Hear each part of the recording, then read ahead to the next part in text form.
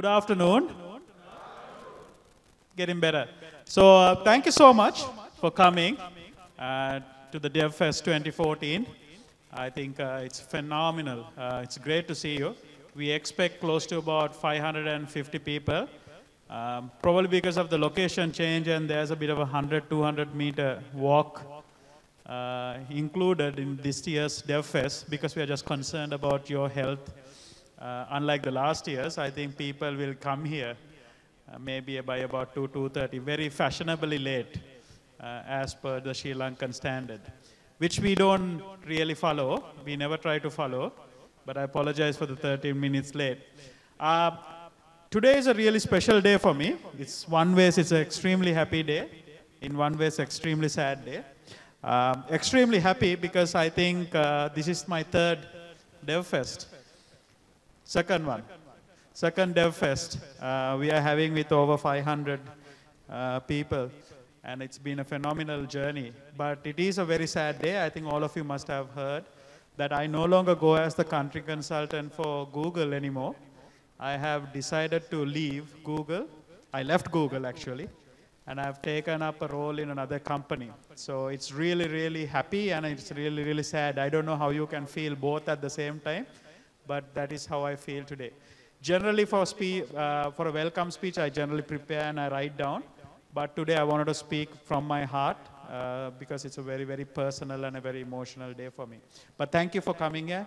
Today is not about me. Today is all about you guys who are taking off on a Sunday afternoon without watching movies at a majestic cinema or hanging out with your girlfriends or boyfriend.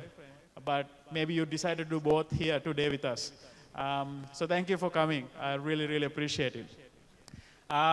We got a really, really super exciting year ahead. I believe there will be a lot of things about it. But I think I just want to touch on about 3 things for the 2.5 years I have been with Google, 30 months actually, that I think we have somewhat door open. We didn't close the door, if I'm right. The 3 things I personally feel we couldn't close. The first one is obviously the very famous Street View. The second one is the other very famous, where we obviously will need all of your help in time to come, is the translation capability for Sinhala. And the last one, obviously you would have seen a video, Android One. So I don't want to talk about the first 2, but I'll talk about the last one, and that's an amazing news for Sri Lanka, and that is the fact that we are launching Android One in Sri Lanka. So that's been given this thing. Would you mind clapping it up? Come on. Bit more. So watch out for the announced date. So we are bringing Android One to Sri Lanka, and that's going to happen over the next couple of months, I believe, or weeks. We have no idea. We will let you know. Keshan says no idea, so I have to say no idea. But that's a fantastic news. Before we start off, there's a message from Mr. Amit Chopra, who basically heads the GDG DevFest initiatives for the region. Let's watch out, and then I have a few points, and we'll get the DevFest 2014 on the road with our first speaker from one of the most prestigious software companies in the country right now, WSO2. Great to have you here, Prabhat. Really appreciate it. He's our first speaker, but before that, let's hear a message from Amit Chopra.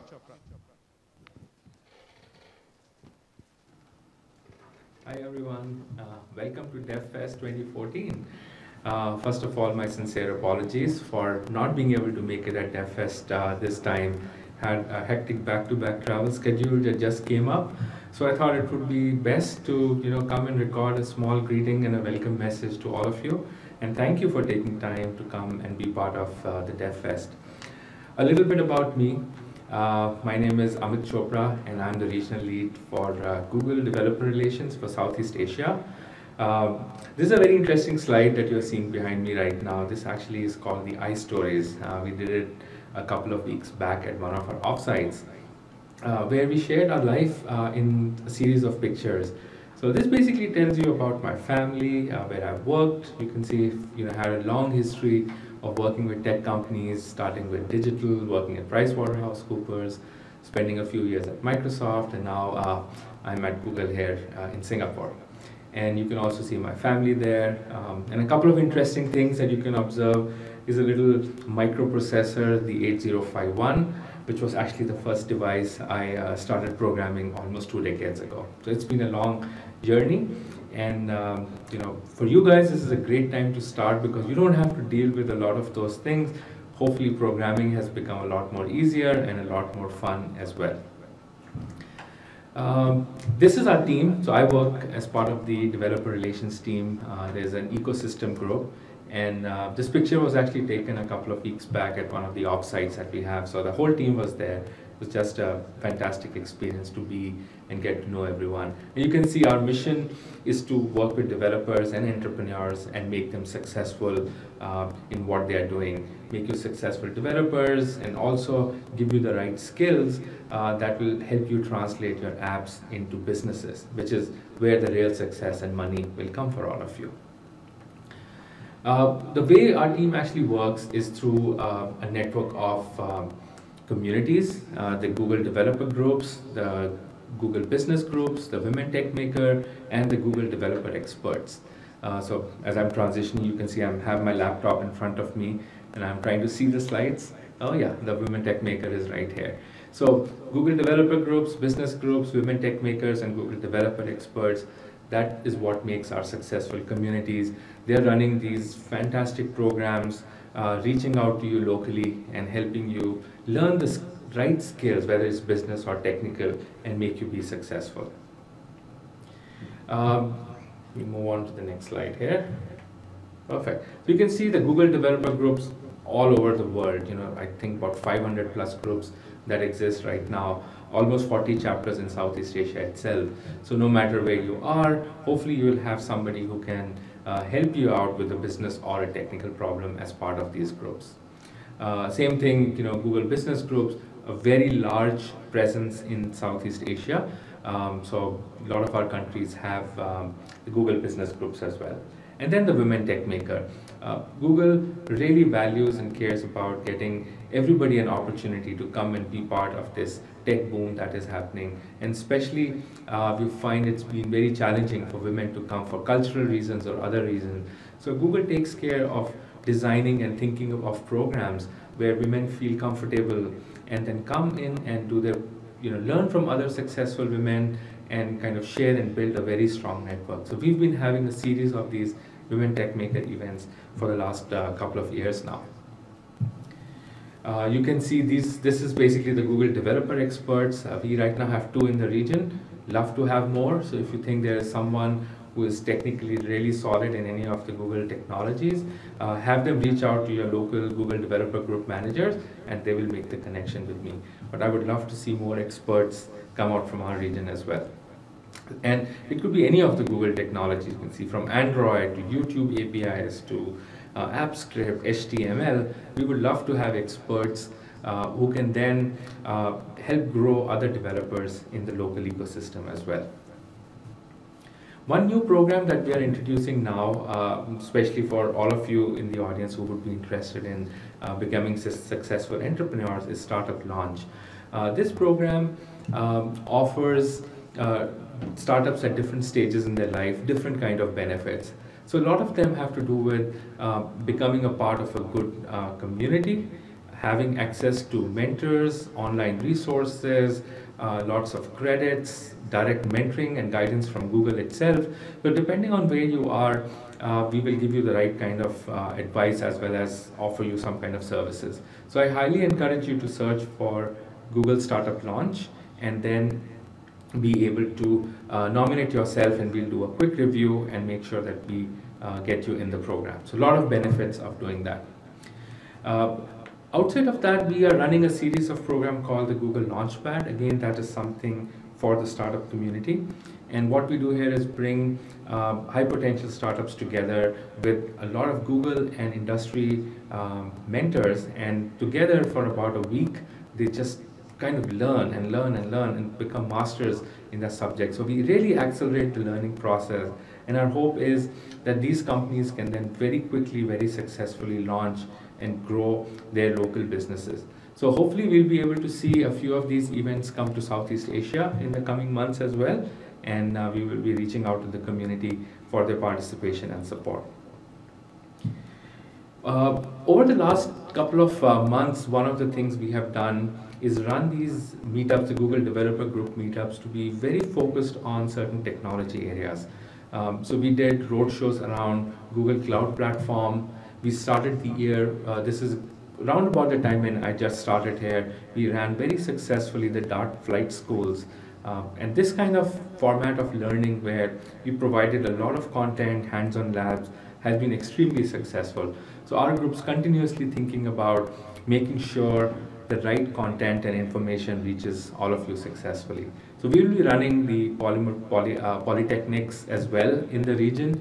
Your chapter may or may not have signed up for, but if these are the kind of things you like, do let us know, do let your GDG manager know, and we'll make sure we'll help them run a clinic in the region. And of that, we also have some wonderful content that's out there, which is the Udacity training material. Highly encourage you to actually look at that. I know this is online, but this is absolutely free, but online could be a challenge. So we are also packaging this material in DVDs. If you think that is something that would be of use to you and other people in your community, again, just reach out to your community managers, and we will make sure that we provide some of those kits for you and the community for using. So I'll spend another 5 minutes, before I hand it off and you guys are off enjoying the rest of the day. Just talk about the importance of technology and how that's changing lives of people, of businesses, of entrepreneurs successfully. So what we have seen, over the last 100 years or so, there's been one phenomena that has been observed, which is the adoption of technology is changing really, really fast. So if you see this, the charts behind me, the first longest line, which took about 110 years to get to 1 billion users, was actually the telephone. Yeah, believe it or not, it took that long to get to 1 billion people. And as you fast forward, came the telephone, came the internet, and now we have the mobile revolution, which has practically reached 1 billion people in about 8 years. And when we look at this graph, what it tells us is that the next big revolution, whether it's going to be wearables or something completely different, is going to perhaps just get to 1 billion people in 5 years. So you're sitting on a gold mine of opportunity here. So things like glass, right, completely revolutionary, completely changed the way we perceive computers, the way we interact with each other and interact in different scenarios. So a lot of interesting things happening there. Consumers are practically always connected, whether it's desktop, I'm actually holding one in my hand, mobile devices, tablets, wearables, TV, even in cars, right? I mean, so you're seeing that people are always connected, just opens up a lot of new scenarios for you to think about. You can also see that the number of people with mobile devices is just moving so rapidly. I mean, these numbers are staggering.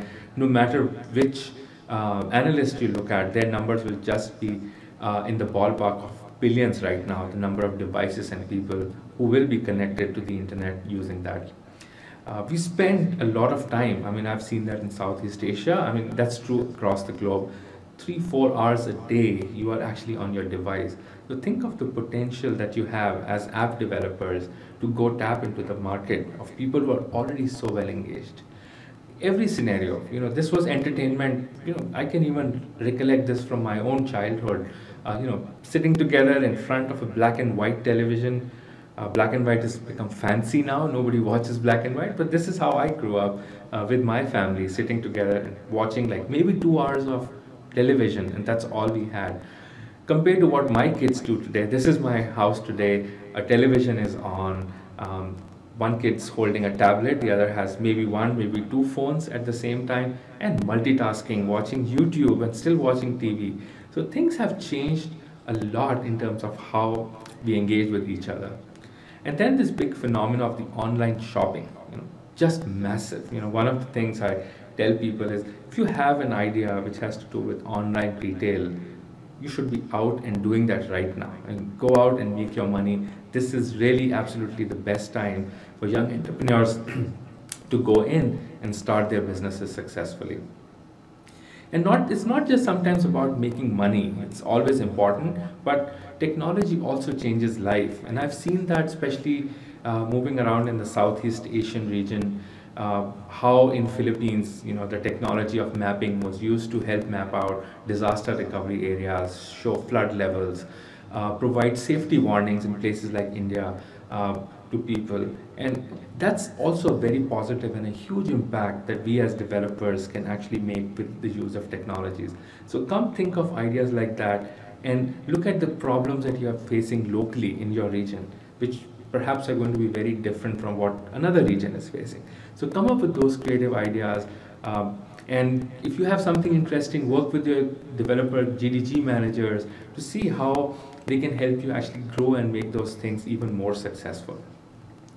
One phenomena I want to talk, which is something I found very special at Google, has been about moonshot thinking. It's the 10x thinking.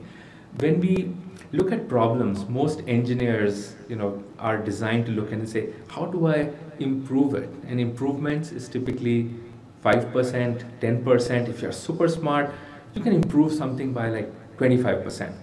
But at Google, we are encouraged to think 10x, 10 times. How would you solve this problem, which gives you 10 times the benefit? It just makes you think extremely differently. And I think that's an important thing I recommend a lot of startups and entrepreneurs, is that when you look at a problem, think about how you can do it differently, how you can do it 10 times different. So before I wrap up, just a couple of other things I wanted to share. I was running the Google for Entrepreneur programs the month before this, and there were some learnings we shared out. I think it will be useful to this audiences as well. The first one is, today access to internet, access to devices, access to customers is becoming more and more global. It's a huge advantage. You are not constrained by where you are. If you need machines, you can go pick a cloud provider. No matter where you are, you have lots and lots of mobile customers that are ready to use your applications. So take advantage of this phenomena of having global access from anywhere. Another thing we have observed is the emergence of physical communities, call it co-working spaces, becoming very popular. Call it the campus facilities that Google has been creating. These have given entrepreneurs an opportunity to come together, meet up as a group, and then be able to relate and make each other successful. Very, very useful phenomena. One thing you should never undermine when you're building a product is great products win. No matter, keep everything aside, keep the money factor aside, keep the relationship between co-founders aside. Everything aside, it's the good products that are always successful. So when you're building products, focus on the quality aspect of that before you do anything. So keep that in mind. Another good learning we have seen has been around diversity. If you have a team of people with diverse backgrounds, any other kind of diversity, those teams are generally more successful. So if you're looking for co-founders, if you're looking to build a team, keep that in mind. You'll actually find it be very useful to have more diversity in your teams than just having all like-minded engineers working together. And most successful entrepreneurs, again, comes to the same thing, are 10x doers. They really think big. They're looking at different ways of solving problems in interesting ways, but they'll always start small. So don't feel shy that I only have a small team, I only have a small market. You'll always start small, but keep your aspirations high and go big, and keep that 10x thinking in mind. So with that, I would like to thank you all once again for being here. I would like to thank my GDG and maybe the GBG managers who have worked together to come up with this event for you. And I hope you have a great day today, and keep in touch with us through developers.google.com. Thank you once again. Take care. Bye. Right, so I think you got the message from Amit. There are a lot of messages, but I want to tell you only 3 stories or 3 things today before I hand it over to Pasendu. 12 years ago, when I was in the university, I had a friend of mine who did mechanical engineering with me. We got into a conversation about why Sri Lanka cannot build a car. And we placed a bet. He said, we will never be able to build a car. 12 years ago. For some reason, I probably didn't think through at that time, but I also did say, no, we can. I'm just going to call after this today to my friend who now happens to be working for Sri Lankan Airlines and said, I want that money back. So today in the afternoon, I think you're going to have Vega coming and speak about that audacious project of building an electric car from Sri Lanka. Now, why is that important? Let me tell you, why is that important is I want you all to believe that anything is possible. When I was growing up, we didn't think it was possible. We thought we cannot do it. But I think the fact that there is a Sri Lankan company who are building a car, potentially could rival Teslas or any of the other brands in the world, I think it's an important message you guys need to think, right, that we can do it and that belief. That's really, really important. That's my first message. Second message, along with all of the good things that is going on, we are celebrating the anniversary of the tsunami this year. I met Rohan about a year back when we were elected as, we've got the chance as GSAs. So I get this email from a person called Rohan Jaivir, which says Google country consultant in his signature. So I go to this meeting expecting a person with blazers, I'm ready to stay, yes sir, no sir, okay sir, I'm going like that. But he stands up and he says, good evening, Placido. And he said something else, which I'm not going to say. Okay, you can ask me later. Which I never thought that somebody at that place will talk to me like that. Come on, when is the last time you went near CEO and you said, hi, hi, John. As you finish, hi, John, you're out. Right? That's the normal say. But Rohan, one time we said Mr. Rohan, and he was furious about it. He said, never say Mr. Rohan, it's just Rohan. He probably have inspired you guys, all the communities, the GBG, the GDG, the GSA. Just imagine 10 university students running around doing like 4 or 5 events a month. So first of all, thank you very much for having me here, and this is my first Google DevFest. Yeah, so a little bit about me. So I'm working as the Director of Security Architecture at WSO2, and also I'm an Access to PMC member, and I've written a few books. So at the end of this session, I'm giving away one copy of the Advanced API Security book for the best question you ask at the end of the session. Right? So prepare for questions. And also let's make this more interactive rather than me delivering a talk from here. So please feel free to share what you know about this. Yeah. Okay. So this session is about the evolution of internet identity. So before we proceed, can I know how many of you are familiar with or heard of OpenID? Put your hands up, please. Okay, like say 10%. OAuth, OpenID Connect, SAML. Okay, so very few. So that's good news because you are going to hear about all those stuff during the next 20+ minutes. And how many of you have used OAuth? Okay. So none of you are using Twitter. So none of you are using Twitter. So if you are using Twitter, you are using OAuth. How many of you are using OpenID? Very few.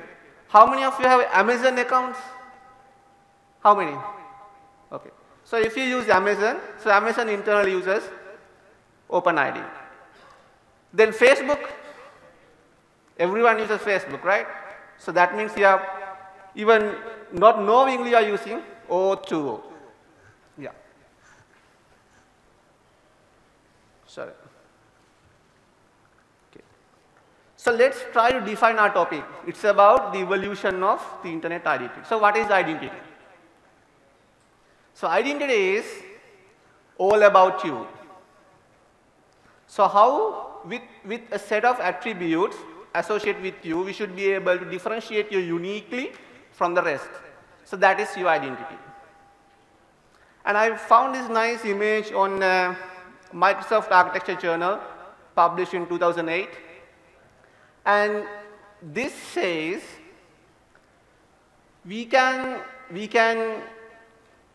describe identity in 4 different ways.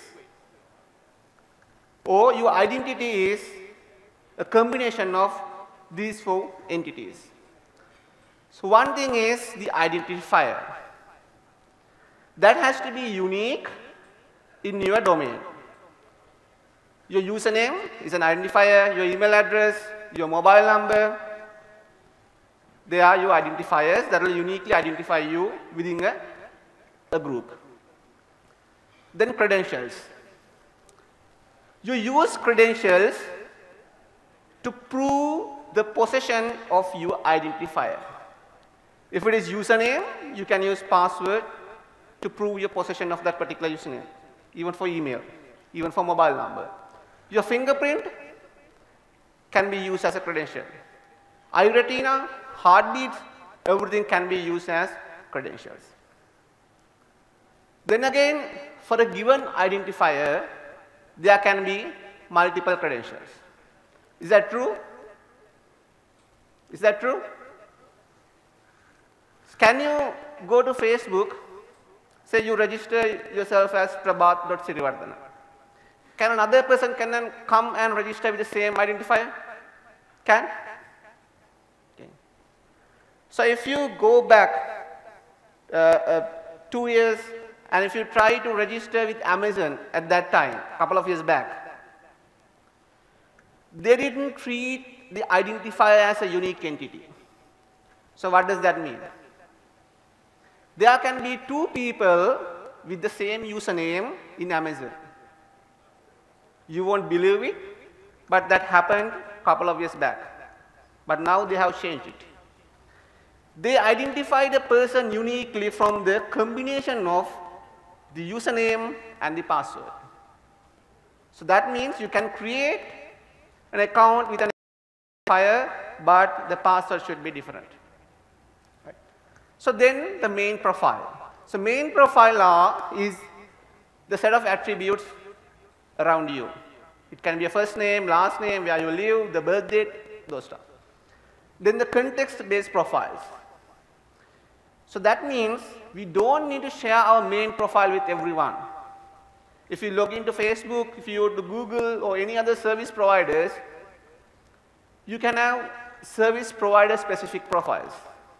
For example, if you log into Emirates site or Cathay Pacific site, you may share the frequent flyer number associated with that one. But you don't need to share that with Yahoo or any other service provider. Okay. So what is the most common form of credentials? Sorry? Username and password. And do you know, so that is, yes, so that's the most common form of credentials. And it is also the oldest form of authentication. How old do you think it is? Decades? Centuries? Sorry? No, it's like centuries back. Have you read this nice book, 1001 Arabian Nights, a folktale book? Anyone read that book? Sorry? Yes, nice. Even though you haven't read that book, you might have heard this story, Alibaba and 40 Thieves. Everyone knows that story, right? So that was in 18th century, right? So at that time, Alibaba used a password to get into a treasure cave. So that is open sesame, right? So password been used for like so many centuries now, and still it's being used, and people right now, these days, trying hard to get rid of passwords, but it's been really difficult.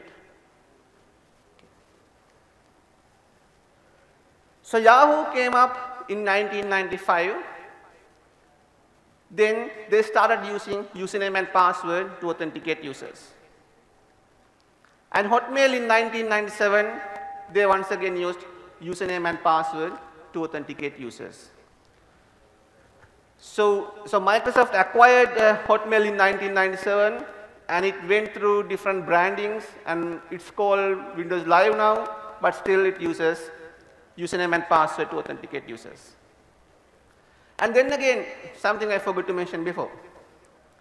So we talked about different credentials, right?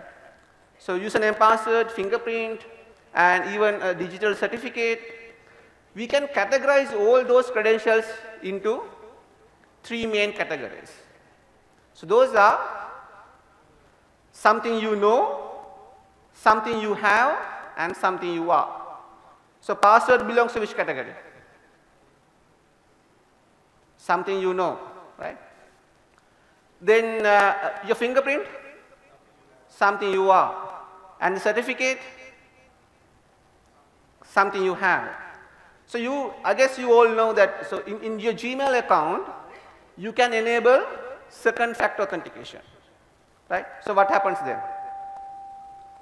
You get a code to your mobile phone, right?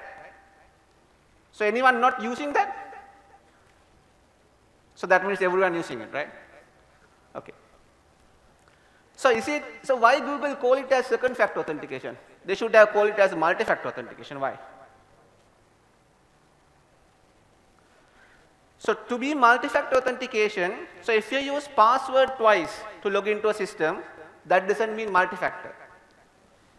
You should use 2 factors. So that means one factor should be something you know, the other one should be something you are or something you have, right? So Google the second factor authentication is a bit debatable, right? Some people call it as something you have because you have the phone with you, right? Some people call it still, it's something you know. You need to know the code and you need to enter it. So it's a bit debatable. Okay. Then in 1999, so Microsoft came up with this Microsoft Passport. Anyone use this one? Microsoft Passport? Heard of Microsoft Passport? Okay. So now by this time, people started to having some problems. Why? I had to have a user account with Yahoo and Google or many other sites, right? I need to keep separate set of credentials for each service provider. I need to maintain my user attributes at each and every service provider. So this is not going to scale. So what you usually do, right? So if you have to maintain the same credentials for a set of providers, what you usually do? Sorry? Yes, that's one thing. Some people used to use the same set of credentials for all the service providers.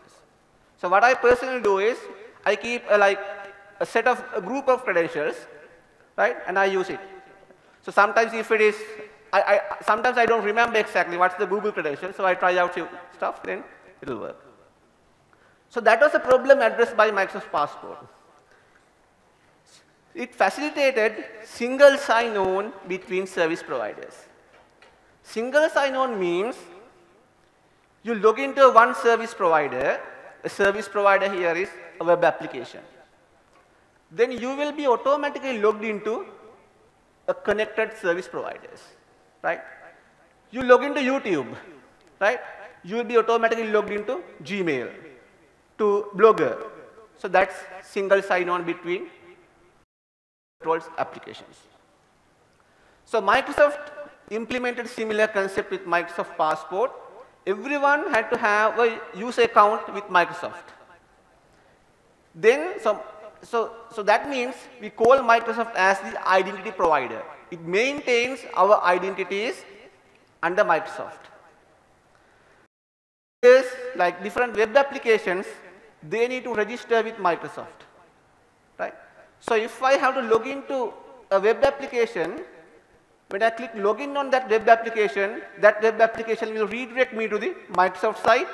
Then I log in there, and then Microsoft will redirect me back to that site. So in that way, that particular application need not to maintain my user credentials or attributes. It will get those stuff, not the credentials, attributes from Microsoft IDP. In the same way, now I create a session at the IDP, Microsoft Passport Server. So that means if I want to log into another service provider which connects to the Microsoft Passport Server, I don't need to re-enter my credentials. You'll be redirected to the Microsoft IDP, and since it has my session, I'll be automatically redirected back to the service provider. So you have a question? Okay, fine. So that is how Microsoft Passport worked, but people were not happy with that. So they thought Microsoft is going to get the control of the entire internet. So they didn't like it, and Microsoft also pushed back this approach, and this never became very much popular. So Facebook came in 2004, and they also started authenticating users with username and password. Gmail in 2004 again, once again, it used username and password to authenticate users. So this is the time a lot of people got together, IBM, Microsoft, Google, started to think about the internet identity, the future of the internet identity. And they all came up with this concept called user-centric identity. What does this mean? So in our previous example about the Microsoft Passport Server, there the Microsoft Passport Server is the identity provider. So identity provider maintains your credentials and attributes, right? Then the web applications, so those we call as service providers. So they provide services, right? And I am the user, right? User-centric identity means user is at the middle of the identity transaction.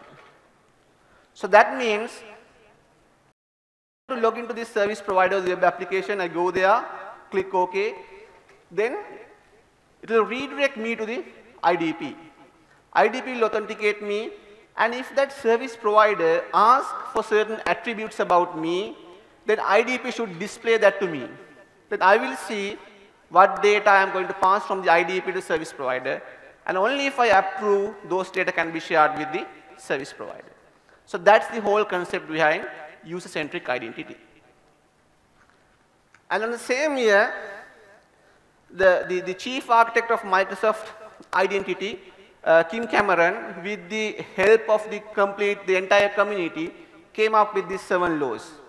And we call this as 7 laws of identity. Okay. And in 2005 March, another standard popped up. So this is called SAML 2.0. So this is a standard put forward by OSIS standard body. So unlike the Microsoft Passport Server, this is a standard body not directly attached to any of the vendors. So most of the people, like most of the vendors, started looking at SAML 2.0 and started implementing this. The concept behind SAML 2.0 is also the same as what is in the Microsoft Passport Server. So you need to have SAML 2 IDP, SAML 2 service providers, and if I want to log into a service provider will redirect you to the IDP, you authenticate there, and then you will be redirected back to the service provider. So Google using SAML 2.0, right? And information card. So information card, once again, this is standard put forward by Microsoft in 2005. The main objective of information card was to fight against phishing. So what is phishing? Yeah, what is phishing?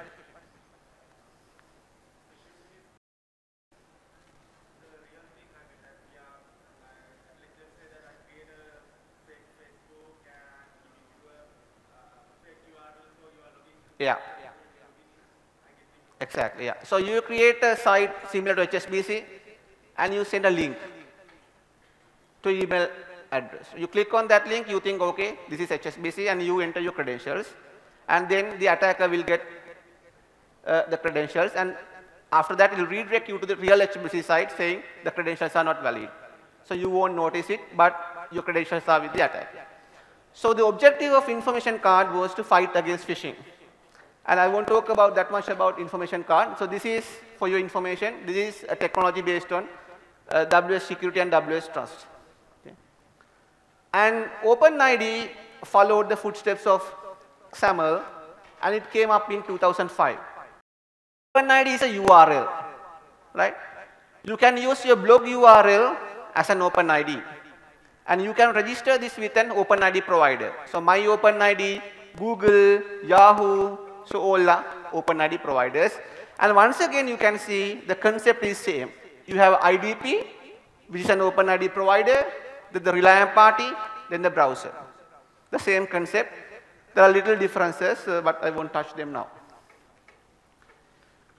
In 2006 April, so Google came up with this Google Calendar.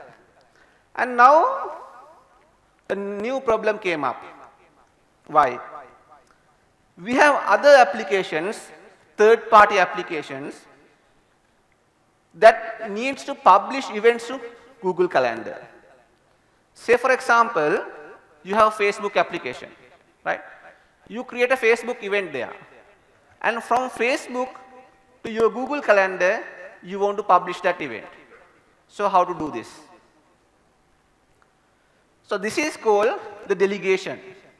So delegation means we want Facebook to access our Google account on behalf of us, right?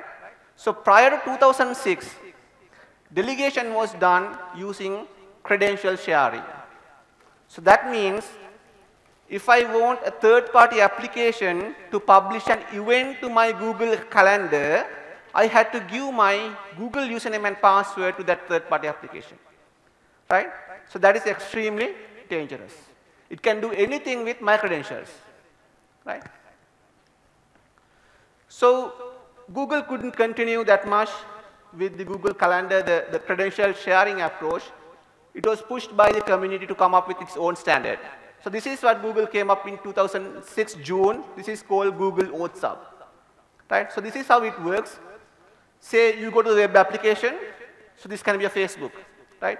Now I want to publish an event from Facebook to Google Calendar. So I click on publish, and now Facebook will redirect me to Google, right? And I authenticate to the Google, that's fine, right? So Google is my credential owner, so I give my username and password to Google, and I authenticate to Google. And then Google let me know Facebook is trying to publish an event. Should you allow this or not? If I say yes, then Google will generate a temporary token and pass it to Facebook.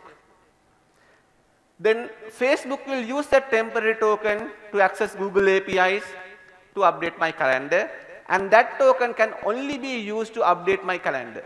It cannot view my calendar, it cannot delete events in my calendar, it cannot do any other thing in my Google account. And also it has a limited lifetime. So this is how Google OAuth work. And during the same time, so in fact, Google was not the first company to came up with this approach. It was Flickr. Flickr is using something called Flickr OAuth or Flickr authentication. So they came up with a similar approach, right? So if somebody wants to get photos from your Flickr account, then they had to give you a Flickr username and password to that application. So Flickr came up with this Flickr OAuth to avoid that. Then again, same time, same period, Yahoo came up with another approach called Yahoo BB OAuth or Yahoo browser-based authentication. Same approach, same like doing delegation without credential sharing. Okay. Then in 2007 August, Windows Live added information card-based login to Windows Live. So earlier it was just username and password. Now you could log into Windows Live with information card too. By that time it was only Windows Live had information card support. Okay. So in December 2007, now like I mentioned before, Flickr, Yahoo, then Google all started developing their own standard to do delegation, right? So then people got together and they said, okay, this is not going to work. We cannot interrupt. We should come up with a standard. And that standard is OAuth. Yeah. So in January 2008, Yahoo added OpenID support. So that means if you have a Yahoo account, you can use that account to log into any service provider which accepts OpenID. Then in 2008 January, you could log into Blogger and do commenting using an OpenID. And in May 2008, Facebook implemented its own standard called Facebook Connect. Right? So third-party web applications can authenticate users using Facebook Connect. Once again, the underlying concept is same. You go to that website, log in with Facebook Connect, you'll be redirected to Facebook, come back with a temporary token. So Facebook Connect is also a proprietary standard. So in June 2008, Google added support for OAuth 1.0, and in October 2008, Google became an OpenID provider. So by 2009, there were 1 billion ID users. Then 2008, Google added SAML web-based SSL support. So once again, it's another single sign-on of Federation protocol. So this is pre-OAuth era, right? So some of you might have seen this screen. So this is a screenshot I took by that time. When you create a Twitter account by then, it asks me to give my email username and password. So Twitter can talk to my email account, get the address book, and send invitations, right? So it's giving a small text there. We don't store your login, your password, or submit secure like that. But that's the only guarantee it gives us to not to use our password. So we cannot trust Twitter. So this is Hi5. So once again, when you create a Hi5 account in 2008, 2009, email address and password. So it can send invitation to people in my address book. And this is SlideShare. So if you want to publish a set of slides from SlideShare to Blogger, I had to give my Blogger username and password to SlideShare. So this is what we saw before OAuth era, and OAuth solved that problem. So then again, OAuth is about identity delegation. OAuth won't authenticate you. OpenID is about authentication. OAuth is about delegated access control. So people thought, okay, why should we use two? Why not we combine both together and come up with a new standard? So that standard is called OpenID OAuth hybrid protocol. So that came up in January 2009. And January 2009, Twitter added OAuth support, right? And then Google Labs added OpenID support in July 2009. Then September 2009, Yahoo added OpenID OAuth hybrid protocol support. Another important thing happened in November 2009. Facebook joined the Open Web Foundation with the promise to support open standards. So they directly gave away their Facebook Connect approach, and they started to implement something called OAuth Wrap. So OAuth Wrap is the next phase of OAuth 1.0. So that led to OAuth 2.0 later. So Facebook joined the Open Web Foundation with Yahoo, Microsoft, and Google. Then people started to develop OAuth 2.0 in December 2009. So this is completely different from OAuth 1.0. So OAuth 1.0 is just a framework. Sorry, OAuth 1.0 is just a standard protocol. OAuth 2.0 is a framework. Right? So you cannot compare OAuth 1.0 with OAuth 2.0. If you need, you can implement OAuth 1.0 on top of OAuth 2.0. So this is the evolution of OAuth. So I won't talk much. I'm running out of time. So yes, so in March 2010, Google Labs added OpenID support. Then this is the future. The future, so far, SAML is dominating the single sign-on of Federation world. Now the future is OpenID Connect. So SAML is XML-based, and OpenID Connect is JSON-based, right? And all OpenID providers like Google, Yahoo, they are moving or migrating from OpenID to OpenID Connect by mid of next year. Then Facebook right now using OAuth, and Google Labs support OAuth. So this is about identity provisioning. So I'll share the slides. Since I'm running out of time, I won't talk much about this. So identity provisioning is like you create an account in your enterprise user store, LDAP, then you need to provision that to cloud, say to Salesforce or Google Labs. So to do that, you can use the SCIM standard. Yeah, so OpenID Connect specification was finalized in February 2014, and this is something very new. So Google is the first, I guess, the first one to implement the FIDO support. So without using your phone, you can use a device with FIDO support. It's like a USB stick. There's a one called Yubico. So Yubico support FIDO. It's a USB stick that you plug into your machine and you generate a code and send it to Google. And based on that code, the Google will authenticate you.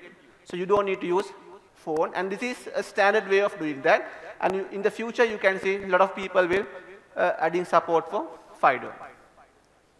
And yes, recently, like last month, OpenID Foundation came up with a specification to help you migrate from OpenID to OpenID Connect. So if you think to implement OpenID at this stage, please don't do that. You need to use OpenID Connect. So yes, so it was a bit fast at the end. So that's it. Any questions? So I have booked the first question, now the best question.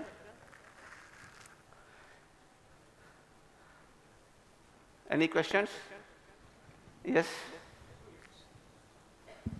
Yeah, so according to this, like each and every service connects into a single authentication server. Yeah. And it authenticates your profile. Let's say Facebook, and I can log into my Facebook using my Google account, is it? Yeah, if Facebook supports Supports, them. yes. Yeah. Okay, let's say then now both of the companies supports this particular. So let's take Yahoo. So you Okay, can log into Yahoo with Facebook. With Facebook. Facebook is the identity provider. Yes. Yeah. So according to that, this OpenID people keeps our credential on top of their servers as well, right? No. So in that case, your IDP is the OpenID provider. Yeah. Doesn't it make like if one company is vulnerable, doesn't it make all the others vulnerable as well? Yes. So that's again debatable, right? So this is about like distributed control or centralized control, right? So you are talking about, what you are saying is distributed control is much better, and there's another school of thoughts that talk about centralized control is much better. Yeah, say Facebook is the IDP, and Facebook has all the tools and support and financially strong to build strong security around its credentials. So rather than putting our credentials in a third-party website, right, we can trust Facebook more, right? And then again, Facebook should take care of like making their servers for high availability. So that should be taken care by the IDP. Okay, so let me give this book. Okay. Yeah, okay. So I think we can conclude, right? Okay, thank you very much. Thank you, Prabhat, to giving us some idea on the evolution of internet security, which is very important, I think, in this age of IT. Next, we have Praneeth Pires to talk about the app, what they created for NBQSA, and they won gold in the business category. Okay, good afternoon. First of all, I have a small video. If you could have an introduction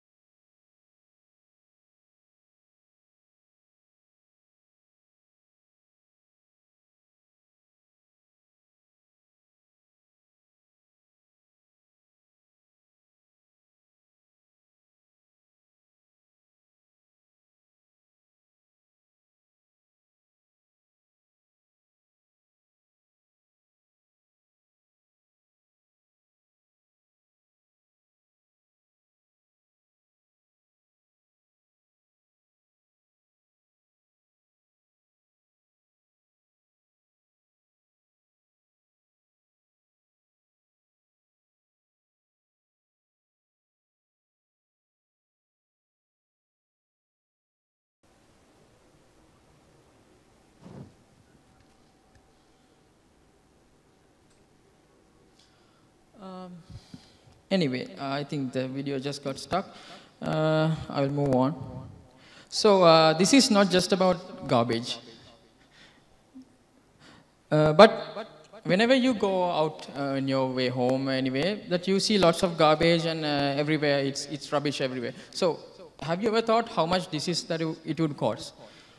And that's our pretty much beautiful Sri Lanka. And as well as broken pipelines, you must have seen due to this construction works, lots of water is being wasted. And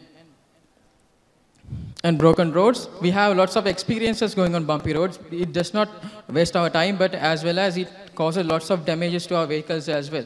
It's around like $335 per month. Again, Sri Lanka. Infrastructure, we have lots of, even though there are lots of development going on in Sri Lanka, but there are still areas that lacks lots of infrastructure. There are areas which people face lots of difficulties in their day-to-day life. It's not just about having traffic. They don't even have roads. And customer service. So you know how much it's hard to contact a customer person and get your problem solved. It's 89% of customers have lost due to this bad customer service, and as well as child abuse. These are only statistics. It does not mean that this is the actual number. It may increase there might be cases that you might know in your neighborhood, but it is not being statistically proven. And orphans, there are lots of orphans. I don't know, you know why the reason is, but have you ever thought, does these children eat? Does they have proper education? How do they survive? What would their future will be? So there is a significant problem going on in third world countries about these problems that the public are facing. It's not just about garbage or infrastructure or anything. There are some people who have problems but does not know how to address that. So as the citizens, we have a right to ask someone or complain someone about the problems that we are having, not about the personal problems anyway. So if we are having a problem, it is even unethical or illegal, we have a right to complain, right? But the problem is that many people, may not be us in this roof, under the roof, but many people does not know whom to address. So the idea is that many people try to talk on the social media, but it's highly, I don't know, it's not that the people are talking all around and they are blaming, but how could you guarantee that the authorized people will see it? And our idea is to create a community-based framework or the platform in order to people allow them to talk about the problems that they have, or so-called the public problems, and even by the community itself provide an answer. We only talk about public issues. I know that there are social media, we talk about all these rubbish things, but there are actual problems that the people are facing. So our idea, not a solution maybe, I'm not sure, I can't guarantee it will be a solution, but it can be an idea to implement, to have a platform for the people to talk about their problems, to complain. If they have a problem in their road, it's too much broken, and the water supply is not much very well. So there should be a place that you could complain. Due to this busy schedule, people don't have much time to go for in queues and wait for the people to contact. So there should be a platform that we have put idea on. It's called Talk, a complaining system. So the features, the users are general public and organizations such as government organizations and private organizations. And the post, you can post, just like in Stack Overflow, you can put a post with your problem, then people will see it and comment it. If they know the answer, they will put it. And the special thing is that you can forward it to the relevant authorities. It does not guarantee that the authorized people, let's say Road Development Authority, will not be in the system. But our system will guarantee that at least an email would be sent to those people. And the comments and suggestions, it will make sure the validity of the post. Let's say that you post that there is a garbage pit, but someone would say, no, it's wrong. It's just another place or something. So people themselves evaluate this post. And upwards, subscribe. You can subscribe to even areas. Let's say I live in Panadura, so I need to know the problems around Panadura, not around in Kurunagala or something. So the idea is that, and the users will be moderators themselves. So there will not be so-called admins. There will be promoted users. And the benefits for the private companies is they get a platform to talk about their problems. And the beauty of this is that they will see what the customers are facing in their domains. Let's say an internet provider. So in these days, we have lots of fights about these internet providers. So they can see what the problems the other competitors have. So they can make sure that the customers are getting a better customer service. And the benefits to the government departments, as we all know, no matter what we say, there are malfunctioning departments and authorities. So it will be a great chance to highlight these malfunctioning and inactive authorities and conduct awareness programs as well in these authorities.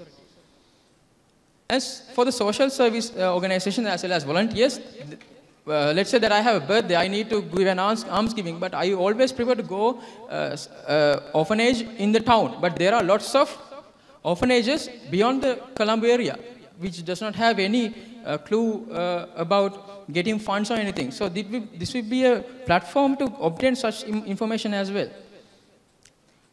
So the media, so news and media will also be take part of this platform. Of course, the main benefit is they get news. So you know they run after news and even garbage or fight or whatever. So they get news about the problems as they chase after problems.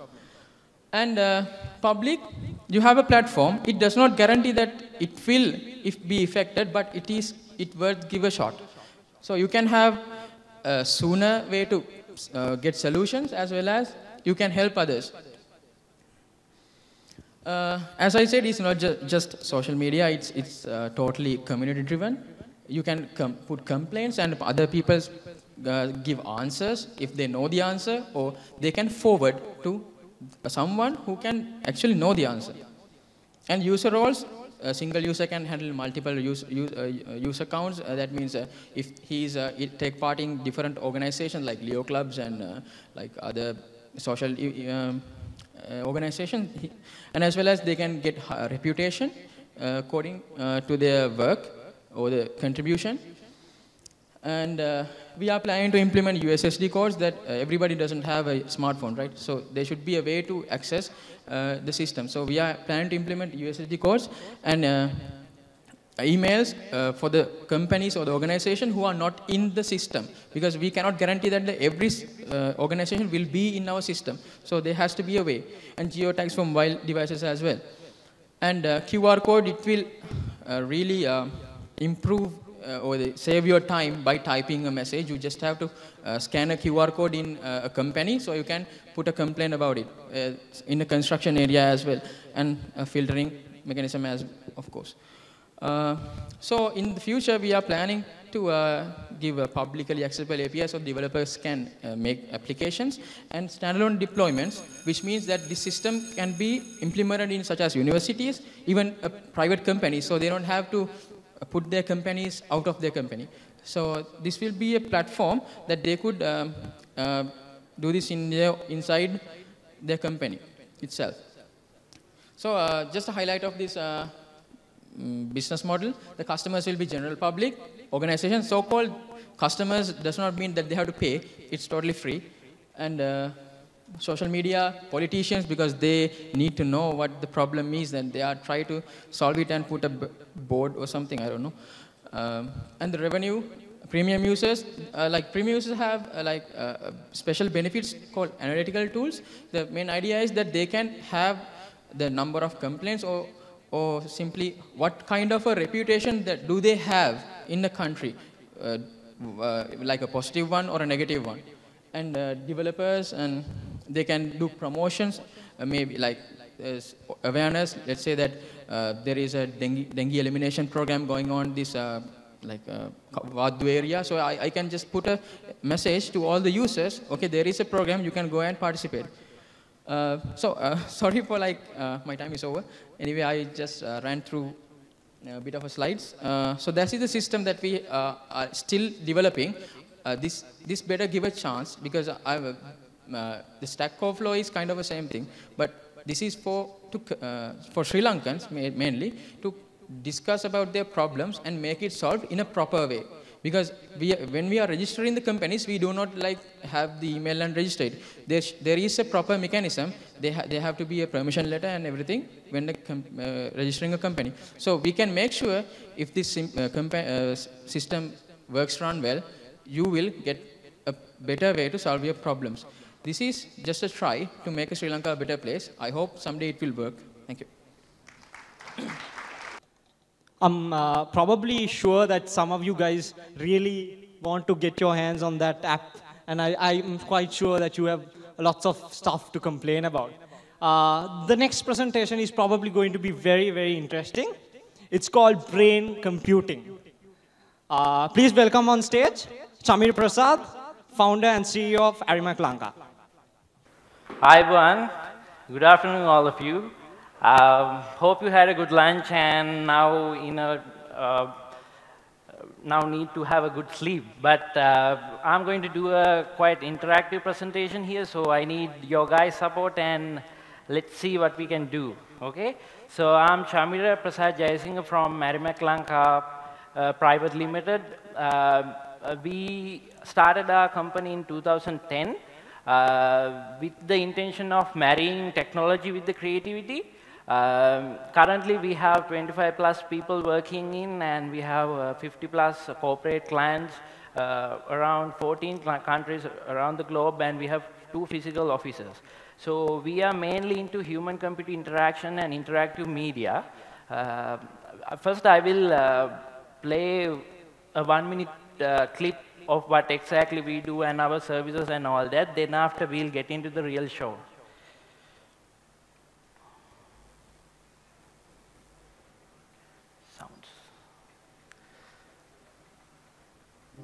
Being one of the leading end-to-end digital service providers in Sri Lanka, we empower ourselves to conceptualize, hunt for passionate designs and precise activation. We are smart, digital, and demanding. Comprehensive research and experiments. Omni-channel strategy. Brain-computer, multi-touch, gesture, and mobile. Automation of business processes. We drive the future of digital media. We are imaginative, scrappy, nerdy, and moreover, we are all about collaboration. Join with Arimak to expand and explore the horizon. And we are here. Yeah, that's what we do. Cool stuff and new innovations. Every day we are doing a lot of innovative stuff and all that. So let's get started with human-computer interaction. As the name implies, human-computer interaction is how the human will be interacting with the digital devices. In human-computer interaction, there are a lot of interfaces that humans are connecting with computers. Basically, my favorite one is brain-computer interfacing, like how the brain waves can be connected with computers and how we can control computers and other digital devices from brain waves. So basically, when I'm moving, I'm emitting electromyography.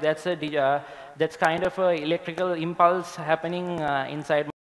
When I'm looking around, I'm emitting electrooculography.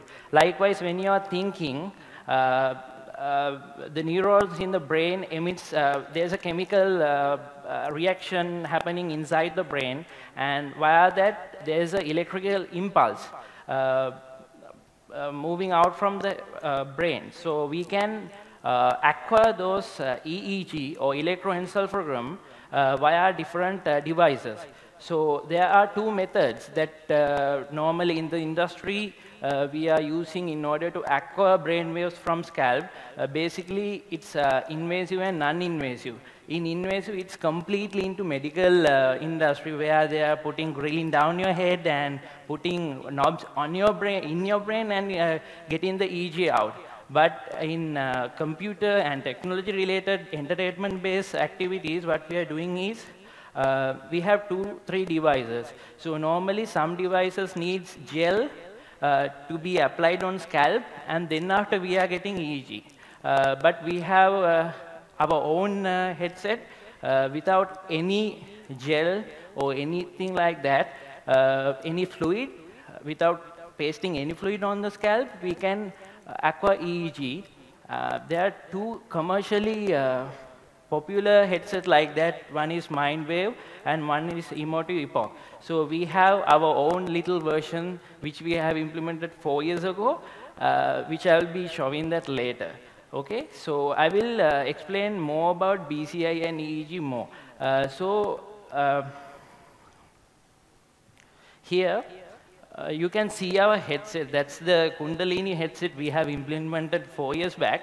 But exactly we do is we have 4 electrodes and 1 ground electrode, which will be connecting to the ear. Then with the 4 EEG bands, we are acquiring raw EEG from the scalp.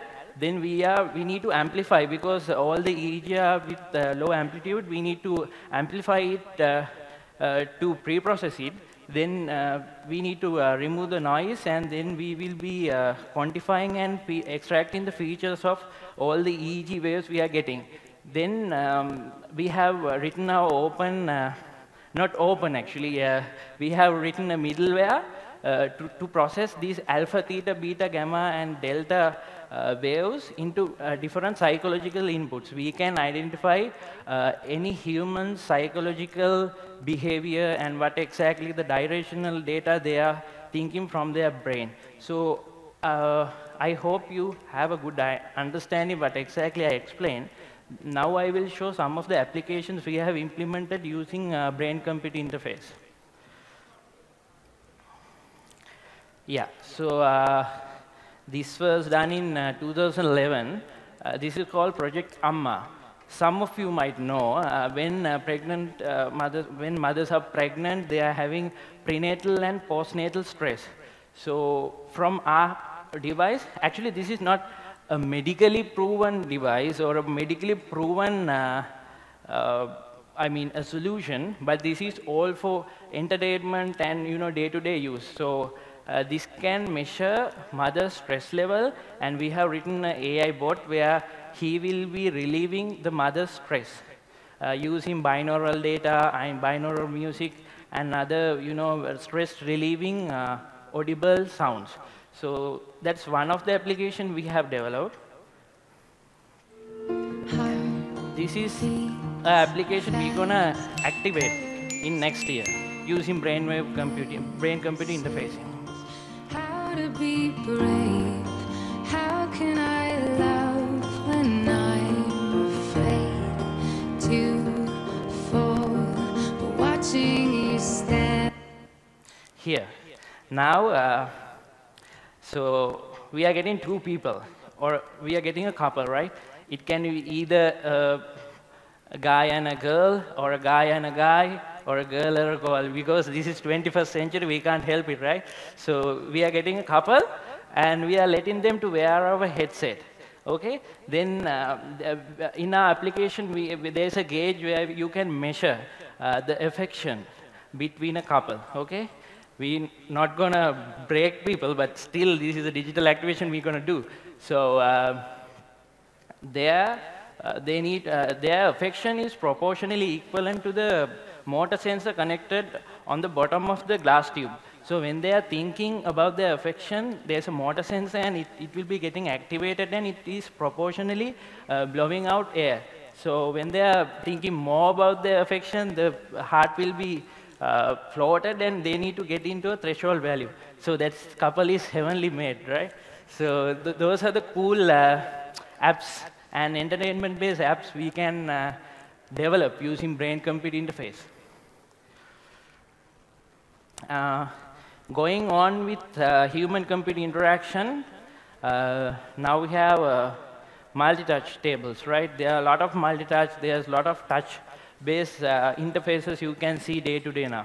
But what we have done is we have identified a need. Actually, there are commercially viable products like this where you can put different objects on tabletops, and you can the cognitive table itself identifies the object. So those tables are commercially viable. But the beauty what we have done is we have implemented and we have published different algorithms in order to identify objects. These days, currently, we are researching about visual marker-based object recognition, but in the past we have identified object using backshape identification and other color-based identification as well. There are a lot of different ways you can do. So I will play a quick video of our own Kadapatha.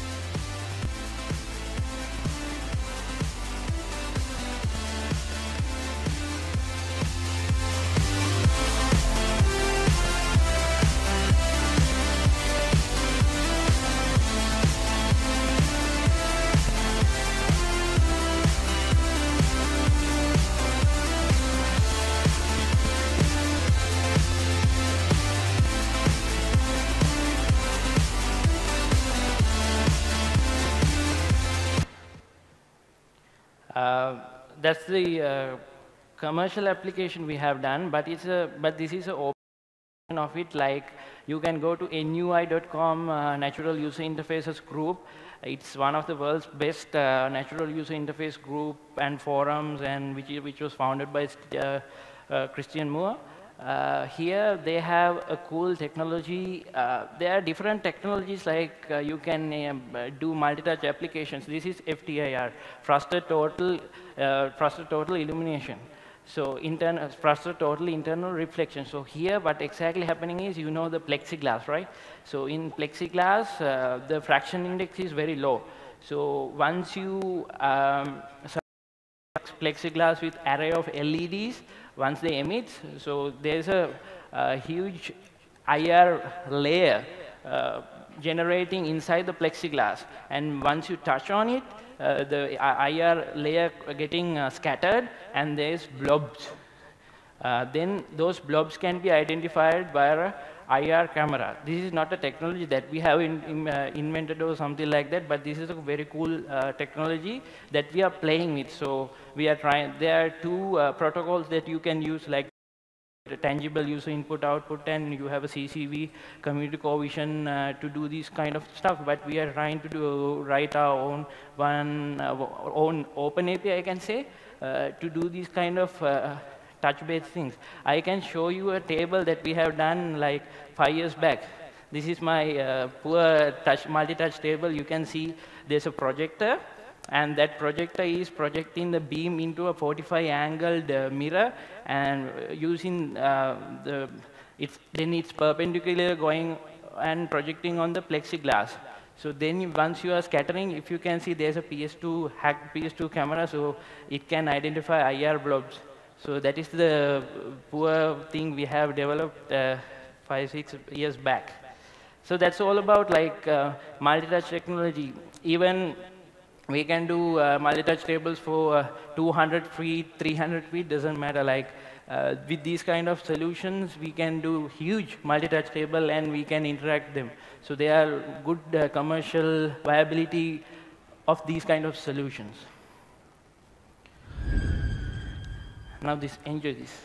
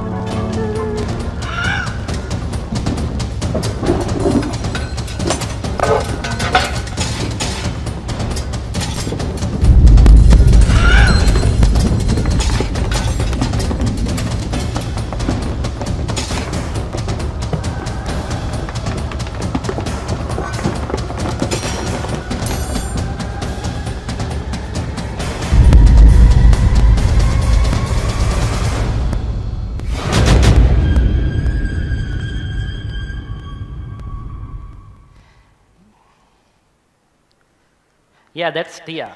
So it's a multi-platform, infinite running game which we have developed 2 months back, but we haven't released it yet. There's a reason behind that.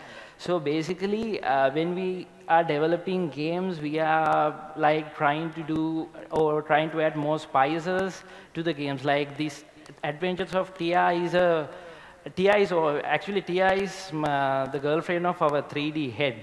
So that's the girlfriend he needs. So he's the one who modeled and everything. So, but our game developers, what they have done is they have implemented an algorithm where it identifies the player's user behavior, like the finger velocity, and there are multiple attributes we are getting once you are playing the game, and the game level is itself adjusting. It's an adaptive, difficult base game. It will be released definitely within inception of next year, so you can enjoy that. But recently we have, this is our game Lead's Dream Planet-Side Rampage. It's a pixel art type of game which we have released like 4 or 5 days back. You can download it from Google Play. Even now you can download, right? So basically, this is another thing that we are marrying up with HCI. So all the games that we are developing, we are marrying that with Kinet or Leap Motion. So that can be activated in digital, I mean, in public places, using branding and all that. So, yeah. Then another human-computer interaction, or we can say interactive media side that we are entangling with is projection mapping. I hope all you have seen projection mapping in Sri Lanka and so on. What exactly we do is we are projecting, we are making the vital content to be projected in gigantic buildings and all that, and we are letting the users to interact with those walls. So this wall can be like 100 feet, 150 feet, but still the users can interact with the projected.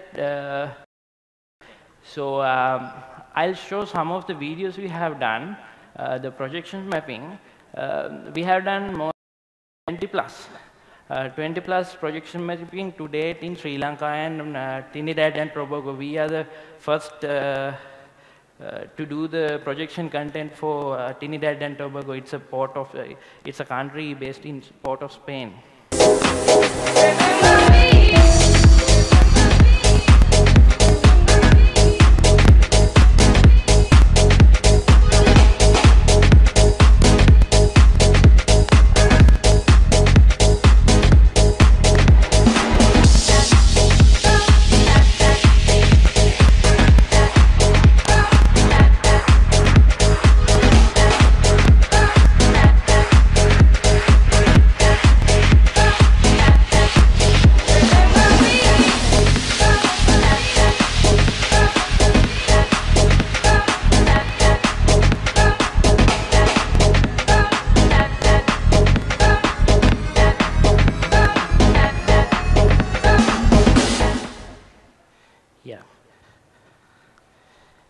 So I guess that's all with human-computer interaction and the related interactive media. So you can always, if you need to play with all these cool gadgets, Leap Motion, Kinet, brain-computer interfacing, multi-touch, and so on, our office is at Navala. There's one office at Sydney as well, but you can come to our Navala office and you can play with them. Anytime our doors are open for young developers, you can come and crash there. You can develop a lot of cool stuff with us. So in any session, I'm like giving some tips and tricks, and I'm sharing our startup life stories and some, pitfalls we have fallen. So in this as well, I'll do that. Basically, when you want to be an entrepreneur, or if you need to get started with your own business, you need to follow your passion, okay? So I have seen a lot of upcoming top-level, super awesome coders who are getting crashed and screwed up because they are following passion, they are following money rather passion. So the theory is if you follow passion, the money will chase. So whenever you have an awesome idea, you just do it without thinking about money. So that's the first one we are giving, first one tip we are giving. And whenever you are into IT or any other creative industry in ICT, you definitely will have to face this awesome stress. So you have to manage the stress. Don't let stress to crash out your passion. So make sure you manage your stress in a proper manner, be healthy and all that, you know. Then I have a good story. Like 2 years back, we got our tech lead for mobility, Harsha Kodagura. So 5 years back, he has written a cool Android Sinhala Android keyboard 5 years back. But he hadn't marketed it in a proper manner. He showed me all this SVN commit and all that, and it was 5 years back. So if he marketed in a proper manner, you think about that, like. So there are a lot of awesome companies who has done localization and they are doing great. So if he started his own company, think about that. So likewise, market your product at right time. And don't work hard. Always work smartly. Definitely you can hit the goal. Then always stay foolish. Always learn something. Every day you have to add something to your life. So then you will be very cognitive enough to do a lot of, you know, innovations and all that. So that's what I wanted to share you today.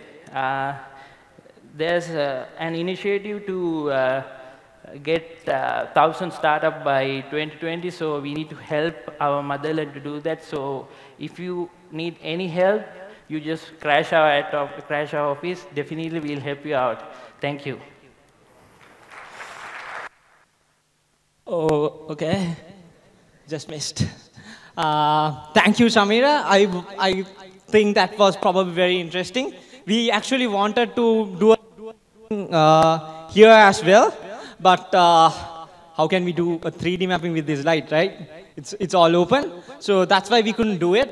But we actually wanted to do something like that. Samira, if you can come up on stage and accept token of appreciation. Guys, no applause, please. Thank you, Samira. Okay, we have our next speaker also. If you can get the presentation. Everybody knows him. It's none other than Danica Pereira from Basha. Of course, everybody, all the Sinhala guys really love him on doing those cool stuff. But today he's not going to talk about that, right? He's going to talk about Android, performance tips on Android. Please welcome on stage, Danica Pereira.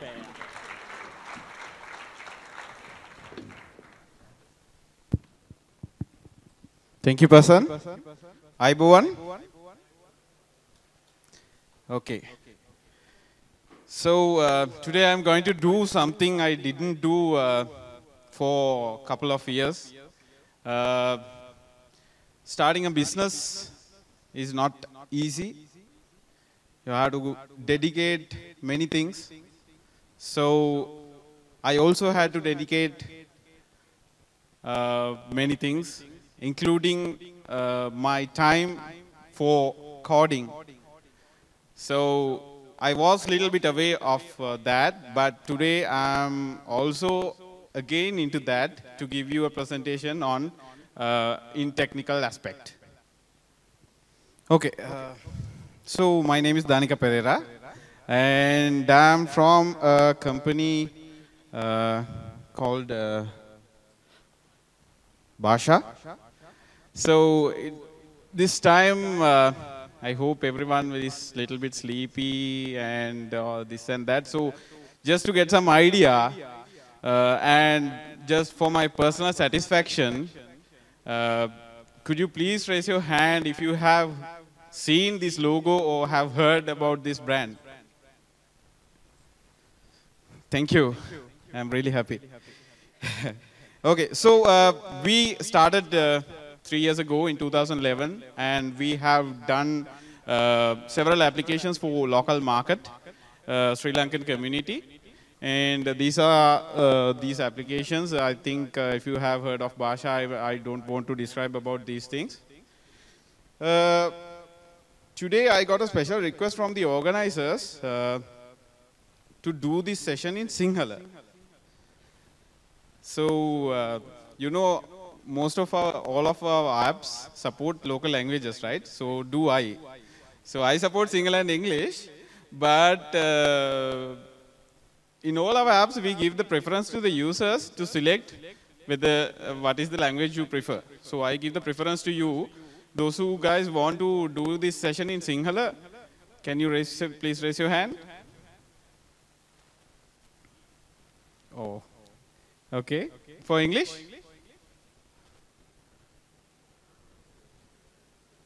Okay. Enam mama metanida Sinhalen katha karanawa. Okay. Okay.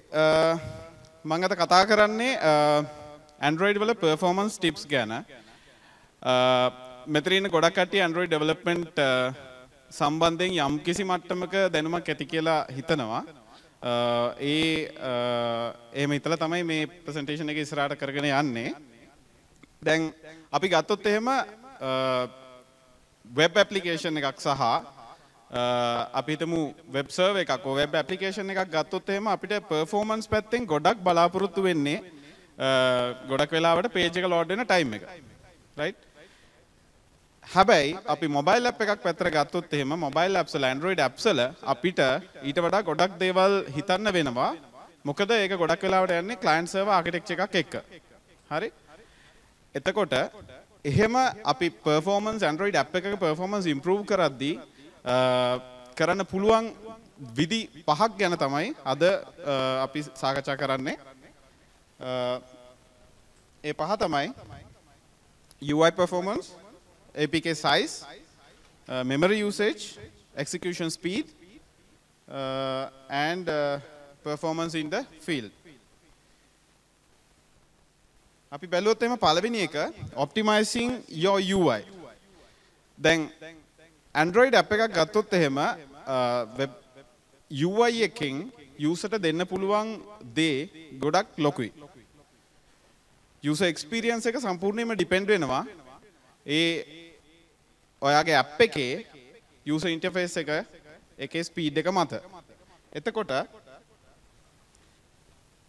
improving the speed of the UI dramatically improves the user experience. And අපිට අවශ්‍යයි විදිහක් මේක measure කරන්න. අපි develop කරන UI එක කොතරම් දුරට speed ද කියන එක අපිට measure කරන්න අවශ්‍යයි. මොකද ගොඩක් වෙලාවට ගත්තොත් එහෙම දැන් high end devices එක අපිට ඒක PAV ඇසට පේන්නේ නැහැ. ගොඩක් වෙලාවට ඒ performance improve කරන්න හදන performance එක PAV ඇසට පේන්නේ නැති එකක්. එතකොට අපිට අවශ්‍ය වෙනවා measurement එකක්. අපේ කෝඩ් එක අපේ UI එක කොච්චර ස්පීඩ්ද කියලා බලන්න. අන්න ඒ වගේ වෙලාවට යූස් කරන්න පුළුවන් ටූල් එකක් තමයි hierarchy weaver ටූල් එක. මේක Android SDK එකත් එක්ක already එන ටූල් එකක්.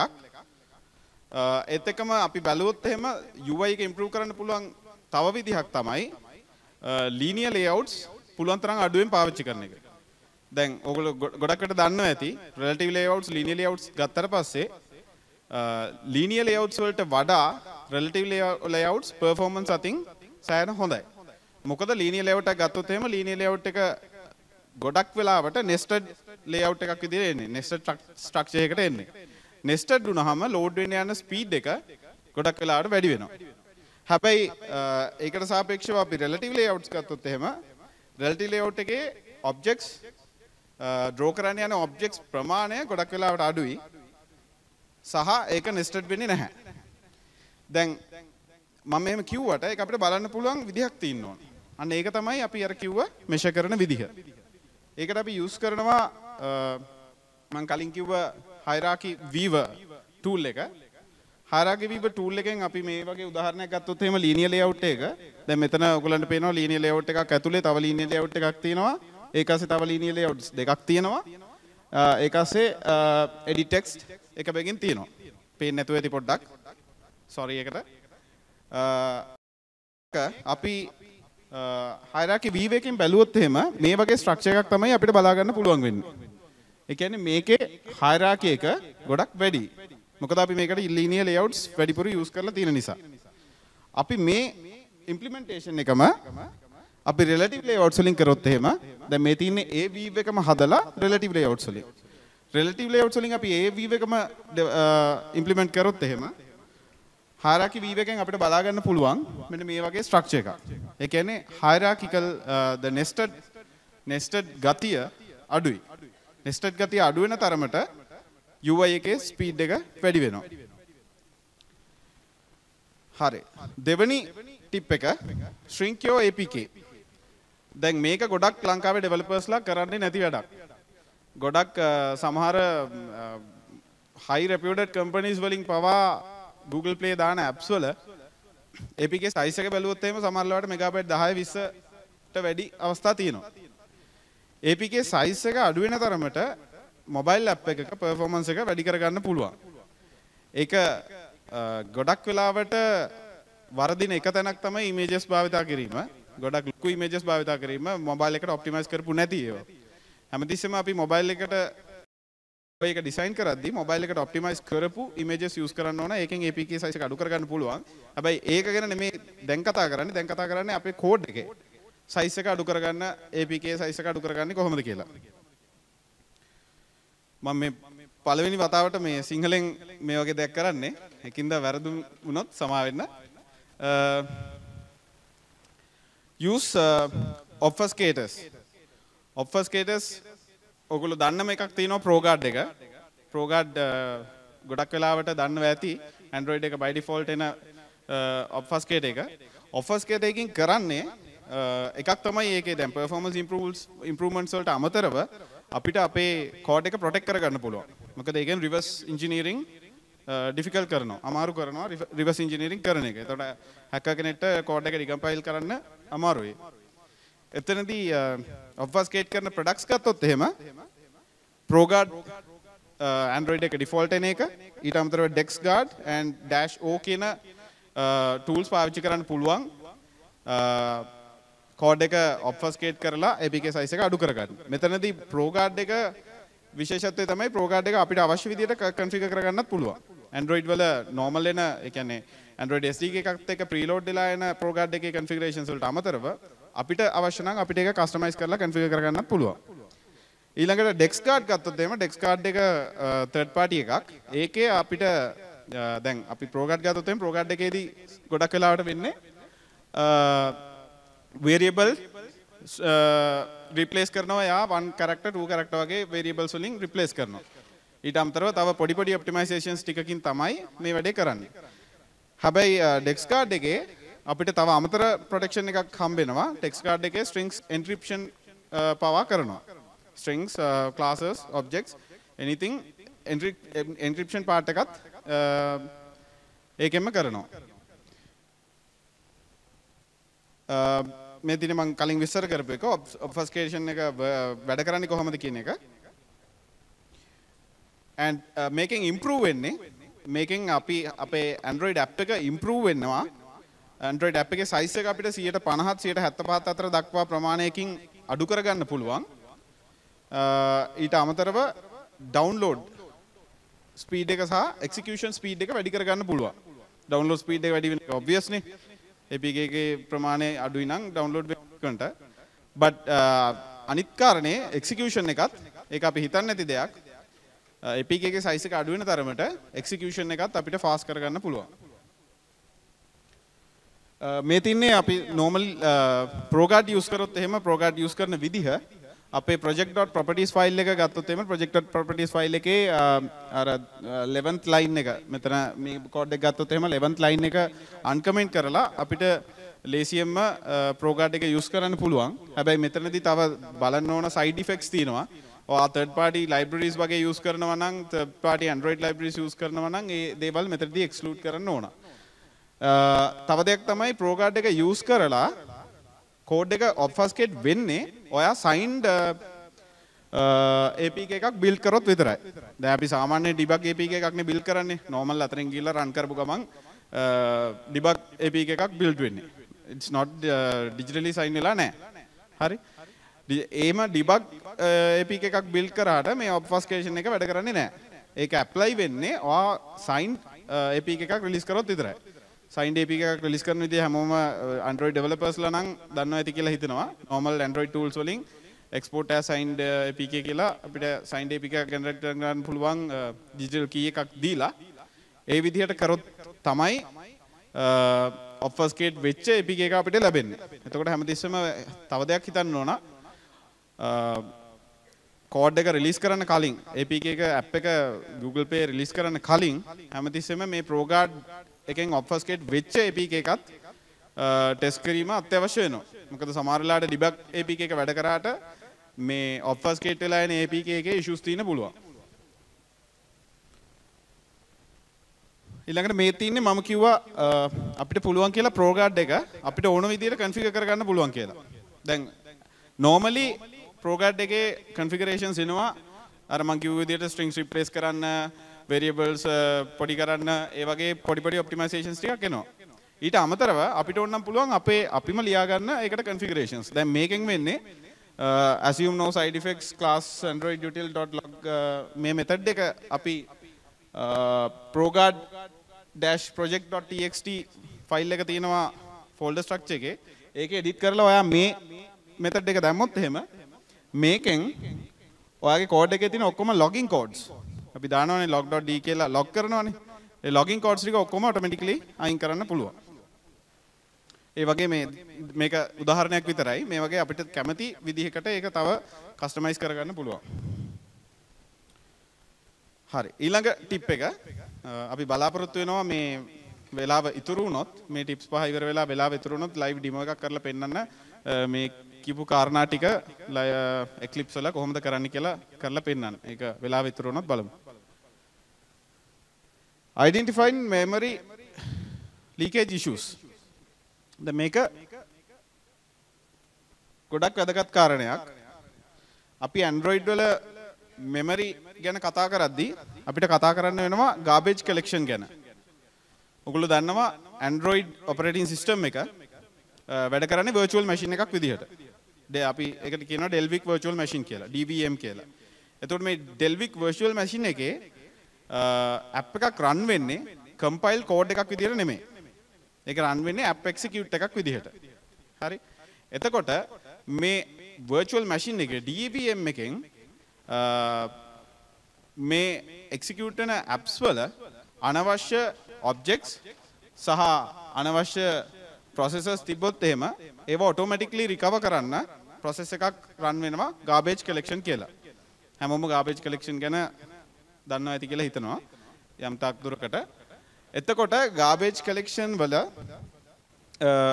දැන් මෙතනදී වෙන්නේ අපේ code එකේ bad අපි වැරදි විදිහට කෝඩ් කරලා තිබ්බොත් අපේ කෝඩ් එකේ ඔප්ටිමයිස් වෙච්ච නැති පාර්ට්ස් තිබ්බොත් එහෙම වෙන්නේ මේ garbage collection එකට අපේ කෝඩ් එකේ තියෙන අර memory allocations එයාට recover කරගන්න බැරි වෙනවා.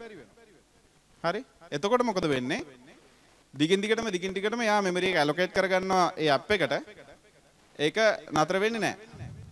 අන්තිමේදී ඒ app එක තවදුරටත් use වෙන්නේ නැති වුණත් එයා ඒකට memory එකක් allocate කරගෙන තියාගන්නවා. ඒකෙන් අදහස් වෙන්නේ ඊළඟට memory එකක් allocate කරගන්නවා කියන්නේ app එක අනිවාර්යයෙන්ම slow වෙනවා.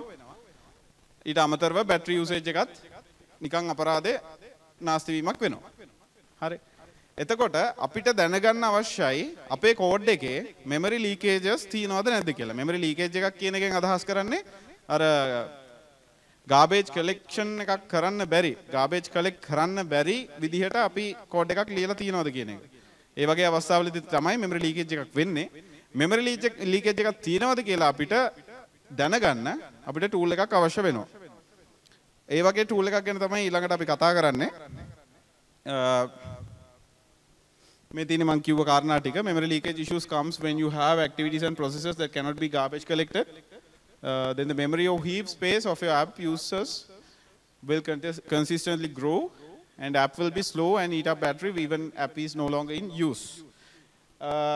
දැන් අපි මේ වගේ එකක් run කරොත් sample එකකට මෙතනදී object array list object එකක් object කීයද තියෙන්නේ object ලක්ෂයක් මෙතනදී හැදෙනවා. array list එකට object ලක්ෂයක් add වෙනවා. මේ වගේ එකක් හැදුවොත් එහෙම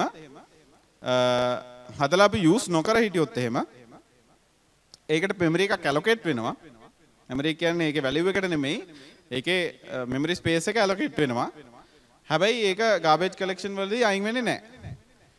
දැන් මේ වගේ එකක් අපිට identify කරගන්න අපිට වෙන මොකුත් නෙමෙයි. අපිට සුපුරුදු DDMS එක use කරන්න පුළුවන්. Delvik device management system එකේ තියෙන heap කියන කොටස. හරි? heap එක use කරොත් එහෙම අපිට බලා ගන්න පුළුවන්. මේකට DDMS එකට ගිහිල්ලා heap tab එකට ගිහිල්ලා ඔයාලට බලා ගන්න පුළුවන් මෙතන run කරලා අදාළ objects වලට පැහැදිලි මදි sorry මේ අදාළ objects වලට සහ අදාළ activities වලට වැය වෙලා තියෙන memory එක කොච්චරක්ද කියලා. හරි? එතනදී අපිට වැදගත් වෙන feature එක තියෙන්නේ මෙන්න මේක. cost gc කියලා බටන් එකක් තියෙනවා. මේවා දැකලා තියෙනවද දන්නේ නැහැ. cost gc කියලා බටන් එකක් තියෙනවා මෙතනදී. මෙතනදී අපිට පුළුවන් manually garbage collection එකක් perform කරන්න. හරි? එතකොට දැන් අපි normally app එක run කරලා heap එකට ගියාම අපිට බලා ගන්න පුළුවන් normally මේ වෙලාවේ කොච්චර යා memory use කරනවද කියලා. ඊළඟට අපි cost gc එක බටන් එක click කරලා manually garbage collection එකක් කරාම ඔයාගේ code එක හොඳ නම් මොකද්ද වෙන්න ඕන? අර අනවශ්‍ය විදිහට allocate වෙච්ච ඒවා garbage collection එකෙන් collect වෙන්න ඕන. එතකොට cost gc එක අපි perform කරාට පස්සේ මෙතන මේ objects වලින් අනවශ්‍ය මේ වෙලාවේ පාවිච්චි වෙන්නේ නැති ටික අයින් වෙන්න අවශ්‍යයි. මෙහෙම කරලා බලද්දී එහෙම උනේ නැහැ කියන්නේ. ඒ කියන්නේ ඔයාගේ object එකේ හරි ඔයාගේ එතන කොටසේ යම් කිසි දුර්වලකම් ටිකක් තියෙනවා. හරි? එතකොට අපිට අඳුර ගන්න පුළුවන් මොන මොන තැන්වලද අපේ memory leakages තියෙන්නේ කියලා DDMS එකේ heap එකෙන්. හරි? ඊළඟට මේ තියෙන තවත් ඒ වගේ tool එකක් Eclipse plugin MAT කියලා plugin එකක් තියෙනවා Eclipse වලට memory analyzer tool කියලා. ඒකත් දැන් DDMS එක Android වලට default එන එක Android SDK එකත් එක්ක එන එක මේ වගේ තව third party tool එකක් මේකෙනුත් අපිට බලා ගන්න පුළුවන් එක් objects වලට classes වලට එක දේවල් වලට මේ කොච්චර memory allocate වෙනවද කියන එක. tip 4 පහයි තින්නේ. okay tip 4 profile your code. code එක profile කරන්නේ දැන් අපි memory ගැන කතා කරා. මේක execution එක. execution එක කියන්නේ CPU එක basically. හරි? මෙතනදී අපිට profiling අවශ්‍ය වෙන්නේ අපිට battery written code හොයාගන්න. code කිව්වම මෙතනදී අතරම මේ වෙන්නේ දැන් අපි අතනදී memory එකේදී අපි බලන්නේ unused objects තියෙනවද ඒ වගේ memory allocations unused වෙන තැන් තියෙනවද කියලා. මෙතනදී අපි බලන්නේ basically methods and method එකේ run වෙන lines ගත්තොත් එහෙම ඊට අදාළ codes. okay එතකොට මෙතනදී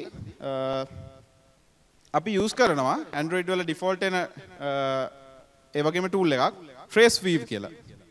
trace weave එකේදී අපිට අපේ code එකේ විදි දෙකකින් profile කරන්න පුළුවන්. code එකේ performance එක execution performance එක විදි දෙකකින් perform කරන්න පුළුවන්.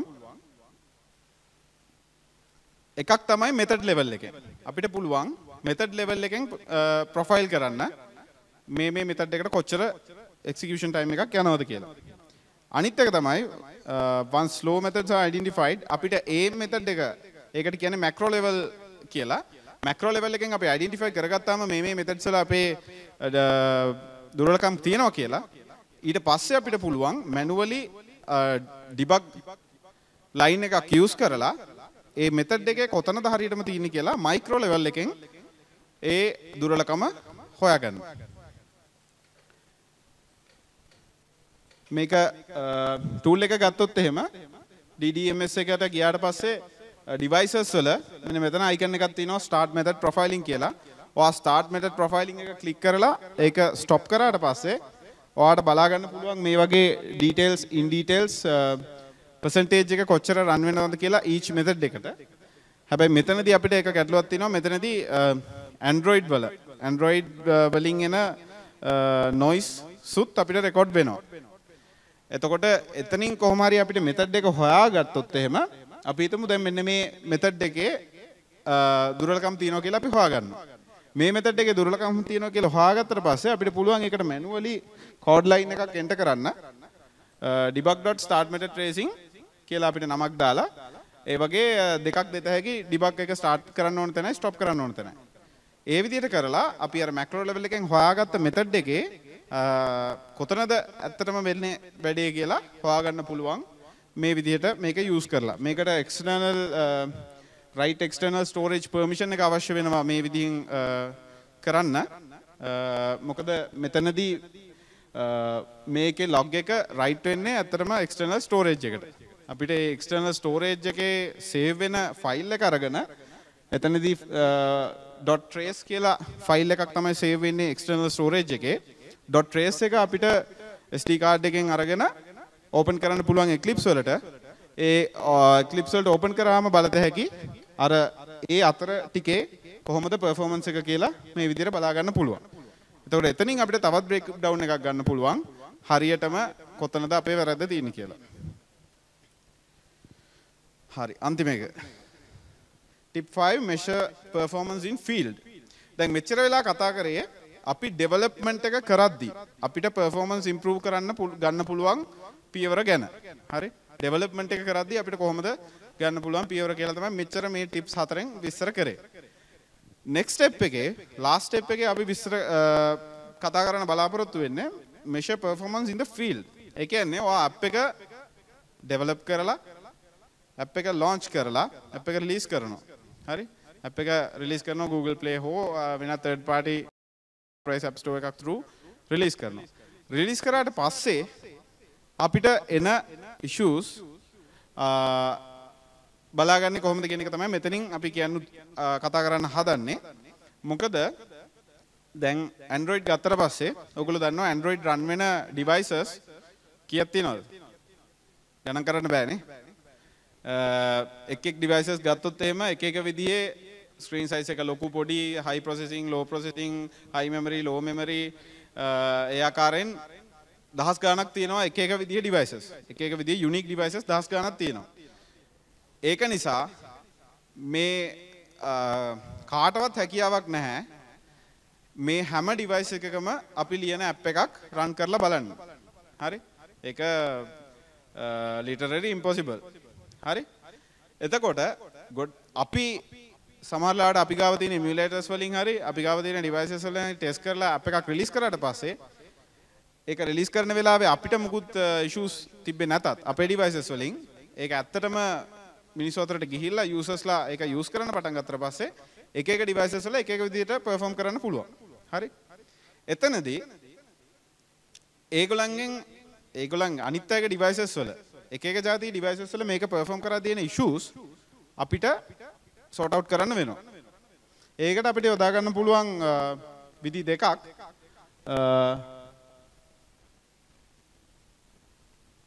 okay.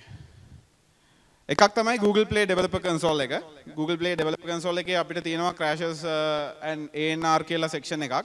ඒකෙන් අපිට බලා ගන්න පුළුවන් in detail app එකේ crashes and ඒවා වෙලා තියෙන code lines පවා බලා ගන්න පුළුවන්. ඊට අමතරව අපිට Google Analytics use කරන්නත් පුළුවන්. පළවෙනි එක නම් ගොඩක් කට්ටිය දන්නවා. දෙවෙනි එක සමහර කට්ටිය දන්නේ නැතුව ඇති. Google Analytics වලිනුත් අපිට එනවා crashes and exceptions කියලා tab එකක්. අපි Google Analytics for mobile SDK එක use කරලා දැන් නම් Google Play services වලින් ඒක දාන්න පුළුවන්. use කරලා Google Analytics දාලා තිනවා නම් ඔයාගේ mobile app එකට අපිට ඒකෙන් උනත් අපිට crashes ගැන in detail බලා ගන්න පුළුවන්. මොනවාද ඇවිල්ලා තියෙන crashes මොන devices වලින්ද මොන Android versions වලින්ද කියලා. ඒ අනුව පුළුවන් අපිට කෝඩ් එක ඔප්ටිමයිස් කරන්න. මේ තියෙන්නේ samples ටිකක්. Google Play එකේ අපිට crashes පෙන්වන විදිහ. ඒක ඇතුළට ගියොත් අපිට බලත හැකි in detail stack tracers ටික. ඒකෙන් code line එක identify කරගෙන අපිට ඒ issues sort out කරන්න පුළුවන්. ඊළඟට ANR වලින් ගත්තොත් එහෙම අපිට ANR වල thread dumps බලා ගන්න පුළුවන්. ඊළඟට Google Analytics වලින් ගියොත් එහෙම Google Analytics වල reporting behavior crashes and exceptions. මෙන්න මේ පාත් එකේ ගියොත් එහෙම ඔයාලට බලා ගන්න පුළුවන්. ඒකට Google Analytics SDK එක දාලා තියෙන්න ඕන. එහෙම නැත්නම් කෝඩ් එක ඉම්ප්ලිමන්ට් කරලා තියෙන්න ඕන Google Play Services හරහා. එතනදී අපිට ඇනලිටික් එකක් බලා ගන්න පුළුවන් කොහොමද වෙලා තින්නේ කියලා. ඒ කියන්නේ දවසට කොච්චර crashes වෙනවද ඒ ආකාරයෙන් විස්තරයක් බලා ගන්න පුළුවන්. ඊට අමතරව මේකෙත් අපිට අර විදිහටම stack trace එක බලා ගන්න පුළුවන්. හරියටම මොන ලයින් එකද වෙලා තින්නේ කියලා. ඕකේ. හරි. වෙලාවත් හරි. ඩිමෝ එක කරන්න වෙන්නේ නැහැ. sorry. සමරි එක අපි අද කතා කරපු දේවල් optimizing your UI මතක තියාගන්න ඕන එක දෙයක් relative layouts පුළුවන් තරම් use කරන්න. එකක් දෙකක් use කරනවා නම් linear පාවිච්චි කරාට ප්‍රශ්නයක් නැහැ. හැබැයි nested වෙලා tree එක වගේ යටින් යටට යනවා නම් linear layouts perform කරන්නේ නැහැ. ඒක පුළුවන් තරම් relative layouts use කරන්න පුරුදු වෙන්න developers ලා විදිහට. අනිත් එක shrink your APK APK shrink කරන තරමට අපිට download speed එක සහ execution speed එක වැඩි කරගන්න පුළුවන්. ඊළඟට identify memory leakage issues, garbage collect වෙන්නේ නැති codes, objects, classes, activities වගේ code එකේ තියෙනවා නම් ඒවා ගැන බලන්න, ඒවා optimize කරන්න මම කිව්ව tools use කරලා. ඊළඟට profile your code performance. code එකේ execution එක බලන්න. measure කරලා බලලා මොකද මේවා ගොඩක් වෙලාවට PB හැට පේන්නේ නැහැ. ඒවා execute කරලා බලන්න මේ tools හරහා තව performance එක improve කරගන්න පුළුවන්. last one measure performance in field. code එක app එක release කරාට පස්සේ Google Play හරහා සහ Analytics හරහා එන feedback වලින් crash reports වලින් තව app එක optimize කරන්න පුළුවන්. එච්චරයි. Lastly, I want to say one thing. As Chamira said, සිංහලෙම කියන්න ලංකාවේ ගොඩක් මේ ක්ෂේත්‍රයේ ඉන්න කට්ටිය තමන්ගේම දෙයක් පටන් ගන්න පෙළඹෙනවා අඩුයි. හැබැයි චමීර සහ චමීර මම දන්නේ O level කාලේ ඉඳන් චමීර සහ මම සහ තව ගොඩක් කට්ටිය මේ වෙනකොට කීප දෙනෙක්ම ප්‍රූව් කරලා තිනවා ඒ පාත් එක තෝරගත්තොත් යන්න බැරි කමක් නැහැ කියලා. I don't say that I am successful, not that yet. ඒත් ගොඩක් වෙලාවට මල්ලිලා නංගිලා මෙතන ඉන්නේ. කියන්න ඕන ඒකට බය වෙන්න එපා. තමන්ගේම දෙයක් ඉනිෂিয়েට් කරන්න, තමන්ගේම දෙයකට යෙදවෙන්න බය වෙන්න එපා. ලංකාවේ මිනිස්සුන්ට තියෙන ලොකුම දේ fear to fail. හරි? ඒක කරන්න පටන් ගත්තොත් බැරි වෙන්නේ නැහැ. ඉතින් ඒ ටික කියලා ගොඩක් කාලයකට පස්සේ ටෙක්නිකල් සෙෂන් එකක් කරේ. සිංහලෙන් කරේ first time.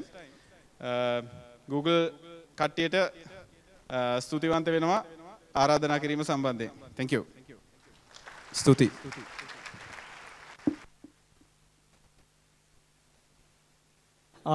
Yeah, Danika, if you can remain on stage, please accept our token of appreciation.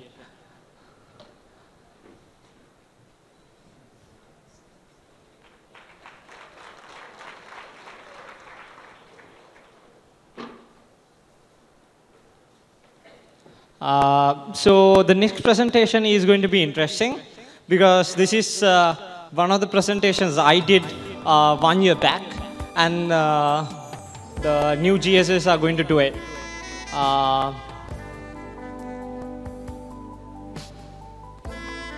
So without further ado, I call upon Alagan to represent the new GSs and talk about what they have done since they have been elected. Please welcome them on stage. Thank you. Thank you, Basindu. Hope you all can hear me. I believe so. Okay, let me get started. I'm representing the Google Student Ambassadors Sri Lanka. Hope you all are aware. All the university students know how awesome Google Student Ambassadors are. To start off with, and wait for a suspense at the end.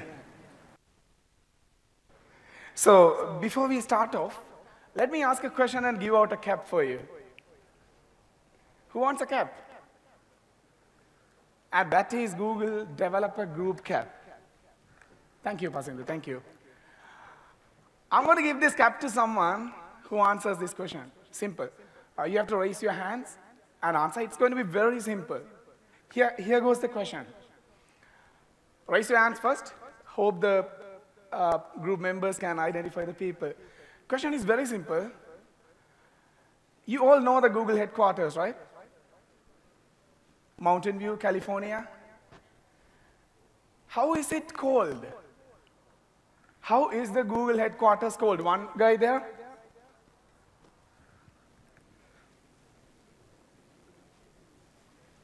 Check.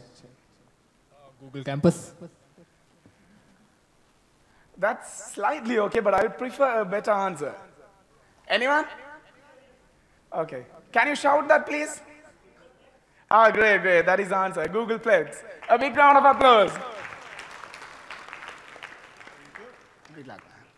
Okay, let me start with the presentation. So you all might know these awesome Google ambassadors last year, right? And they are very awesome. They are very awesome, and they have become even more awesome this year. And we are only 5 this time. It was very wonderful having our training at the Google Summit in Philippines. And we had to wear our Sri Lankan sarong and enjoy with the Sri Lankan flags. There are almost 135 Google Student Ambassadors from throughout the Southeast Asian region. So what do we do? As Google Student Ambassadors, what do we do? Let me recap a few things, a glance of this whole year. How many people were there in the Go Google event at SLIT? Can I see the hands, please? Okay. SLIT people are very shy, it seems. And we had 6 high-profile speakers. We had Pasindu, we had Ramindu Ayya, and we had people from 3 different countries. And this is one of the very successful events we conducted, the Sinhala translation run. We had translation runs first in Jayawarthanapura University, then Moratuwa, and even in Ruhuna. Just 1 week translation run. When Google introduced the Sinhala as a language for translation, as Sri Lankans, we wanted to contribute to the translation database. So we wanted to add more data to increase the efficiency. And you wouldn't believe, within 1 week, we had 700 plus contributors. And we had 75,000 contributions from Sri Lanka. So that we consider as one of our very big and successful initiative. And I would encourage every Sri Lankan right here to keep contributing to the translation database, because the more you contribute, the more accurate translation will become. There were many events. Google student group meetups in Moratuwa, in SLIT, in Colombo University. One is going to happen soon. And we had some awesome map-up sessions. People were even given pizza. And map-ups will be handled in the coming months as well. Most of the university students embrace for the Google Student Ambassadors hosted Google Mapmakers partnered map-up sessions. And there was a Go on Google event in Goal NIBM as well. These are the upcoming events that we are going to host. We are going to focus more on technicality in the coming months. So there will be App Engine workshop, there will be an Android workshop. And as Google officials told us, they want more to focus on developers. They want more to foster people who are really good for the industry. So in that initiative, we will be hosting few app engine workshops, Android workshops. What you have to do is, we are ready to host this workshop. We are almost set up to host an app engine and an Android workshop. What we need is, we need to find out the best university. We need to find out a university where people are very much interested. And for that, make sure you check out our Google Plus channel. Make sure you check out our Facebook channel. Make sure you keep in touch with the Google Student Ambassadors so that you can bring those workshops to your universities as well. Because we personally want to cover every university as possible in Sri Lanka. And we will be mentoring, with the help of professionals and the past mentors, we'll be mentoring the Google Summer of Code participants starting from January 2nd week. And there will be more map-up sessions. GSS seems to be very awesome, right? You can have events, you can host Google events, you can help other people learn, and you can learn as well in the process. Just keep that in mind. Every single one of you, every one of you here can become a GSA. Everyone here is eligible to become a Google Student Ambassador. Just that you have to make the application perfectly. You might know it is not limited to any stream. You don't need to do a software engineering degree. You don't need to do a computer science or an IT to become a Google Student Ambassador. We met some awesome people in Philippines who are from Singapore who are doing business management. There was a girl from Philippines who is doing arts degree. So what Google looks is the passion for Google products and the passion to share your knowledge. So I encourage most of you who are really interested to make the application. Application will be on by April 2015. Make sure you apply more. Make sure you bring more ambassadors to Sri Lanka. And yeah, I think now it's time for a very important business. Can anyone guess what that business could be? We are going to give out some more caps. Who wants to win? Okay, seems like most of the people.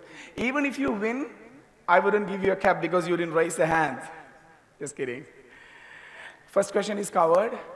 The second question. Ready? You should raise the hand early as possible.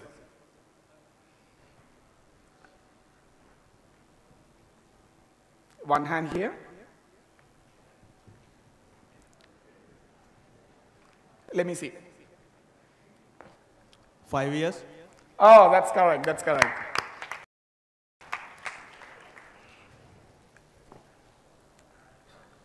Who is it? I can see it. Good luck, man.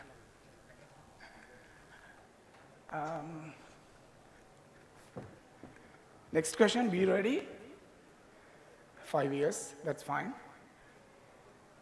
Ready? 3, 2, 1.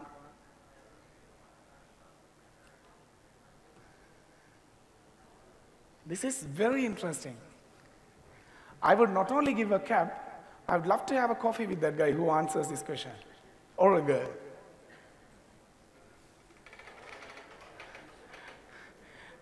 Wait, I'll keep you as the backup.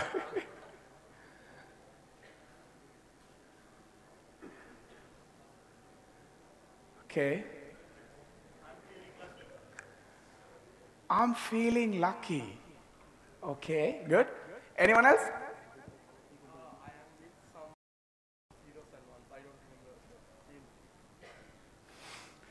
Okay, I want a complete answer, I'm sorry.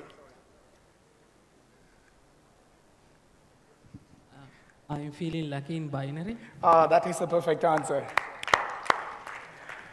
You have clearly mentioned that I'm feeling lucky, and you have mentioned it's binary. And what actually it is, I'm feeling lucky in binary. Who is that?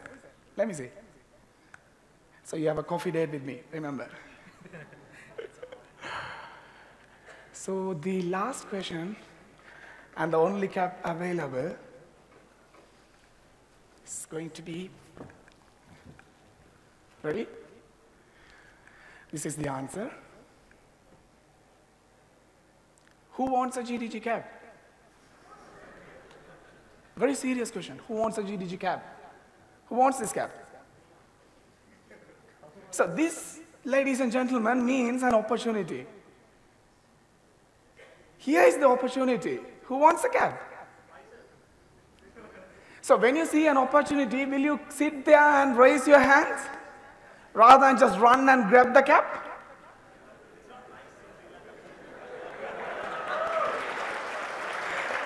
Good job, man. Good job.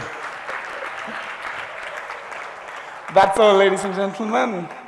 I'm Alagan. You can follow me in Google+, google.com/+AlaganM. Thank you so much. You have been a wonderful audience.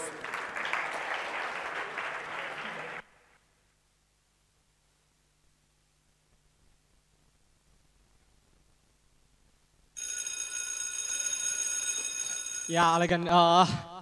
As usual, GSS are awesome. As you know, last time the last time GSS are also awesome. This time they are better, I hope. We'll go for a tea break. I'm sure some of you guys are going in and out of consciousness. It's pretty normal, no problem. You can go have some tea, and there is some food you can eat. Please do give the tokens before, and make sure that you have only one token, please. Okay? And don't leave. I'm sure after the tea break, there are one of the most trending topics these days. Vega, right? That presentation is going to be after the tea breaks. So help yourself.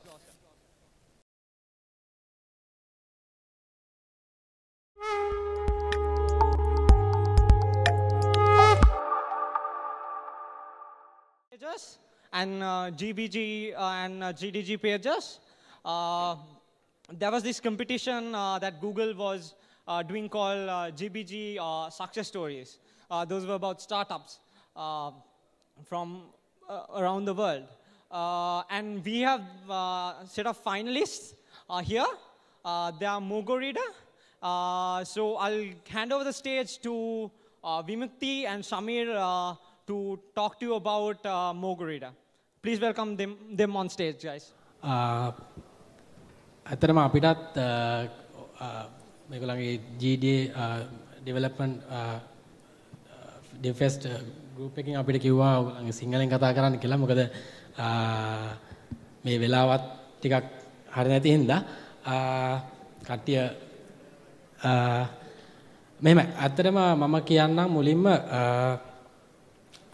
සමහරවිට මම ගොඩක් දෙනෙක් මාව දන්නෙත් නැතුව ඇති. මම විමුක්ති මේ මගේ පාර්ට්නර් ශමීර. එතනම අපි මම සාමාන්‍යයෙන් මම ගොඩක් නිවුස් එක ජීවත් කියන්නේ නිවුස් එක ගැවසෙන කෙනෙක්. මොකද මම මීඩියා ස්ටේෂන් එකක වැඩ කරේ කලින්. ඒක නිසා මට ගොඩක් නිවුස් කියන දේ මගේ වටපිටාවේ තිබුණා. ඒ නිසා මට නිතරම මට ප්‍රශ්නයක් තිබුණා. මොකද අපිට ඕන තරම් නිවුස් සෝසස් තියෙනවා. ඒ කියන්නේ අපි උදාහරණයක් විදිහට අපි කියමු අද දෙරණ, ඩේලි මිරර්, ලංකාදීප ඕන තරම් ලෝකල් නිවුස් සෝසස් තියෙනවා. හැබැයි අපිට කොච්චර ඒ නිවුස් සෝසස් අපි සර්ව් කරනකොට කොයිතරම් කන්වීනියන්ට්ද? ඒ කියන්නේ අපිට වෙබ්සයිට් එකට ගිහිල්ලා අපිට කොහොමද අපි කැමති නිවුස්, ඒ කියන්නේ ඕන කෙනෙක්ගේ නිවුස් ප්‍රෙෆරන්සස් තියෙනවා. ඒ කියන්නේ උදාහරණයක් විදිහට කෙනෙක් කැමති වෙන්න පුළුවන් ටෙක්නොලොජි නිවුස් වලට, නැත්නම් ස්පෝර්ට් නිවුස් වලට. හැබැයි නෝමලි දැන්ට ලංකාවේ තියෙන වෙබ්සයිට්ස් එහෙම නැත්නම් පත්තර ඒවා බැලුවම කොයිතරම් අපිට පුළුවන්ද අපි කැමති නිවුස් ටික තෝරගන්න. මොකද ඕගොල්ලන් අනිවාර්යයෙන් මෙතන ෆොරින් නිවුස් කියන්නේ ෆොරින් වෙබ්සයිට්ස් වල ගැවසෙන අය ඕන තරම් ඇති මෙතන. ඒගොල්ලන් දන්නවා ඇති අපිට අපි ටෙක්නොලොජි නිවුස් ගැන අපිට අවශ්‍ය නම් අපිට ඕන තරම් වෙබ්සයිට් තියෙනවා ටෙක්නොලොජි නිවුස් වලට විතරක් තියෙන. එහෙම නැත්නම් අපිට ෆ්ලිප්බෝඩ් වගේ ඇප් එකක් යූස් කරොත් අපිට ඕන තරම් පුළුවන් පහසුවෙන්ම අපිට අපේ නිවුස් අපේ ඉන්ට්‍රස්ට් එකට හරියන නිවුස් තෝරලා අපිට ගන්න පුළුවන්. හැබැයි ලංකාවේ මේ වගේ දෙයකට අපිට අවස්ථාවක් තිබුණේ නැහැ. ඉතින් මම හිතුවා මේකට දෙයක් මේකට සිස්ටම් එකක් මොන හරි ඩෙවලොප් කරන්න ඕන කියලා. ඉතින් ඒක ඒ තීරණය මත තමයි මොගු රීඩර් කියන ඇප් එක ඩෙවලොප් වුනේ. හැබැයි මුලදී අපිට ඇත්තටම ගොඩාක් ලංකාවේ ඕගොල්ලන් ඩෙවලොපර්ස් විදිහට දන්නවා ඇති. ගොඩාක් වෙබ්සයිට්ස් වලින් හරි හොඳ RSS feeds ඉෂුව කරන්නේ නැහැ. ඒ නිසා ඒ වගේ බොහෝ RSS feeds කැටගරයිස් කරලා නැහැ. ඒ කියන්නේ ස්පෝර්ට් නිවුස් වලට වෙනම RSS එකක් ඒ වගේ ගොඩක් වෙලාවට දකින්න ලැබෙන්නේ නැහැ. ඒ නිසා හැම වෙලාවෙම අපිට ගොඩක් මේ සිස්ටම් එක ඩෙවලොප් කරද්දී අපිට ගොඩක් ඉෂුස් වලට ෆේස් කරන්න වුණා. කොහොම හරි අන්තිමට අපි ඊට පස්සේ මට මේන් ඉෂුව ගන්නේ අතට මම වෙබ් ඩෙවලොපර් කෙනෙක්. ඒ නිසා මම Android development කිසි දෙයක් දැනගෙන හිටියේ නැහැ ඒ කාලේ වෙනකොට. ඉතින් ඒකත් එක තමයි මට ශමීරව හම්බුනේ. ශමීරත් එක්ක අවුරුද්දක් විතර කාලයක් අපි කතා කරලා ගොඩක් රිසර්ච් කරලා තමයි මේ මොගුරීඩ ඇප් එක ඩෙවලොප් කරේ. මොගුරීඩ ඇප් එක ගැන මම කියනට වඩා මම හිතනවා අපි වීඩියෝ එකක් බලුවොත් හොඳයි කියලා.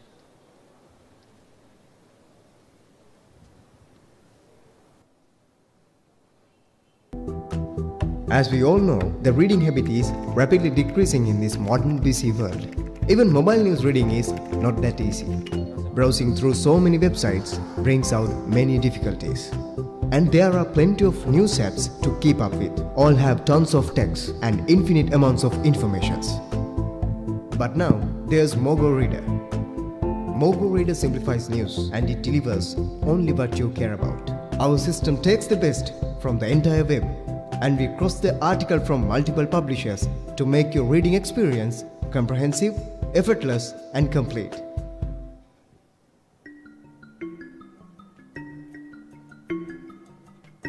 Most of our competitors are not popular among Asians because they are not focused on Asian news and languages. Here are some stats about Asian smartphone users.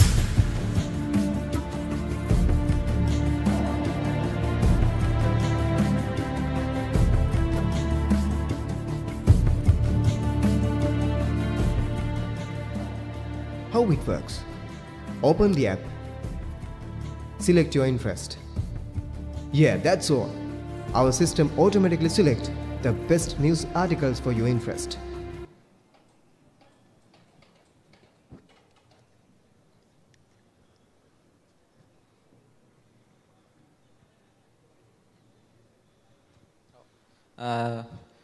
විමුක්ති කිව්වා වගේ අපි අපේ ඇප් එක ඇප් එක විදිහට අපි ඩෙවලොප් කරේ මේ මොගෝ රීඩර් ඇප් එක.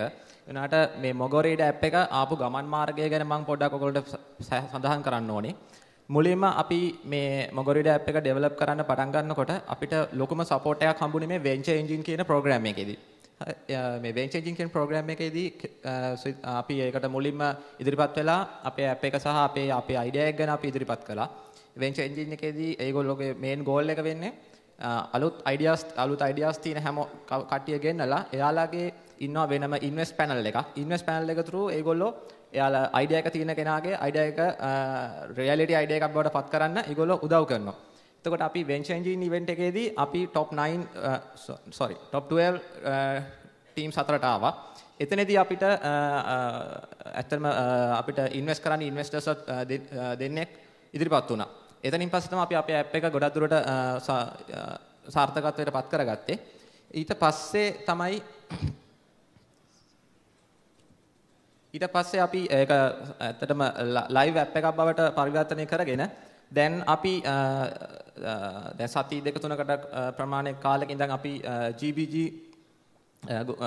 Google Business Group එකේ ඒගොල්ලෝ කම්පිටිෂන් එකක් තියෙනවා Google Success Stories කියලා. ඒ success stories competition එකට අපි ඉදිරිපත් වුණා. රටවල් 57ක් සහ 57කින් ඉදිරිපත් වුණා තරඟකරුවන් 317 දෙනෙක්. ඒ 317 දෙනාගේම ideas වලින් අපි මේ වෙනකොට top 9 ideas වලට ඇවිල්ලා තියෙනවා. ඒ කියන්නේ top 9 products තුනේ අපි මේ වෙනකොට රැඳිලා ඉන්නවා.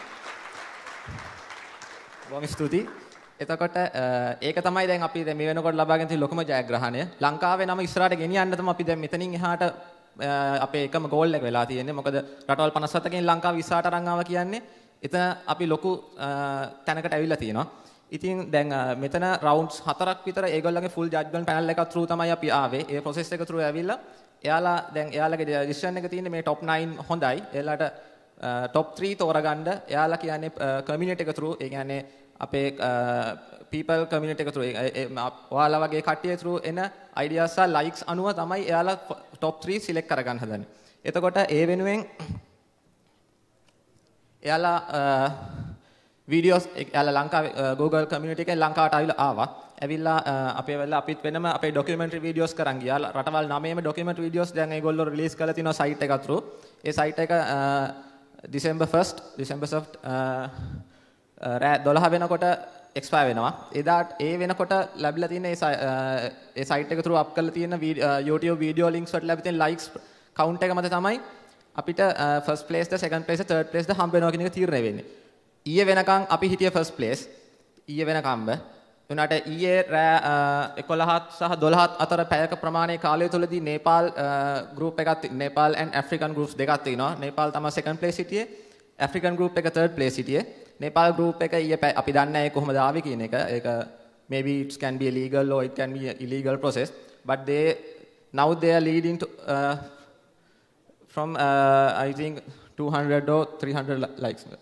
300ක විතර gap එකකින් ඉස්සරහට ඇවිල්ලා තිනවා පැයක කාලයක් ඇතුළතදී රෑ 12ක same time range in Asian country එකක් රෑ 12 සිට රෑ 12 එකත් අතර පැයක කාලයක් තුලදී මිනිස්සු නිදාගෙන ඉන්න කාලයක් තුළදී කොහොමද ඒෂියන් කන්ට්‍රි එකකින් මෙහෙම ආවේ කියන ප්‍රශ්නයක් තියෙනවා. අපි ඒක ගැන මුකුත් කියන්නේ නැහැ. ඊට අපි හිතනවා අපිට ලංකාවේ ඉන්න සපෝට් එක අපිට හම්බ වෙයි කියලා. අපි මේවා කරන්නේ ලංකාව ඉස්සරහට අරන් යන්න. අපිට දෙයක් මෙතනින් ලැබෙනවා වගේම ලංකාවේ නම තවත් දුරකින් ඉස්සරහට අරන් යන්න. ඉතින් අපි හිතනවා මෙතන ඉන්න crowd එකෙන් අපිට සපෝට් එක හම්බුනොත් අපේ YouTube වීඩියෝ එක like කරලා අපිට අපි redirect කරන link එකක් ඔයගොල්ලන්ට ලේසියට සපයලා දීලා තියෙනවා. මොකද එතකොට all the YouTube video ගහන්න ඕනේ වෙන්නේ නැහැ. මේක through ගිහිල්ලා මේ වීඩියෝ එක බලලා අපිට likes count එක වැඩි කරගන්න support එක දෙන්න කියලා අපි ඔයගොල්ලෝ ඉල්ලා සිටිනවා. මේ තමයි එයාලා කරපු වීඩියෝ එක එයාලා documentary එක. I'm Mukti. I'm the founder of Mogo Reader. It's a mobile application and it aggregates Sri Lankan news sources and users can read what they want. My mother and father don't know about new technological stuff, so they always force me to join back with the university and follow the dream everyone is following. Mobile is the next generation, and I started thinking about how I can use my technology and my knowledge to develop mobile applications. Me and my partner Shamira, we have developed our application at some level and we got funding through venture engine process. I had a few issues in news aggregation, how people receive news and news related contents. So I thought international market, most of the people get news what they like, what they want. But in Sri Lanka, there's no system for that kind of things. So I thought of building that categorizing platform. Our main focus is news interest, but if users are interested more in news sources, easily they can choose what they are looking for. In Sri Lanka, there are over 20 million people and 99% use feature phones, mobile phones. Around 20% use smartphones. We had over 100 competitors, but when you're considering about India, they have over 40 native languages. So I think there's a great potential in that market. There are some competitors in India, but we are confident about our platform. We are planning to include some more Asian languages and launch in some Asian countries. This is the future. This is the need in Sri Lanka. This is what I built. It's a great pleasure. I can't express my feeling in words.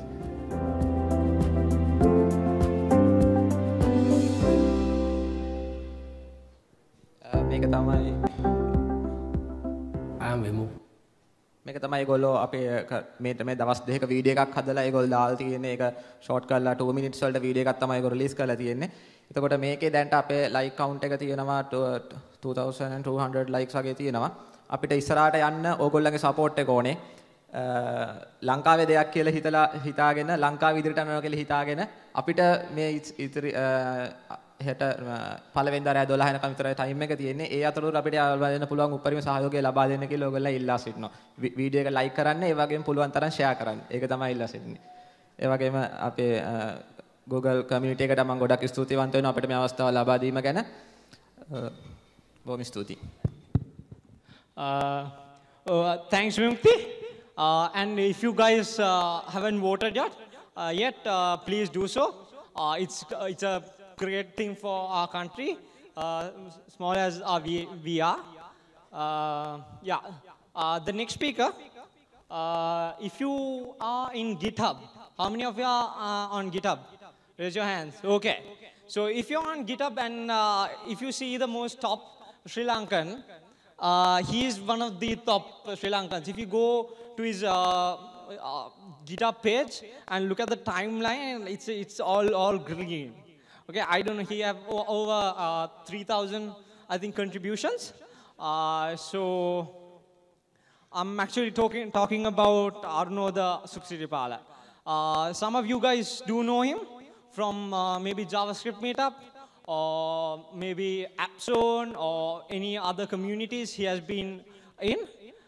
So Arnoda is going to talk today about developing modern web applications for the end user. So please welcome Arnoda Suksiripala.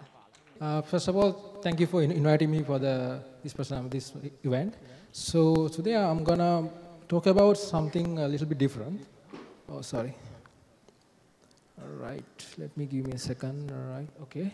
So I'm gonna talk about modern web apps and how you're gonna think about the end users. Normally, when you are building an application, we normally think about the technical aspect. What are the features we need to integrate like that? But today I'm gonna talk about some real experience, how you can think about when you're building an application, how about thinking about the end user and try to do that. So first, I need to know about you guys' audience a little bit. So I'm going to show you some of the technologies on the screen. If you have ever used that technology or have tried out, just simply raise your hand, okay? Right, first thing is JavaScript. How many JavaScript guys? Right, okay, that's great, right? Cool. All right, then how about AngularJS, Ember, or React? Any of these things? Right, cool, okay. So how about Socket.io or Firebase? Right, okay, interesting, okay. And then how about Meteor? Okay, I didn't expect that much, all right, cool.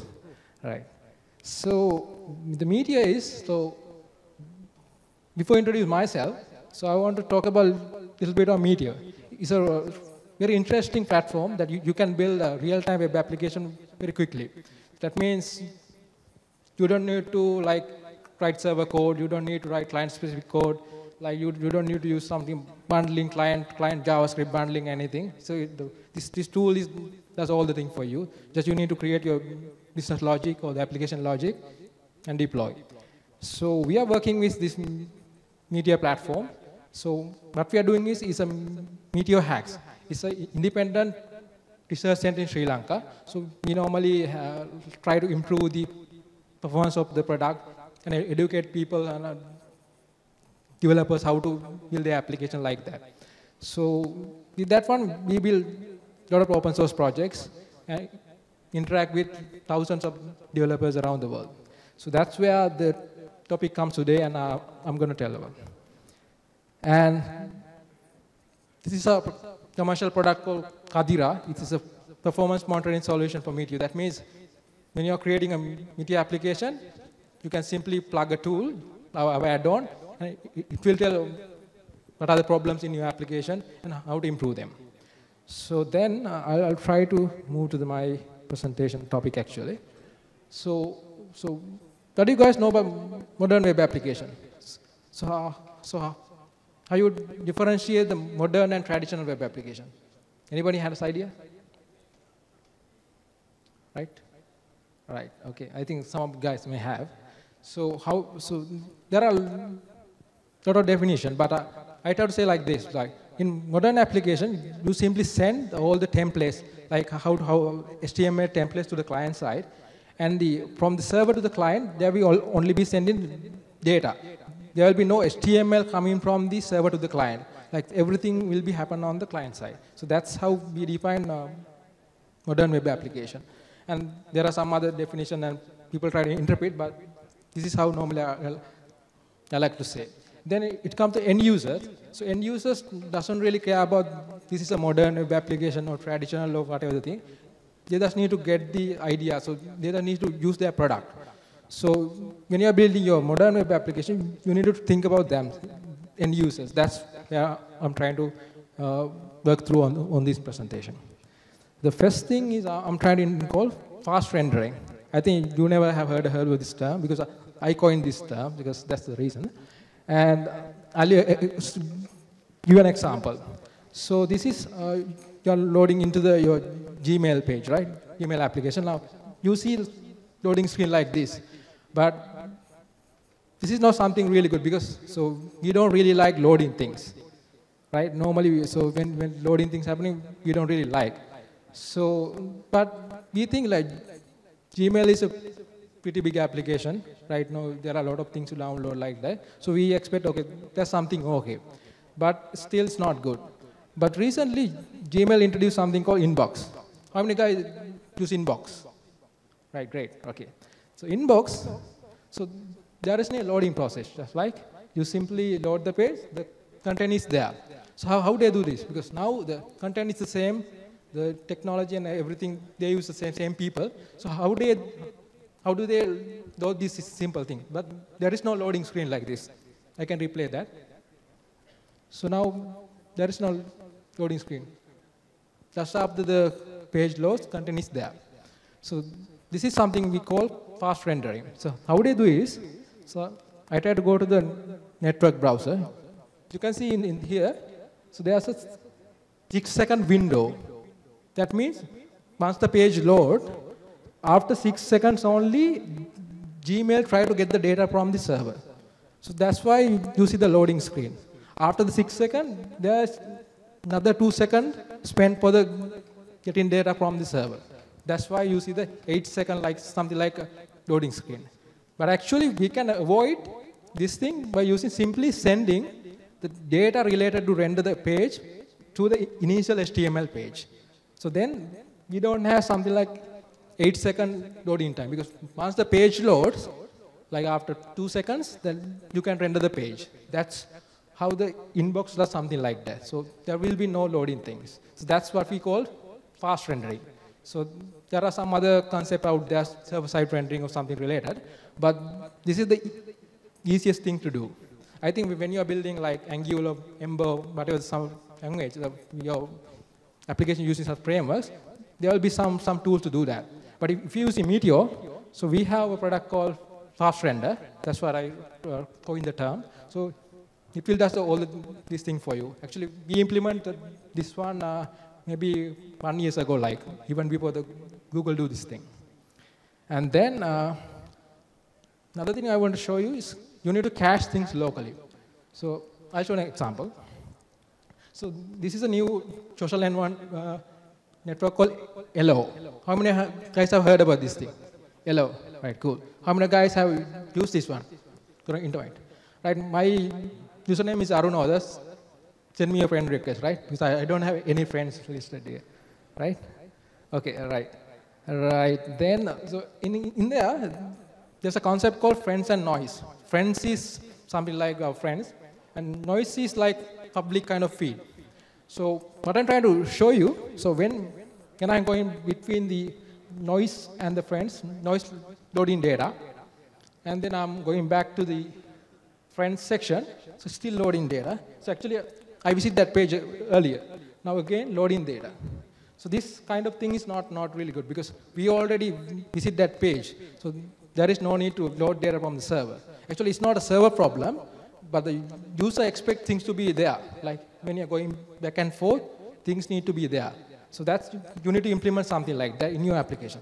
That's a good example is Twitter. So when I go to the Discover, it's loading again first time. Then I'm going back to the home page. It's there. So there is no loading process like that. So when you're building an application, you need to build something like this.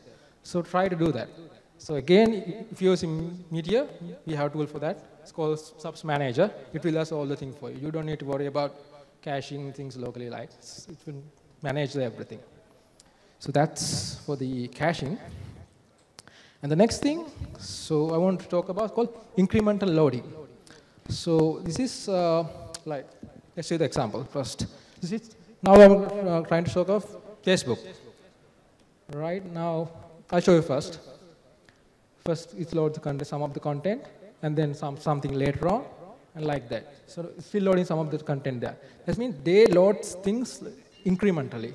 So then user doesn't feel something like lagging or loading or something. I think we never experienced something like loading behavior in Facebook. This is just load. So how they do is, it's similar to the Gmail thing, but they try to trick us. I'll play that again. You can see. First, they load some of the headers, then some profile information, like the status bar, then after the feed. That's how they do. It's called incremental loading. Actually, you can do something like in your application as well, when you're building at someday like. So then it can improve the experience a little bit, and then users seem really happy using something like that. Still loading the things. Right, and the next thing is called latency compensation. How many of you guys have heard this term? Right. This is something used in gaming. Actually, I never heard about this thing, I think around 6 months ago. But then one of my friends told me and work with something. And latency compensation is something we have experienced normally day to day. So this is an app called Trello. It's like a Kanban-like organization management thing. You can arrange tasks here and there and like that. So I'll give you an example. You can drag things there. And you can drag again, drag back. You can do several things. In there, we haven't seen anything like saving or something like. It's just all the thing automatically behind the scene. That's what we call latency compensation. That means end user doesn't know anything gonna save or anything, but the client is trying to say, okay, it's saved for you, and you will take care of the rest. That's what means latency compensation. And this is used by a lot of applications. Even when you're chatting, you just enter the chat message. Actually, it appears on your screen, but still sending on the network. That's what called latency compensation. Then you need to try to implement that as well when you are building your application. Right, thing is, I think this is something we know, permalinks. That means I'm opening an image on Google+. So even it's an image or something in a page, in the real-time like application, you need to have unique URL on the page. Every action you do on a website or anything, you need to have unique URL. So by doing that, normally users just copy things, like send to your friends, like bookmark them like that. So it's really important to have a unique URL for any action user do in your application. Right. So there are some HTML5 API you can use, but I really love when you're using Angular or whatever the framework, they have the simplest way to do this thing. You don't need to work with APIs. Right. The last thing is I want to show you animations. Like that means when you are using animations in your website or whatever projects, you need to think twice. Animations sometimes can improve the experience and like that, but sometimes we need to think twice depending on the end users and like that. So I'll try to show you some example. Actually, I'm not trying to justify this thing like something judge, but think twice when you're building your application. And this is our DevFest side. So like I'm trying to load in the schedule, like it's loading, right? So actually there is no need to load things. But it feels something nice when you see some animation like this in this kind of website, because we don't normally use every day something like site like this. But if you're designing some kind of blog forum or community or whatever application, users interact every day. So animation, something like this kind of animation is not really good to have because it's not nice. So that's the end of the things that you need to think about. So I'll go through all these things again, steps again you need to follow. The first thing is we call like fast rendering. You need to send the data from your HTML page. You need to follow that. And then you need to cache things locally. When you download the data from the server, you need to cache things locally, clients in browser. And then you need to increment load things, something like that. And latency compensation. And then permalink. This is something we can do easily. And next thing, animation. Think about animation when you're using that. So what I'm trying to show you, like these are not hard and fast rules. And you don't need to implement each and everything in your application. But if you implement one or two in your next project, or the project that you're trying to create in the next few months or years, like it will improve the user experience a little bit like that, because it's really nice to have something like these kind of features. So, because end users expects these kind of things that you need to think, right? So what I want to mention is these are not hard and fast rules. You can change anything. You can ignore implementing something like you need to justify. Okay, I don't want to use something like this feature. So I again show you an example. It's from the inbox. So here I'm in the inbox like something called pin section. So they don't try to use a permalink. So in the inbox, when you open an email, so there is no URL for that email. So there's a reason for that one. The reason is, you can see I can reschedule this one, snooze into the sometime back. But in this case, permalink, the unique URL doesn't make any sense, because once I change the snooze it will come back sometime after. But if you have a unique URL for that one, so there will be no meaning for that one, because when I hit the URL, so I don't know where it need to become, right? I'm sorry, right? That's the thing that you need to think. Like, you need to justify whether I need this feature or not, and then you don't need to use that. Let's simply don't use that. Right, that's it for my presentation, and thank you very much for giving me an opportunity like this. If you have any question, I don't know, there's a Q&A section here. Is there any kind of Q&A? If you have any question, you can ask now, or otherwise you can tweet me at Arunoda. I'm on Twitter. I really like to answer your questions. Is there any questions we can? Guys, if you want to, you can ask questions. We'll give off caps to people who ask questions. Yeah, sure.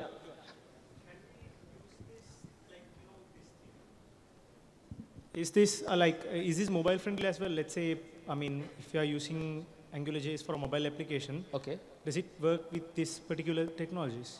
Yeah, actually, these are not technologies. That means the technologies for the meteor, the fast render and incremental loading. That you can apply this kind of concept for any mobile or whatever things. Actually, in meteor we have product using. I'm asking whether is there a particular version for mobile, or is it the same thing for both? For a web app and a hybrid, let's say an HTML5 mobile app, is that the same, or do you have a particular module? I think there will be different kind of things depending on the mobile or other platform. Okay, cool. I'm not sure about exactly what other things to use, but these are the concepts. Okay, cheers. Thank you. That's one.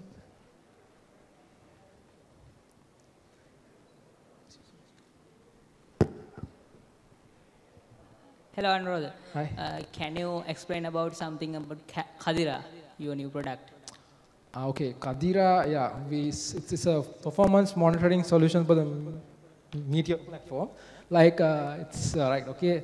So when you install Khadira in your app, you can see the performance bottlenecks in your application, and you can find out the things, problems in your application, and we suggest you some of the fixes for them.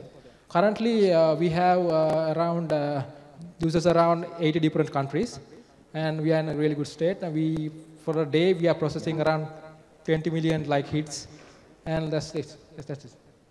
Right. Yeah, Anuradha, is Meteor stable? Can we rely on it with future applications? Yeah, sure, because now we have 1.0 version.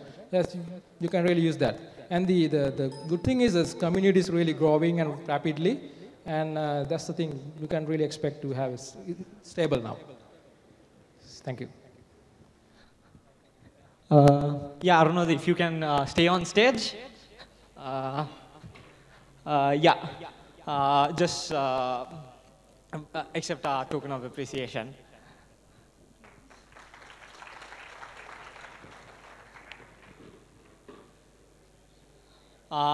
So one of the most awaited presentations, right?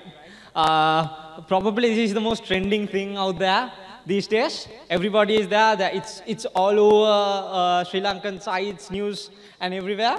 ReadMe, Yudhanjaya, Manish, and Mazim, and all those guys did a nice video on Project Vega. And it was, I'm sure that you guys have seen it. I'm not going to talk anymore. I'm sure you're just trying to kill me because I'm talking too much. So I call upon Dr. Deshan Kulapala to talk about Project Vega.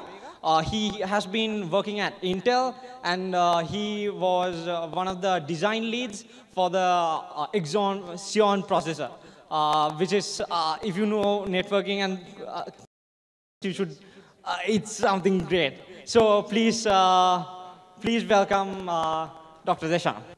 Hi, everyone. First of all, did all of y'all vote for Mogo Reader yet? I voted, so I know at least 3 other people on my Facebook did, so please get your votes in. After Vega got published on the readme.lk, we went from almost nowhere to everywhere. So thank you. One of your sponsors is here. All right, so Vega, the high-performance electric car. We are a small team. We are based in Maradana, in the Trace Tripoli market, the Trace expert city. Right now, we have about 8 full-time staff, and altogether we have about 16 people in our team. So I just wanted to give you a quick context on what kind of a program this is. This is a small team working on a cool project. The Vega project itself is funded completely by CodeGen International, the software company that most of you all are familiar with. And when we started on Vega, the only reason we wanted to start on Vega, or the electric car, was to make sure that the younger generation, the people who actually are in the universities, doing O-level and A-level, that they feel that we can do complex things in this country, and that you don't necessarily have to move out of the country to do cool things.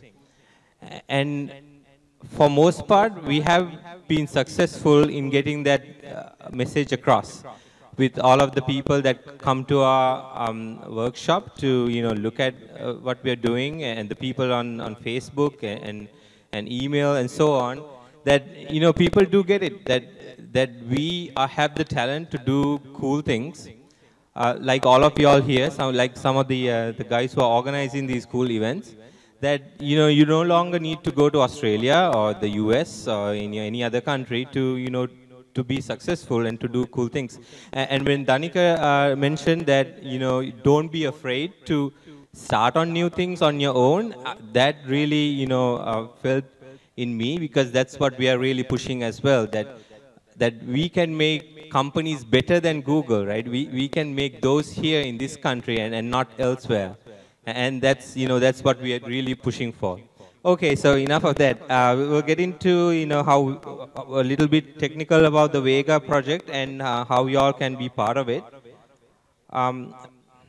So let me go up. So this is a 3D rendering of our vehicle. It's a 2-door car. All of the body panels will be done out of carbon fiber. Carbon fiber is generally a process similar to fiberglass, but it's much more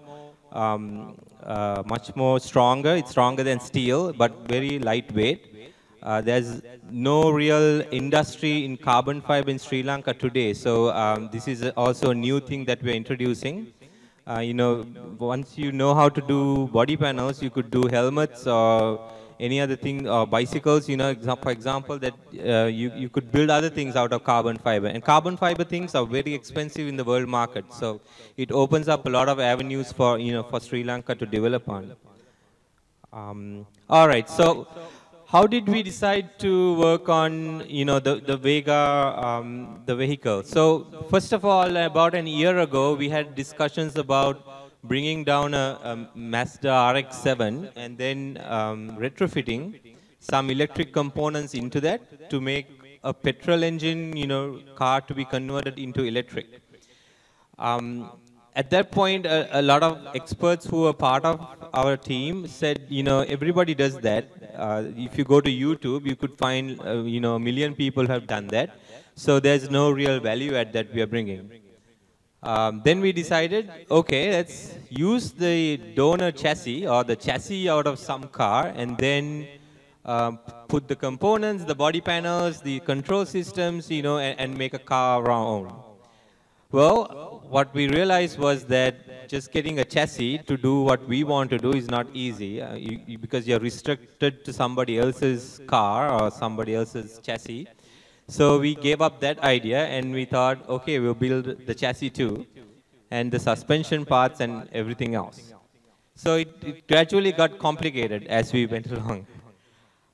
Then on the component side, we looked at, how much does the motor cost, how much does the motor controller cost. If you look at the motor controller, which is the picture on the right corner over there, on the bottom, each motor controller would cost about $10,000 when you bring it into Sri Lanka. $10,000 and we need 2 of those, so $20,000. And if you decided to build one and invest on the expertise, you could buy the components for about $3,000. So, components for 2 motor controllers is just $6,000. And there are only 2 motor controller manufacturing companies in the world that could produce the motor controller we want. So you can do the math and figure out that there is a world demand on these kind of things. And if you master it, if you know how to do it, you could actually make a ton of money just by building the components. So here we are building the motor controller, the battery charger, the DC-DC converter, all of the electronics, the center console, and you name it, we build it that's electronically needed on this car. So that's how we generally evolved into this complex project. All right. So what are our design goals? We want to do 0 to 60 miles per hour under 4 seconds. So 60 miles per hour is about 100 kilometers per hour. Under 4 seconds. So that's a pretty fast car. It needs a lot of energy to do that kind of acceleration. So once you hit this kind of acceleration, you'll be actually in par with the Lamborghinis or the Bugatti or Ferraris of the world. And we also wanted to do 150 miles per hour top speed. So that's about 240 kilometers per hour. Normally, the petrol engine sports cars, if you look at a Lamborghini or a Ferrari, they have much higher top speeds. But if you look at the electric versions of world-class sports cars, the top speed is much lower. And there are technical reasons for this. And thus, we have an upper ceiling of about 150 miles. And also, we wanted to do 150-mile range. So every time you charge the car, you can actually go about 150 miles before you need to recharge. So there is no petrol engine. There is no, some people ask me when they come, where is the exhaust? There is no exhaust because there's no engine. Silence again, exhaust engine. Make a Nissan Leaf, right? Because the Nissan Leaf, you have to plug it in, and once you charge it, you can run for a couple of days before you have to recharge. And the world market is actually changing into electric vehicles as well. If you look at Tesla, for example, in the US, this is the most fastest growing automobile company. They are selling every car they make. And a lot of electric charging stations are now coming online in the US and in other countries as well. And you will see this in Sri Lanka as well, because we are building the electric charger and the infrastructure for it. So, before next year, you'll see electric charging stations in Colombo and you're on your way to Kandy and so on, that people don't have to necessarily be afraid to buy an electric car because, that you'll run out of batteries. Because the charging stations will, get you recharged. If you have a supercharger, the charging can be done in about 20 minutes. You can get to 80% of the charge in about 20 minutes. So that's a pretty fast time to recharge. So those are our design goals. So the team, this is just some of the members, not all of them are here. If you, sorry, I don't know why it's not coming up, but the category name over there, that's the electrical engineers. We have about 5 of them currently. We have, so this slide is a little old, I'm sorry, but we have about 2 mechanical engineers, 1 and we have about 4 or more assistant engineers. And after this slide was created, we have about 6 trainees from 3 different universities, Peradeniya, Moratuwa, and also university from Malaysia. That students have come is helping us either volunteering or doing the trainee program with CodeGen.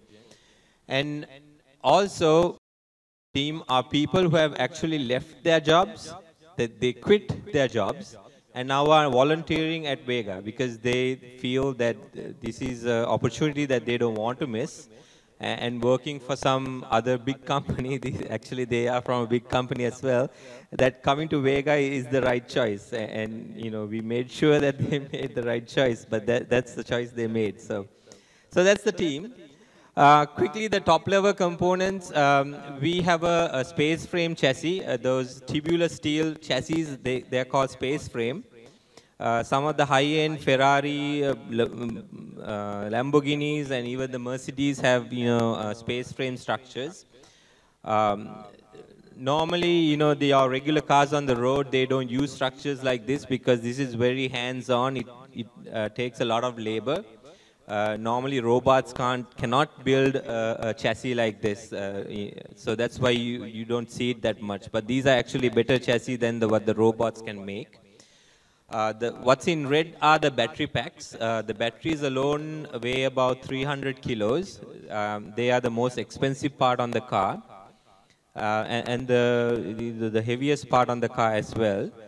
The chassis weighs under 300 kilos. The whole car weighs about 1,400 kilos. So a Prius weighs about 1,395 or so. So we are just a little bit more heavy than a Prius. You also see the 2 motors on the back with a reduction gearbox in the middle.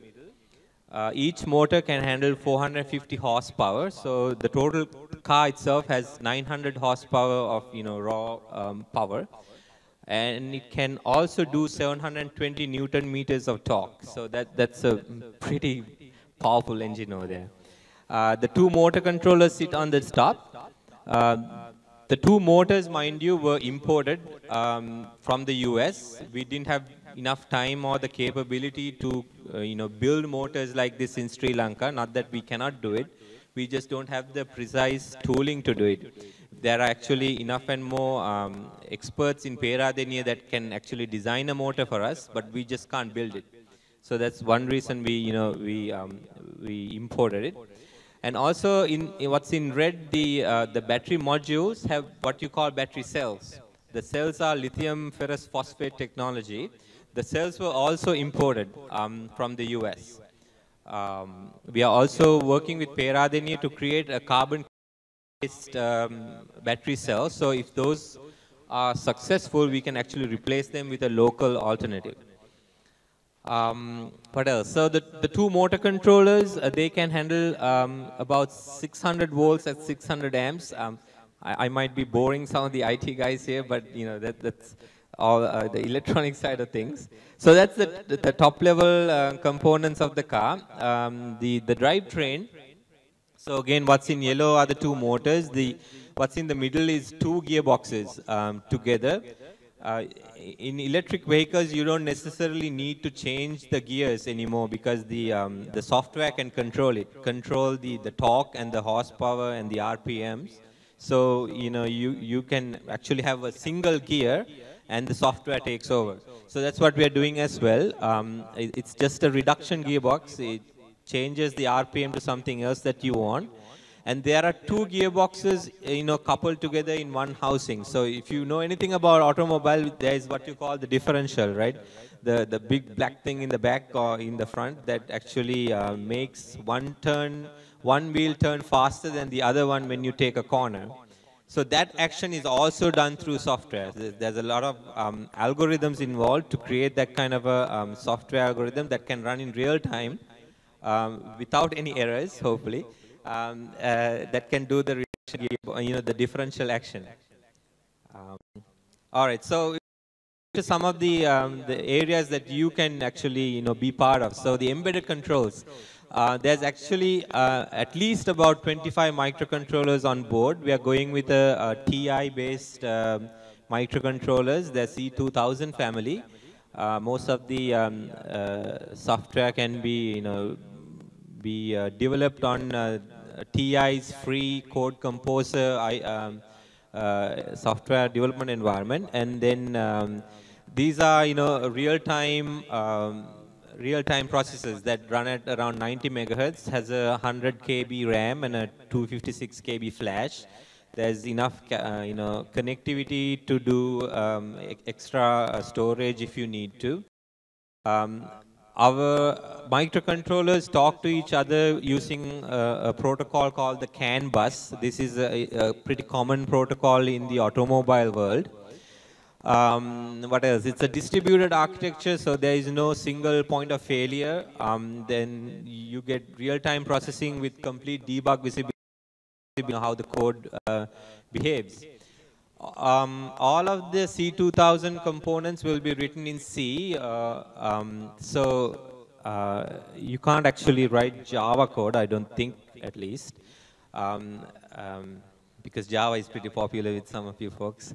But what we intend to bring is a Java wrapper to the vehicle, so that the Java guys and the Android people, they can actually use some of our APIs to do cool things on top of our platform. The microcontrollers that are used go on the motor controller. There's at least 2 of them on each motor controller. The battery management system has, gosh, it had, the last time I counted, at least 9. The steering has 2 microcontrollers. The brakes, accelerator, they all have their own individual components. And also the electronic differential controller, which will have its own microcontroller as well. So that's the embedded side. So if you take a system level diagram on our software, what we have on top is the EVMS, the electric vehicle management system. This will be the center processor that controls the sub processors underneath. Actually control the 2 motor controllers, because depending on the steering angle, so if you turn your steering wheel to the left, say 45 degrees, the electronic differential microcontroller will tell each of the controllers how much speed or torque for each wheel that you're driving, so that you can actually make a curve motion smoothly. Then what we have is the BMS supervisor. This is the battery management system supervisor. This takes care of all of the 12 battery packs that we have on the car. Then there's the onboard charger, the DC-DC converter, which is for the 12 volts that you need to run your lights, your radio, and all the other accessories. I already talked a little bit about the steering. So this is a a higher level diagram of our system. So the API. So what we are working on right now is API that you all, or anybody who's interested, can use to write cool applications on top of our platform, right? The center console, if you have taken a look at the Tesla, if you have seen the pictures, they have about a 14-inch long display in the middle. It's really cool. It's really large, and it can be used for many things. Like the Tesla does not have. They have only a few buttons on the car. There's a signal light and wiper. Except for that, everything else is on this touchscreen panel. So we want to develop something like this. But on our platform, we intend to run Android on it, so you can actually build applications for the car based on the Android technology. And the delivery of the applications could also be through Google Play, I think. You guys should know better, so I'm open for ideas and feedback. And we will have multiple API access levels. So depending on what kind of application you are writing, we can give you access to a lot of the sensors, or give you access to actually control the car as well. Obviously, we can't let anybody write an application and take control of the brakes or the accelerator or the steering, right? So depending on your access level, on the applications you're writing, you will get different levels of access. For example, if you're doing a self-park application, or like the Google car, the Prius that they drive around in the US to do auto navigation, then the list of the functionality you need to control the car changes. So we could give you that. You could send a command to the vehicle to actually turn the wheel, or to brake or accelerate, depending on what you want to do. So on one sense, we will have a CAN-based API. So this is the lowest level, API that we can provide, that actually talks to each of the sensors and the devices at the hardware level. So if you have full CAN access, you can actually control the whole car if you need to.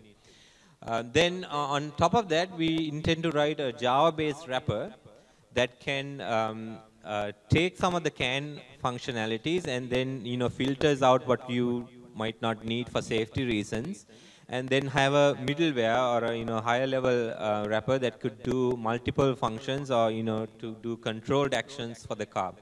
Now we are also open for ideas here, to do what kind of technology can be used for a middleware. So if anybody has ideas, please email me or get in touch with me, and we'll be more than happy to talk to you all about it.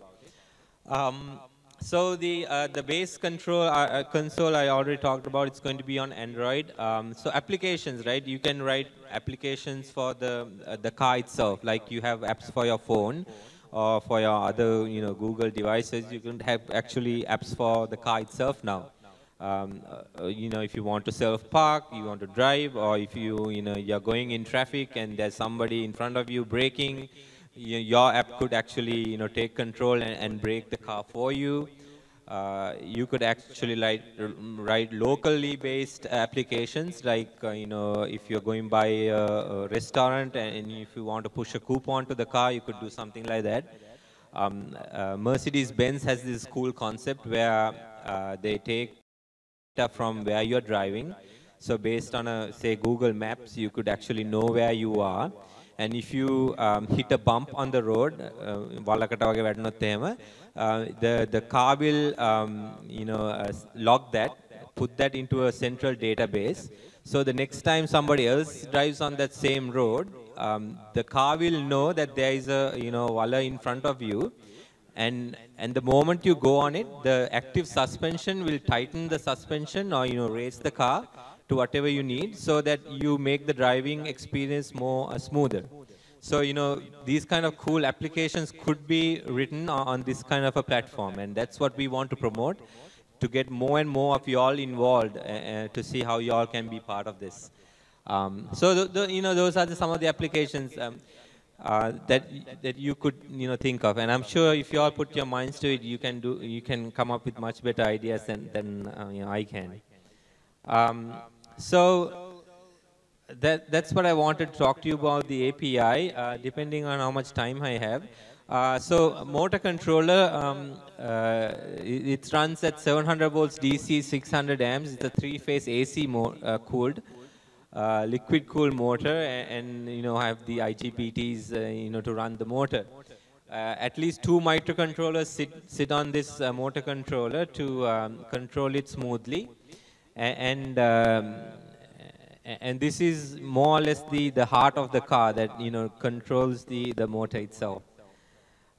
So quick look at what our battery management system looks like. So that's the cell on the right corner over there that we imported.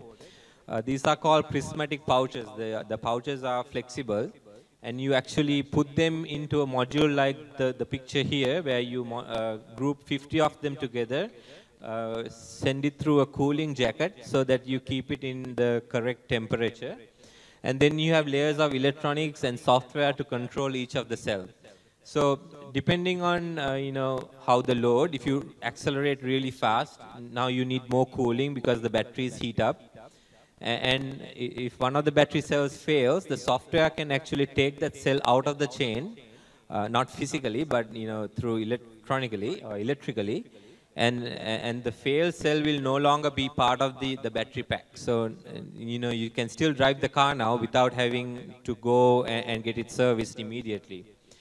And also the software will control how the battery charges, how the battery discharges, the errors if there are, it will prompt it to the upper battery management system to keep the batteries at its optimal.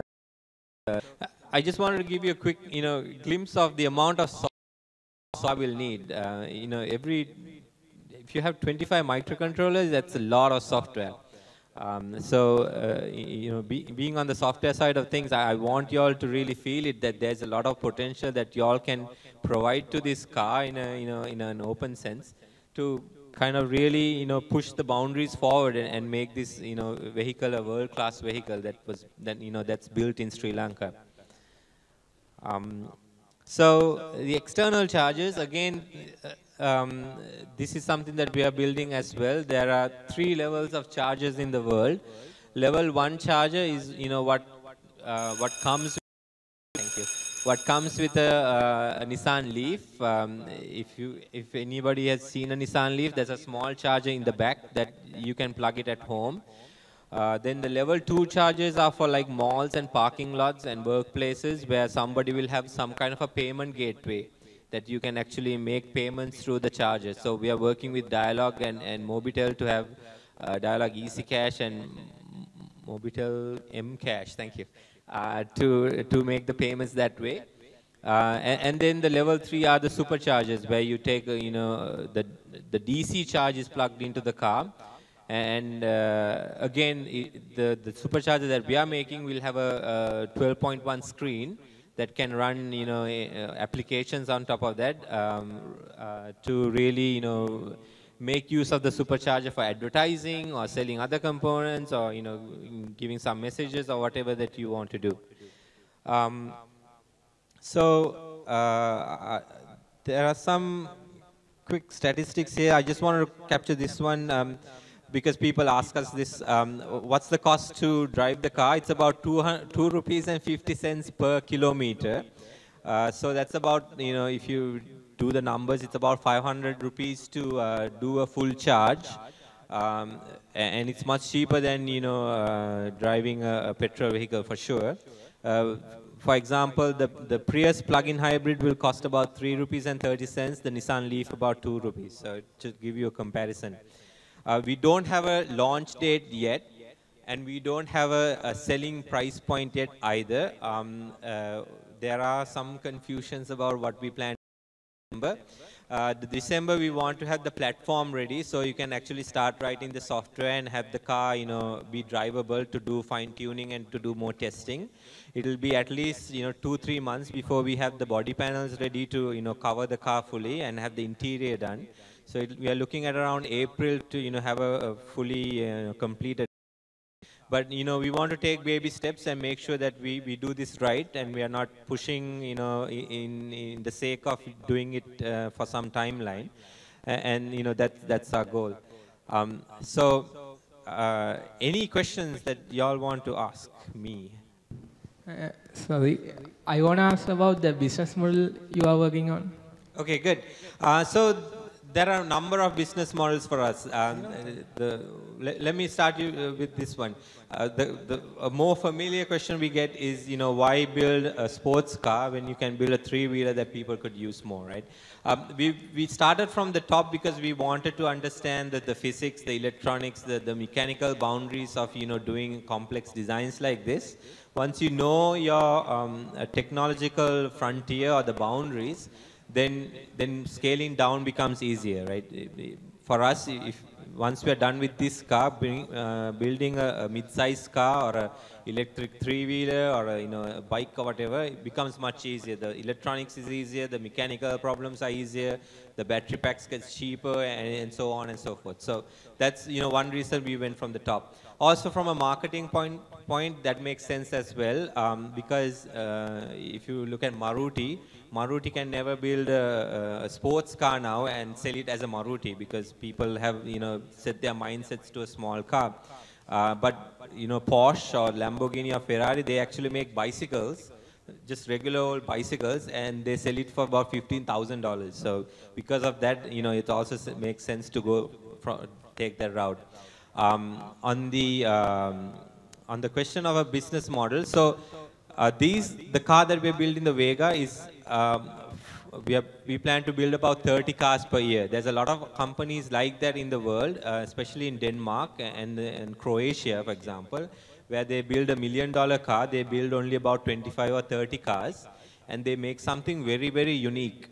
And there are countries, the Arabic countries, for example, there are people who are so rich that they want just the car that nobody else drives in the whole town. That's the people that we are, focused on. And there are people in this country as well that can afford that kind of and that's what we are pushing as well. So that's one business model, right? You can look up on Google or whatever, Google, that Rimac or Rimac is one company like that. There's a Danish company also that that builds very limited cars with that are highly concentrated for the ultra rich. Rich people in the sense they already have the Lamborghinis, they already have the Ferraris, 30 car, they have 30, 40 cars, and now they want something different. So that's what people we are pushing for. And I have met a few of them here in Sri Lanka, so I know that people like that exist. The other business model then is to come down and build a mid-sized car, the electric three-wheeler replacement in terms of electric. And if you build something right for a cheaper amount, there's a big business model in that front too. The other business model is the components, the motor controller, the electronics, the software can be sold separately. I mean, there's a whole huge world demand for it. So we can actually, make a lot of money from that side. So for y'all, building software on the car, I don't want to say guaranteed, but there is a huge demand for it that you can actually start your own startups based on automobile software. And this is going to be a hot topic in the future as well, because there is a new specification out there that, the cars will talk to the traffic lights and other devices on the road. So, before the cars even come to a traffic light, knows how many cars are lined up to go in certain directions, so that now they can control traffic more effectively. So, with technologies like that coming up in the future, there's a lot of demand for automobile software. The other business model would be like a design house, where we take in prototype building, prototype design, the software controls for a car company and so on. So there's a business model in that front too. From just looking from from a big picture kind of view, it seems that this is too grand of a project that there's no real business model behind it. But we are here to make this business successful, or this project successful, and a lot of money has already been invested on this. So we plan to be successful, and hopefully by the time you all have your next DevFest, we will have a car that we can drive here and show you that something's happening. Right?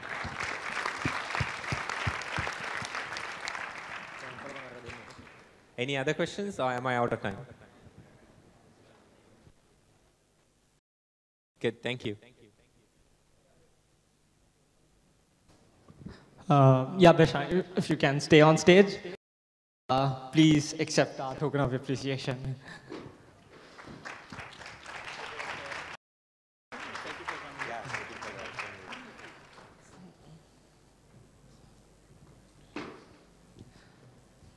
So our next speaker, she's going to talk on web accessibility for HTML5 and Google technologies.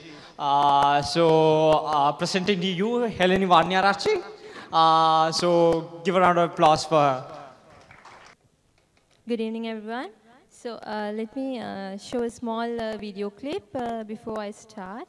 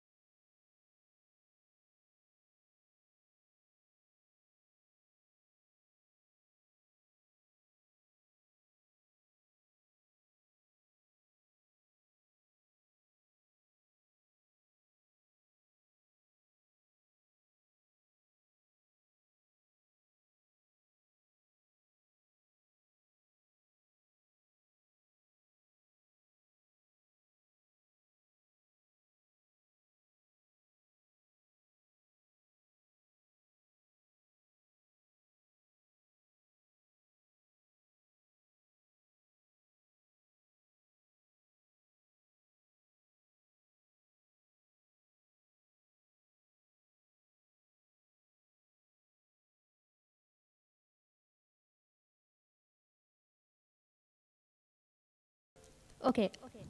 Good evening, everyone. So I use this video clip just to give an insight to what I'm going to present here today. So change your words, change your world. As you see it, by doing a simple change, you can make a big difference. So it gives a hint that I'm not going to do a big thing here, but I promise you that it will add a big value. So starting on, first of all, I'd like to thank the organizers for giving me this opportunity, because there has been a lot of amazing presentations going on here, including Vega Automobile. So I'm a big fan of electric cars. That was very awesome to know that Sri Lanka is going that direction. So I hope to add some, I think my presentation will add some value to this honored stage. For those who don't know me, I'm Heleni Vanyarachi, IT graduate from University of Moratuwa, and I'm having a couple of years experience as a software engineer in the industry. So today I'm going to talk about web accessibility. Before starting on, how many of you have used like technologies, ARIA, protocols to enable accessibility in web applications? Can you please hands up? Good. I'm glad that you are not very familiar with it, because I'm going to do this presentation assuming that you don't know anything about accessibility. So let me start by comparing two web interfaces. I managed to find one very old web interface of Amazon.com from way back 90s, and a bit modern one, but I'd say the very current Amazon.com interface is much more cooler with a lot of interactions. So my point here is that the visual consumption of web interfaces have massively grown with all the cool technologies. But my question is, how do visually impaired users interact with these applications?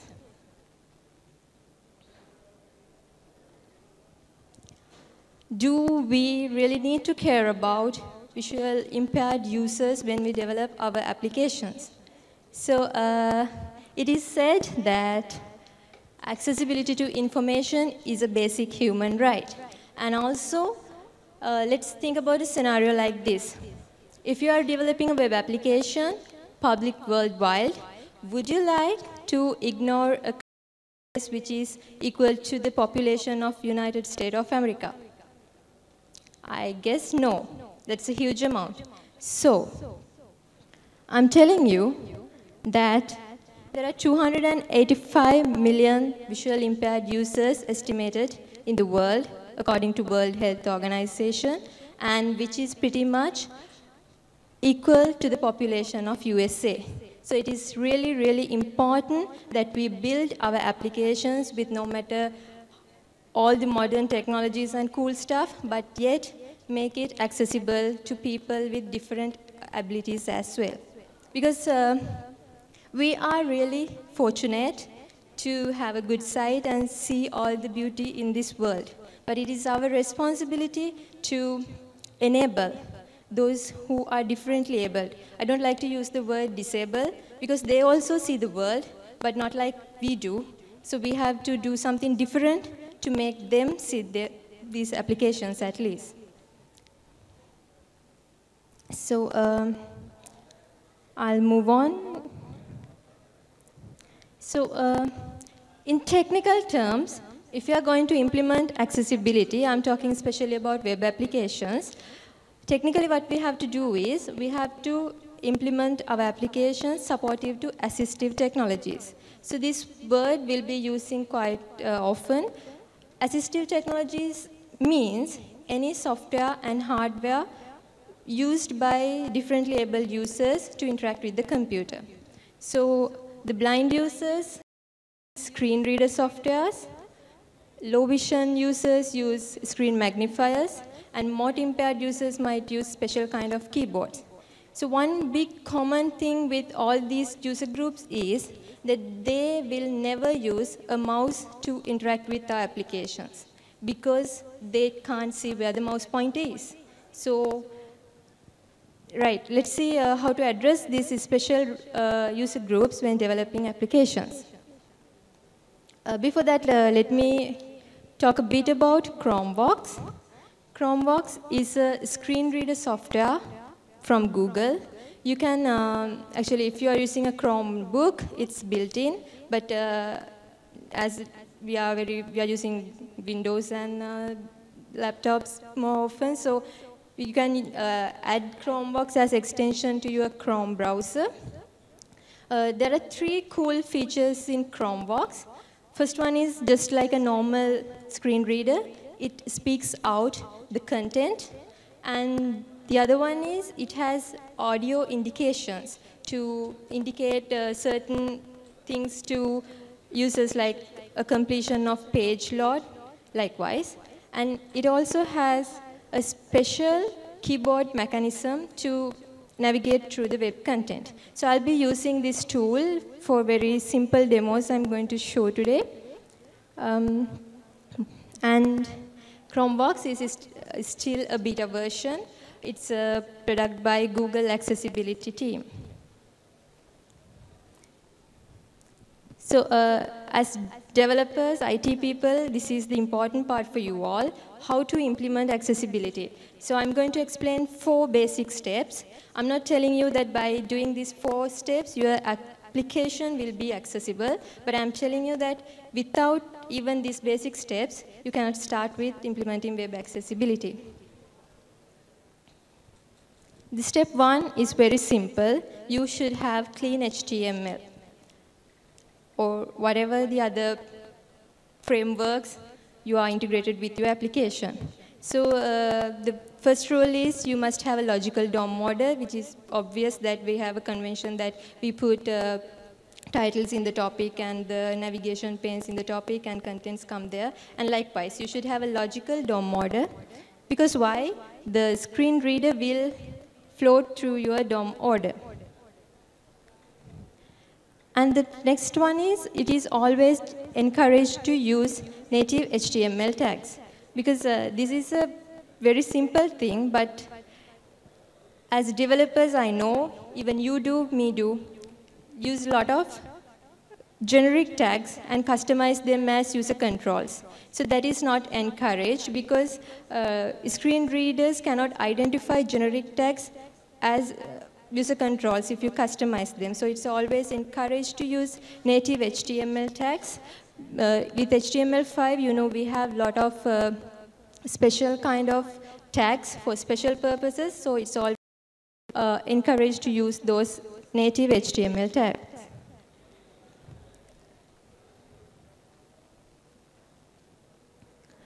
And another simple thing is you must always label images and form controls.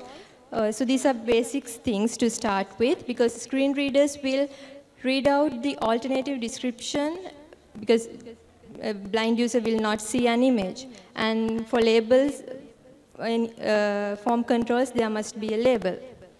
And finally, always use CSS to styling, just because we are very used to use HTML tables for positioning in the application, but when it comes to screen readers, it gets confused and the users can be frustrating if you take a HTML table and style the web page. So always use CSS to position your web content.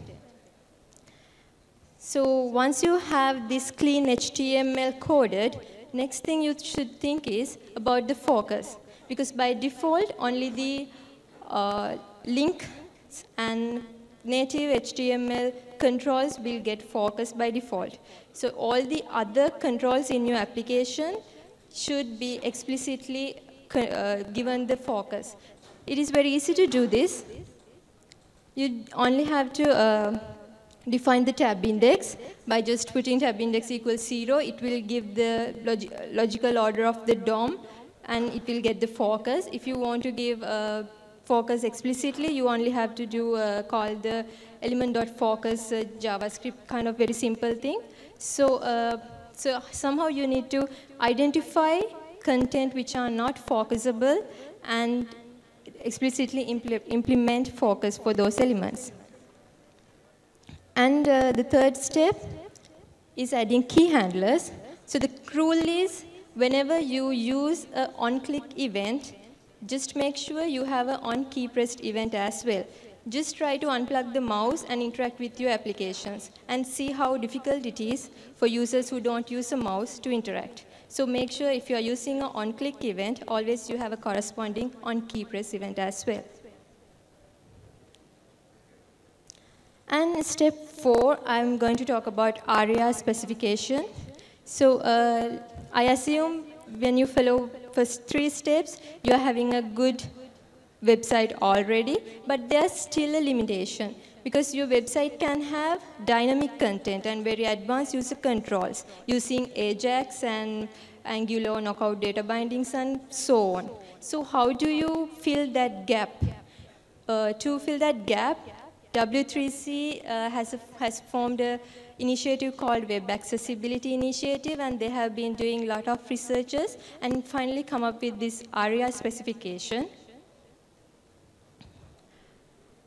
ARIA stands for Accessible Rich Internet Applications, which means that even with dynamic and very complicated user controls in your web application, you can still make them accessible or supportive to screen reader kind of softwares by using ARIA attributes. And this has become a completed W3 recommendation and HTML5 compliance in the 2014 March. So when, in ARIA, there are 3 different kinds of attributes, which I'm going to pretty much talk about today especially. First one is ARIA roles, second one is ARIA states, and third one is ARIA live regions. ARIA role we use to define semantics to a generic element.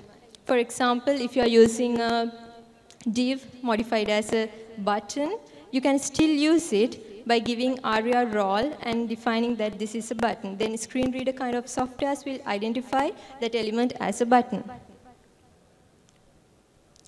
ARIA state is used in user controls which has dynamic states. For example, say like checkboxes, it has a state, whether it's checked or unchecked, and it can be changed dynamically. So how screen reader softwares capture these dynamic state changes of the user control? So you can handle it by adding ARIA state attributes.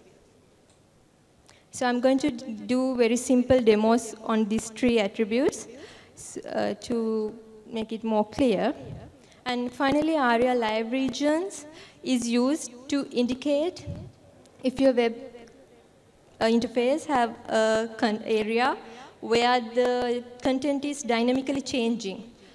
You should tell the screen reader that there is an area, it can be changed dynamically. So you better keep an eye on that area and speak whatever the changes happen in there. So to define that, you can use ARIA live attributes. So these are very simple changes to do, but it will make a totally inaccessible application accessible to visually impaired users. So let me show a simple demo.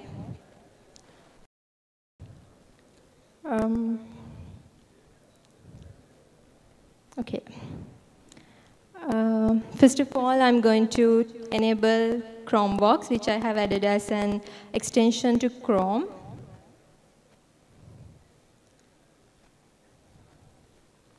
Chromebox spoken. Safari, a roles demo.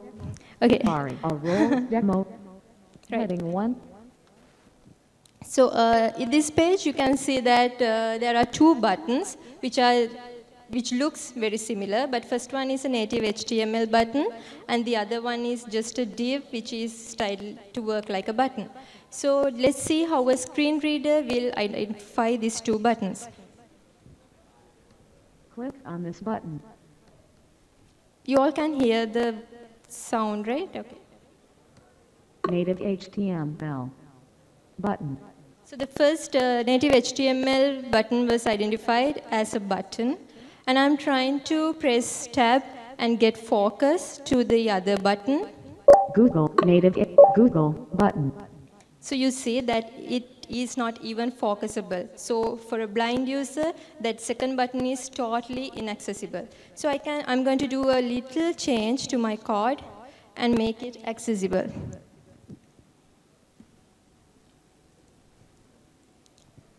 I'm only going to add the tab index, which will give the focus.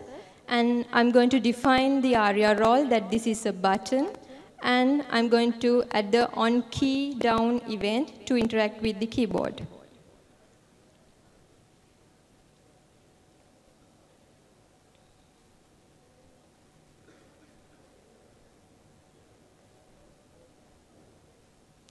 Let's see. Native HTML button. So now I'm going to press tab. Custom divided button. Now it is focusable, and it says it's a button because I have added a role as button, and I'm trying to click a key and interact with it. Sent JavaScript alert. OK. Window bar, a roles demo tab. Okay, so that is not a bad experience. So user can pretty much identify there's a button and interact with it by doing a very simple change in your code. And I'm going to do a small demo about ARIA states. ARIA states demo tab. So there you have one button which pretty much works as a toggle button. If you're subscribed, it will change the green color, or not, it will look like a disabled button. So let's see how this is rendered from screen reader.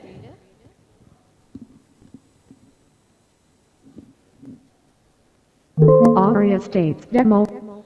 ARIA states demo. Heading 1. Subscribe with us. Subscribe button. First it said this is a subscribe button because I have used a native HTML button. So user will try to press a keyboard key and interact with this. Subscribe button. So it stayed, but it did not indicate to the user because it was dynamically changed. So I must do some modification in my code to make this state change available to screen readers. So I'm only going to add one ARIA state attribute. I'm going to use ARIA pressed in my code.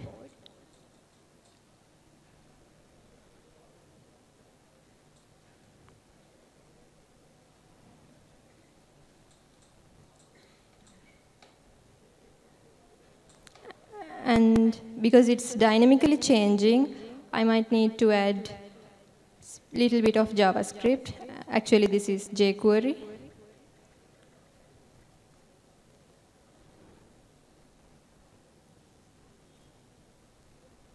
So this is a very simple thing you all can understand, I'm sure.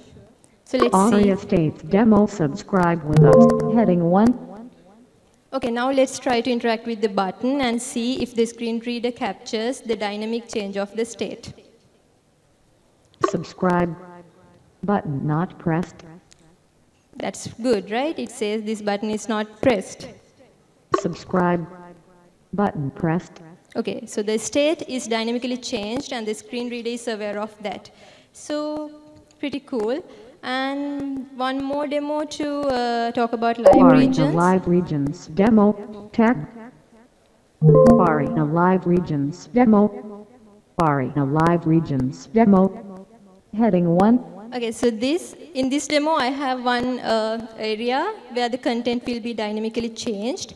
Let's see whether the screen reader tells a blind user about these changes. Live feed will load here. Load more button. Load more button.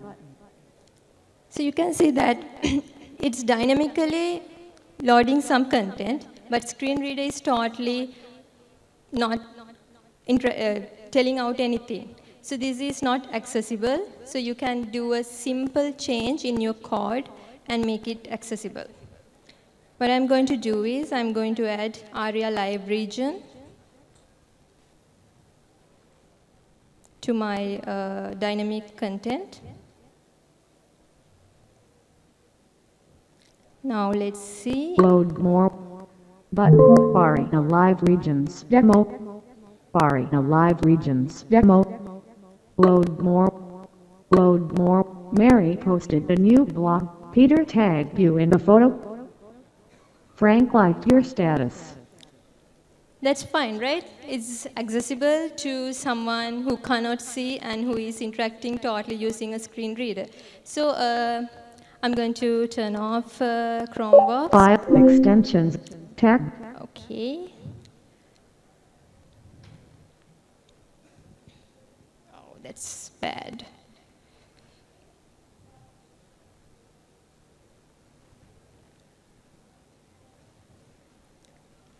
I start from all the way beginning.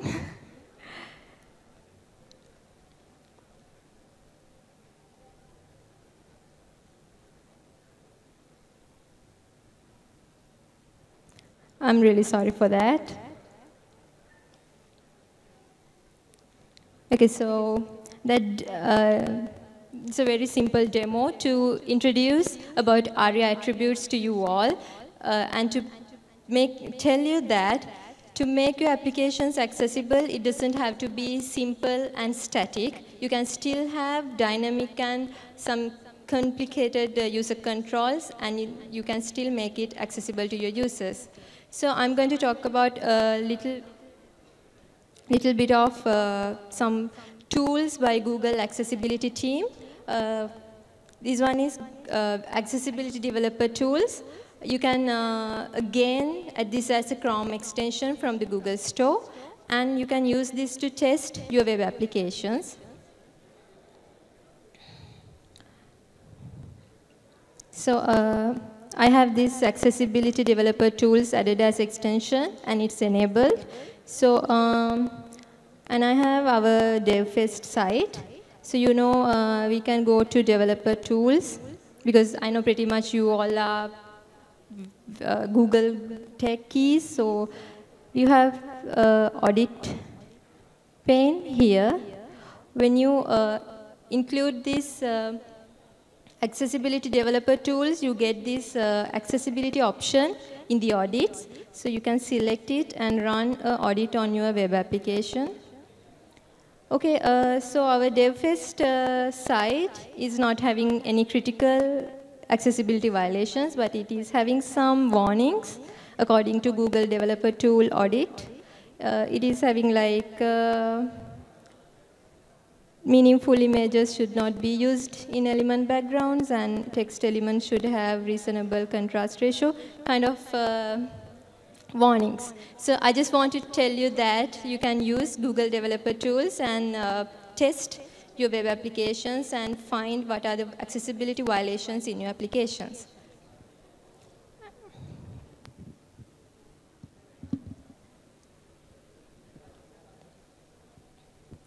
And if you really like to advance implementing accessibility in your web applications, you can use Chrome Shades. This is not available, this is not yet released, but if you go to Google Accessibility group and you can search on Chrome Shades, you can find a link to add it as extension. When you use Chrome Shades, actually you can see a web application the way a screen reader would render. Let me show that also. So I'm going to enable Chrome Shades. And let's see the simple muhunu.lk. So it's pretty much like this. The screen reader would see your application. So you can get an idea how it renders if you are really trying to advance in implementing accessibility. So there are a few other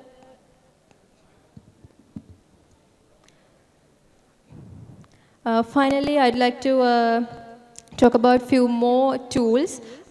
Chrome Viz is a screen magnifier tool, just for your reference. Yes, and High Contrast is again by Google, which will change the color contrast of your web application.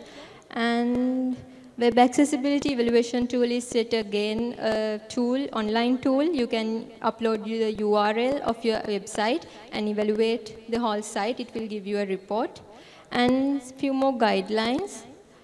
If you are really interested, you can just note down and read about them. So my time is over. And finally, what I'm trying to tell you is that making accessibility is not that difficult. It's just that you need to do very simple things, and you can make something totally inaccessible, accessible to people with different abilities. Just like I said, they also see the world, but they see it in a different way. So we need to do a little bit a different thing in our code to make them see what we see.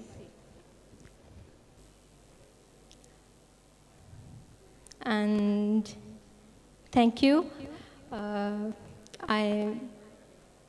Because my time is over, if there are any questions, I'll be here. You can just walk in and ask.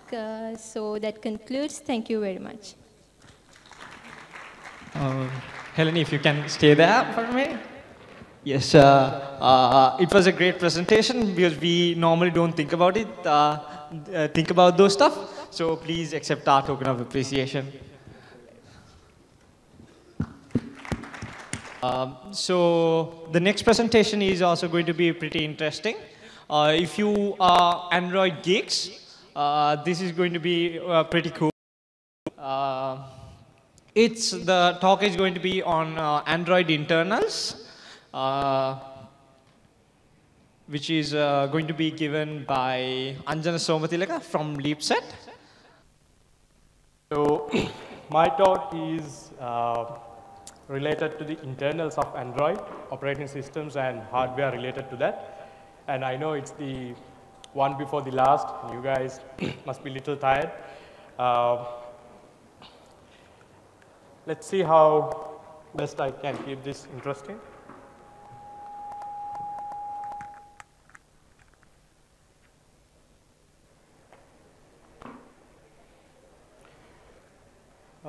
Let's get started. Why do we need to worry about internals? I have one picture that says it all. A real driver knows what exactly in his car, very related to Vega project as well. So it's relatively easy to learn how to drive, and it's relatively difficult to learn how your car works, and it's relatively difficult to build a car from scratch, right? I'm going to talk about how you're going to understand the internals of Android so that you can become a better programmer. Little bit of history. Sidekick Smart Project, a phone was developed by a company called Danger in 2002, and Google was the default search engine on that. Andy Rubin is the guy who was he was part of that team as well, found Android as a open OS, which can run on for phone manufacturers. Google acquired Android in 2005. An open handset alliance was formed that talked about built-in Android for multiple devices. Then Google Android version 1 was released in 2008.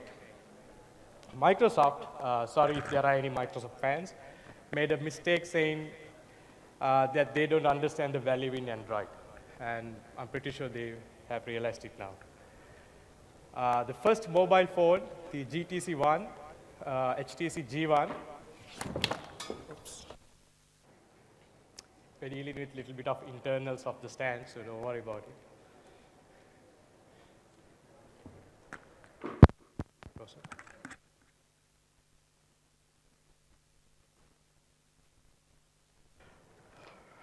I think I skipped. All right. Versions. Well, if you can see the first letter, it starts from A, B, C, D, E, F, and so on and so forth.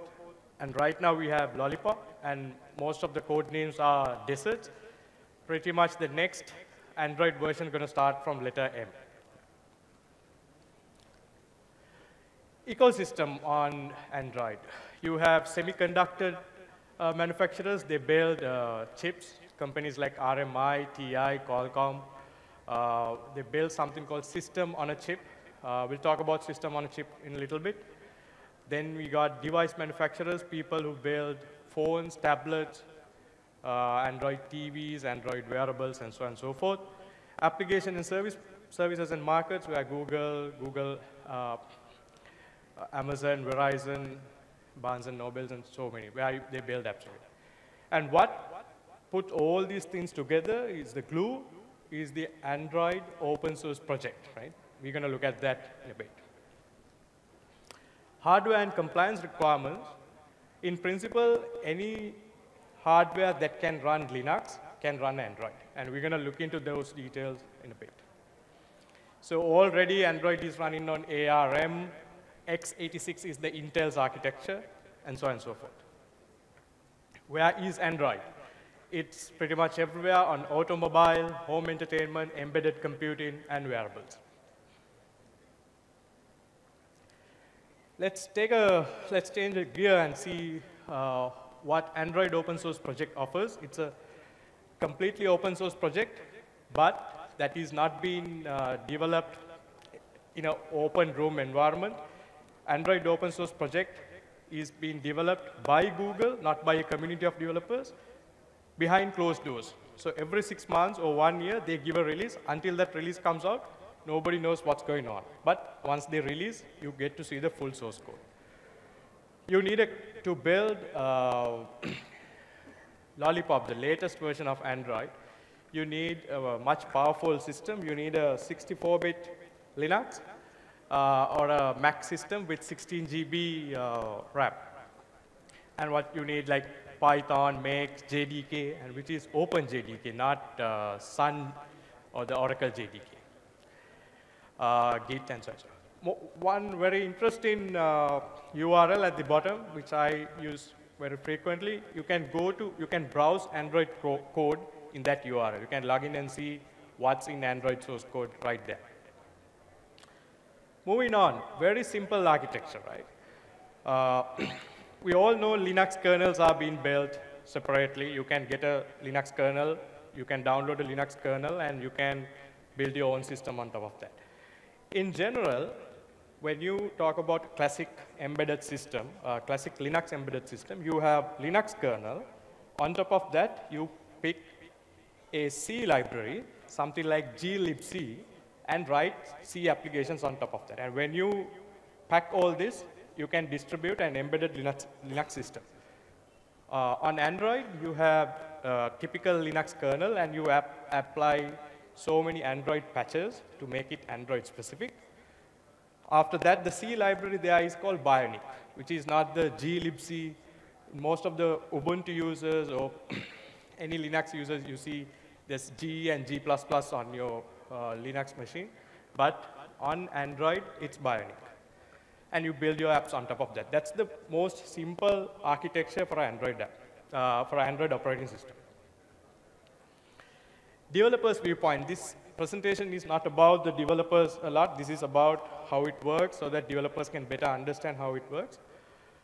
Developers see the world, app developers see it in 3 areas. One is from the Android software development kit, which is the Java implementation, where Java developers can build applications.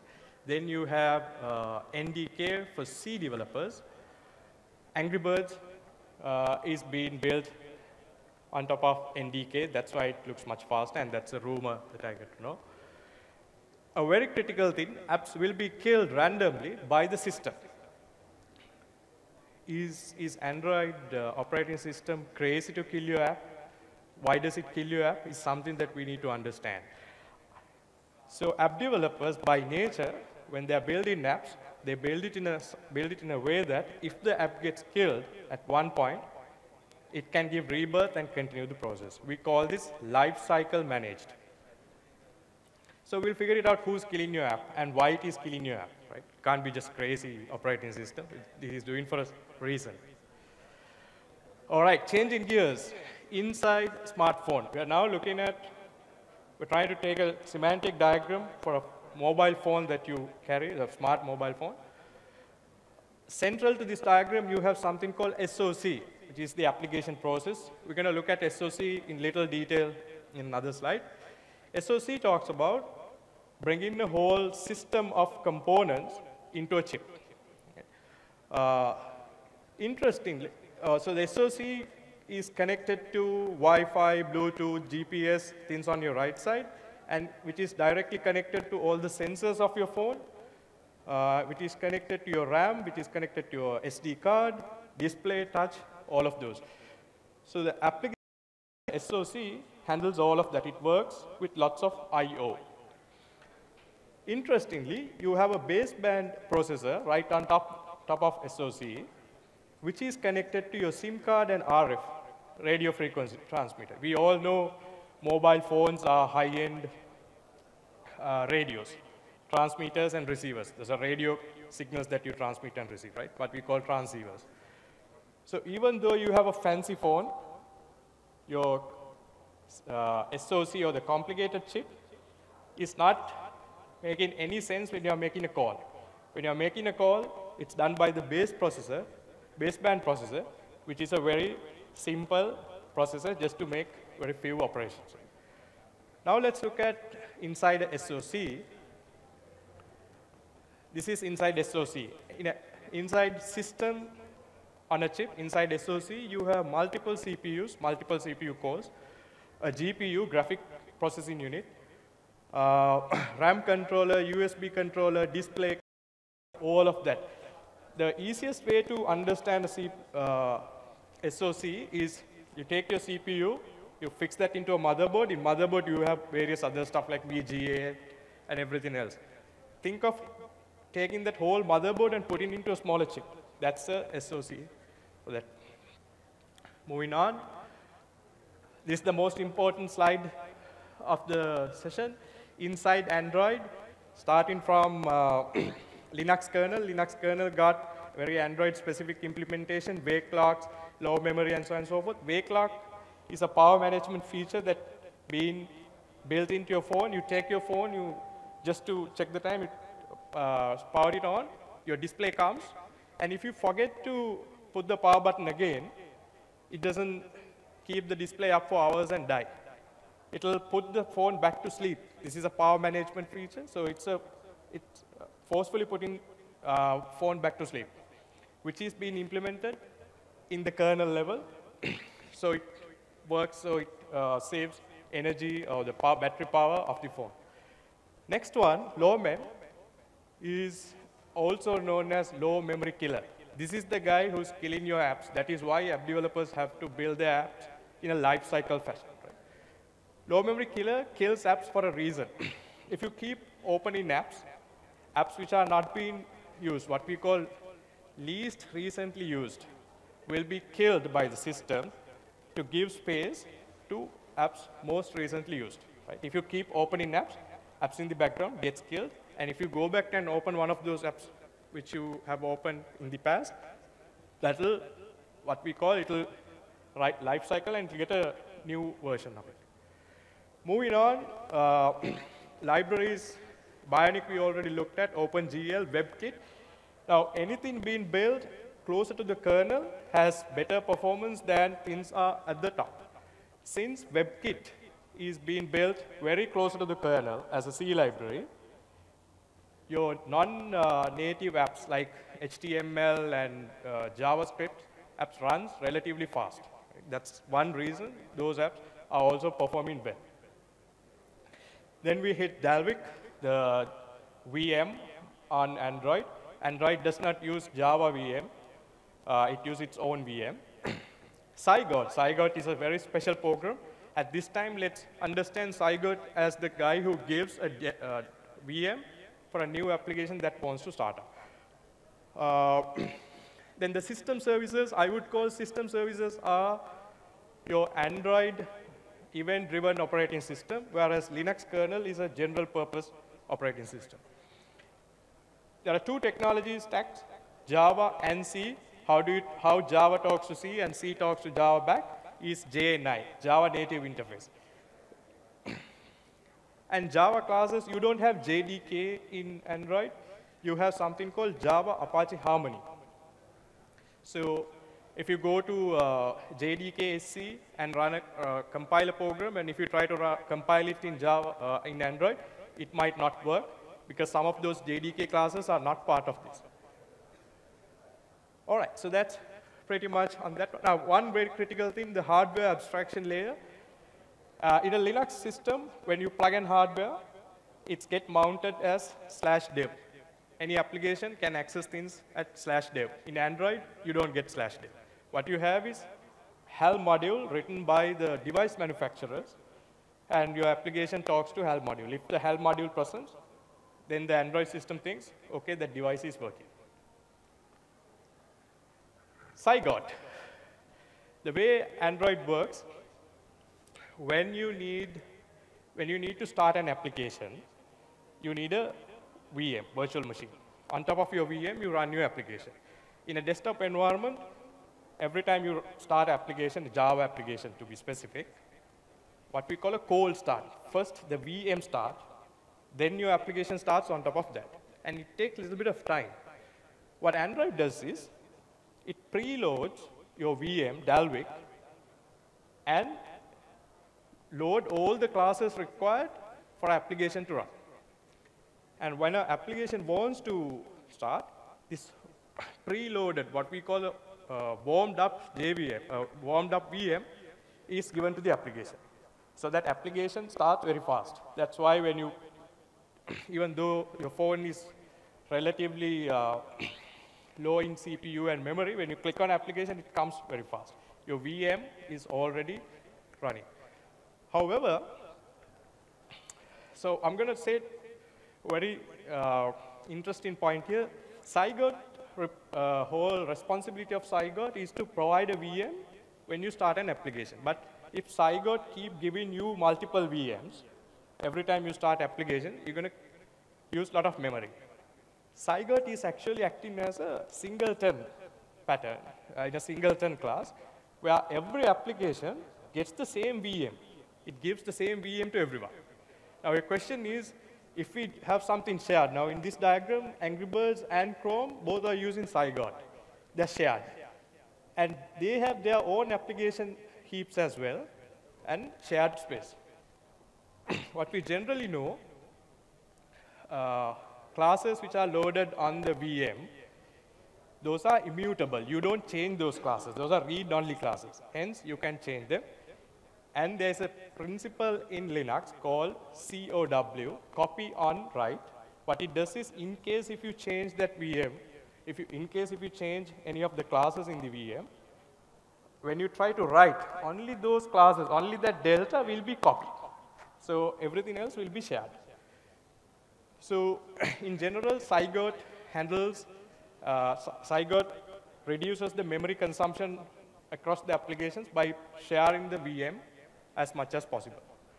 All right, let's move on to system startup. Now I'm trying to put all together and see how does this system boot up. Boot sequence for Android.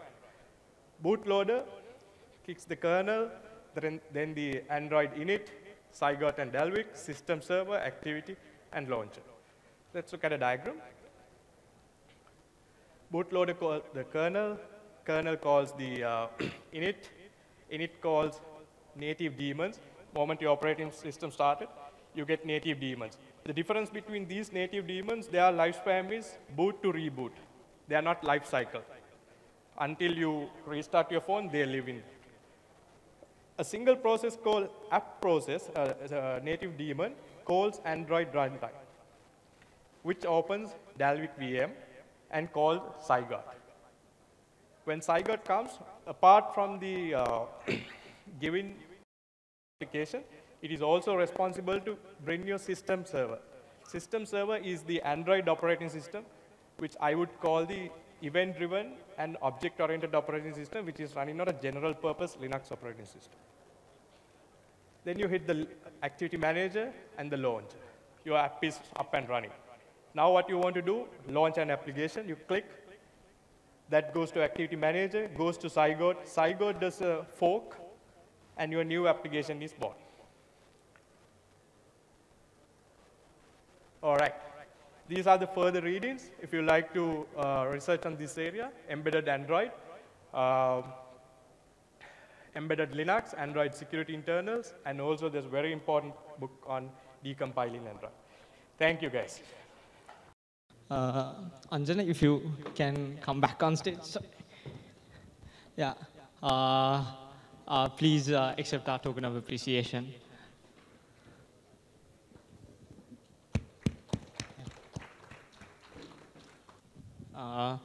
Next speaker on stage is Ramindu Deshapriya. You guys might have known him from Sahana Foundation. He's going to talk on disaster management system. Ramindu, stage is yours. Good evening, everyone. I'm Ramindu Deshapriya, and I'm here on behalf of the Sahana Software Foundation. I also work for a small IT company, you may not have heard about it, called Virtusa. And I'd like to apologize in advance because I have a really bad cold. Luckily, there aren't any people sitting in the front rows, otherwise you would have been sprayed with a lot of stuff when I cough. So I'll be talking about disaster management systems. One of the more important topics that are in discussion today with regard to a lot of natural disasters that are happening all around the world. Okay, what is a disaster situation? One of my friends was telling me a couple of days ago that his ex-girlfriend is the biggest natural disaster that he has ever met. But no, I'm not talking about that type of disasters. I'm talking about normal natural disasters that can occur anywhere, anytime, and they occur more frequently at present, and they will increase in frequently in the future with a lot of the environmental and various other problems that we have these days. And the UNDP defines a disaster as a serious disruption of the functioning of a society, meaning the administrative functions, the government, and all of the social groups within a particular society. So during a disaster, what happens during a disaster? Administrative functions are crippled, and no one knows what to do, where, and how. You don't know where to get aid to. You don't know who to contact, right? If you all recall the 2004 tsunami, no one knew where to. There was a lot of aid, there was a lot of resources available, but no one knew where to send that and how to actually provide that aid to people. So yeah, like I said, while there is aid, no one knows where to send it to and how. But we all know that information technology and technology in general is being used in every field, in every area to solve a lot of problems these days, right? So how can technology help this kind of a situation, a disaster situation? You could give scalable management of information. So you don't have a lot of files that you have to look through to find who is doing what where, or who are the missing people, or where do we have resources. You don't have to look through a lot of files. You could give all of that information on a single click, right? Then you have efficient distribution of information. You have a lot of disaster management centers around the country. You could send all this information to them instantly, right? You could communicate with people instantly using technology. And you can do automatic assessment and aggregation. So there's no delay in calculation of how much resources is required in a particular place. How many people are missing? What is the area affected? All of these calculations can be done instantly using information technology, right? And then live situational awareness. You have disaster management volunteers in the field. You have disaster relief workers in the field. They can immediately give a situation report to you if you have an information technology solution implemented for this, right? Okay. So the field of disaster management systems actually came about at a certain historic trigger. This is the 2004 Indian Ocean tsunami. As you can remember, Sri Lanka was also heavily affected by this. And there were at least 226,000 casualties, up to 5 million people displaced, and 1 million people left without a means to make a living because all their livelihood was destroyed. $7.5 billion in cost of damages. These are facts taken from the New Scientist journal in 2005. So as a part of this historic trigger, there was a new information technology system that was born in Sri Lanka, and this was called Sahana. After the, the term aid in Sinhalese, this system was named Sahana, and it was actually the people from Sri Lanka's IT industry that got together to build this. CEO of WSO2, Dr. Sanjeev Veeravarana, got together with people from Virtusa, where I work, as well as representatives from IBM in the US, all got together to build this core system called Sahana, which enabled people to track shelters, track organizations, track missing people, and manage resources, as well as shelters and things like that. Those were some of the features that were available in this initial Sahana system.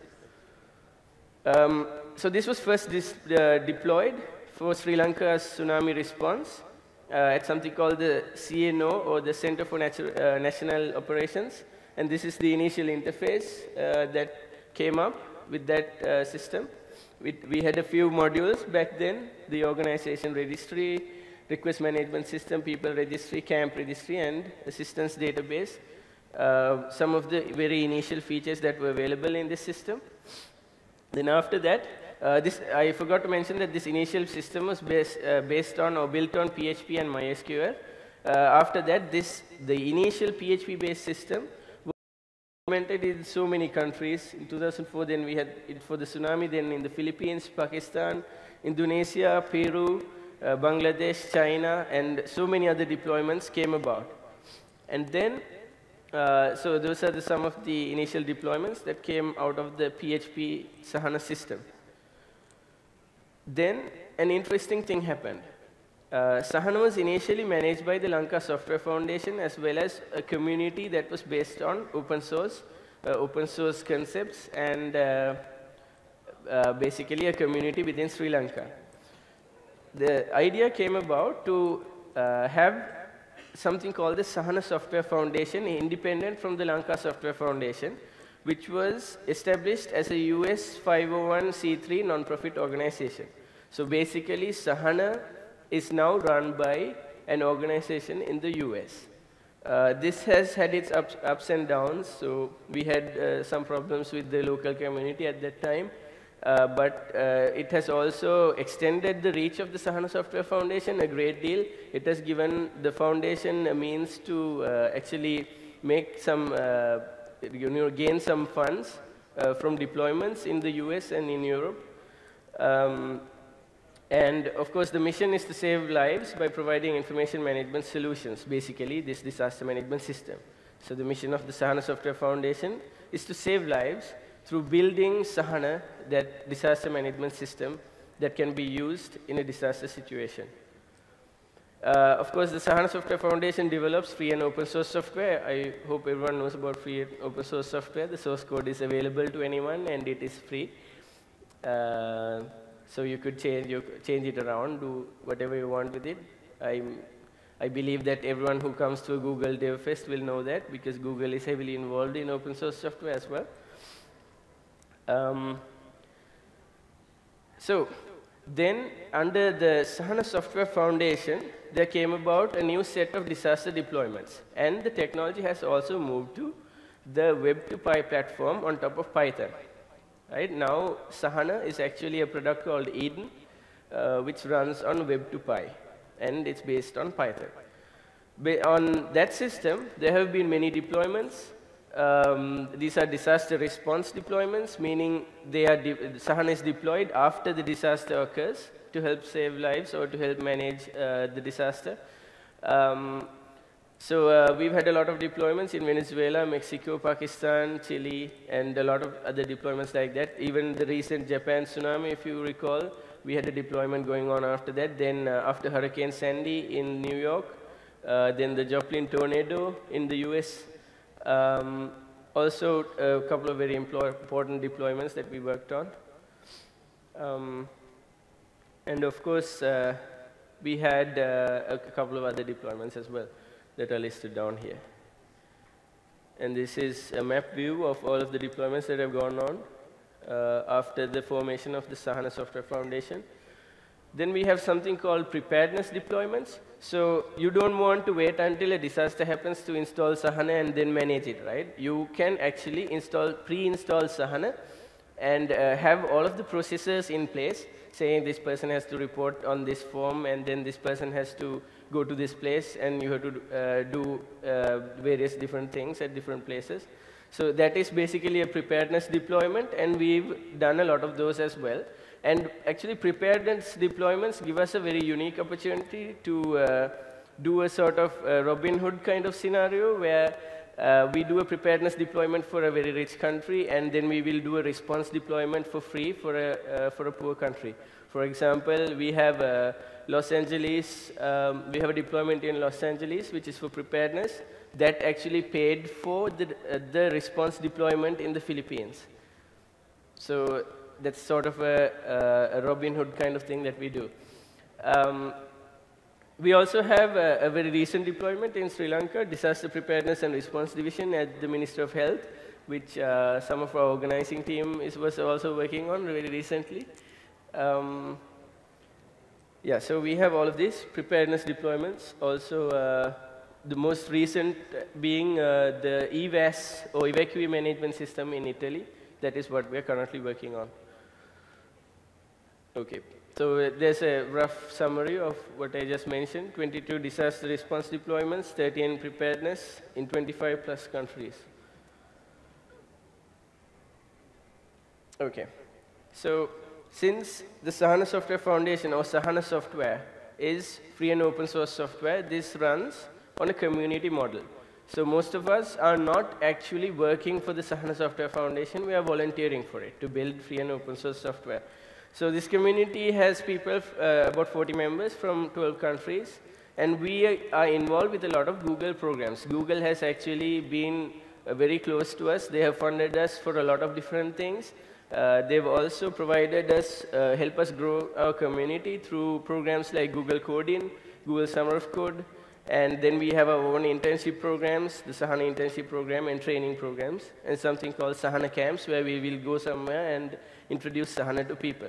But what should be mentioned is that Google, through Google Coding, Google Summer of Code, and various funding opportunities provided to us by the Google Open Source Programs Office, they've really helped us move through the years as a non-profit organization. And a few partners I should mention. Google I already mentioned. AidIQ is one of the main deploying organizations for Sahana. They are the people who go around the world installing Sahana for disaster response and disaster preparedness. Then we have IBM, who is a major partner since the inception of Sahana. Virtusa, where I work, we also do some free or pro bono work for Sahana-related work, and also Learn Asia. So a few testimonials that I've listed down here. The most important and the one that we like the most being no innovation matters more than which saves lives, which was told to us by Evelina J. Cruz, who is the Secretary of National Defense in the Philippines, after we deployed Sahana in 2005 for the Philippines after their mudslides.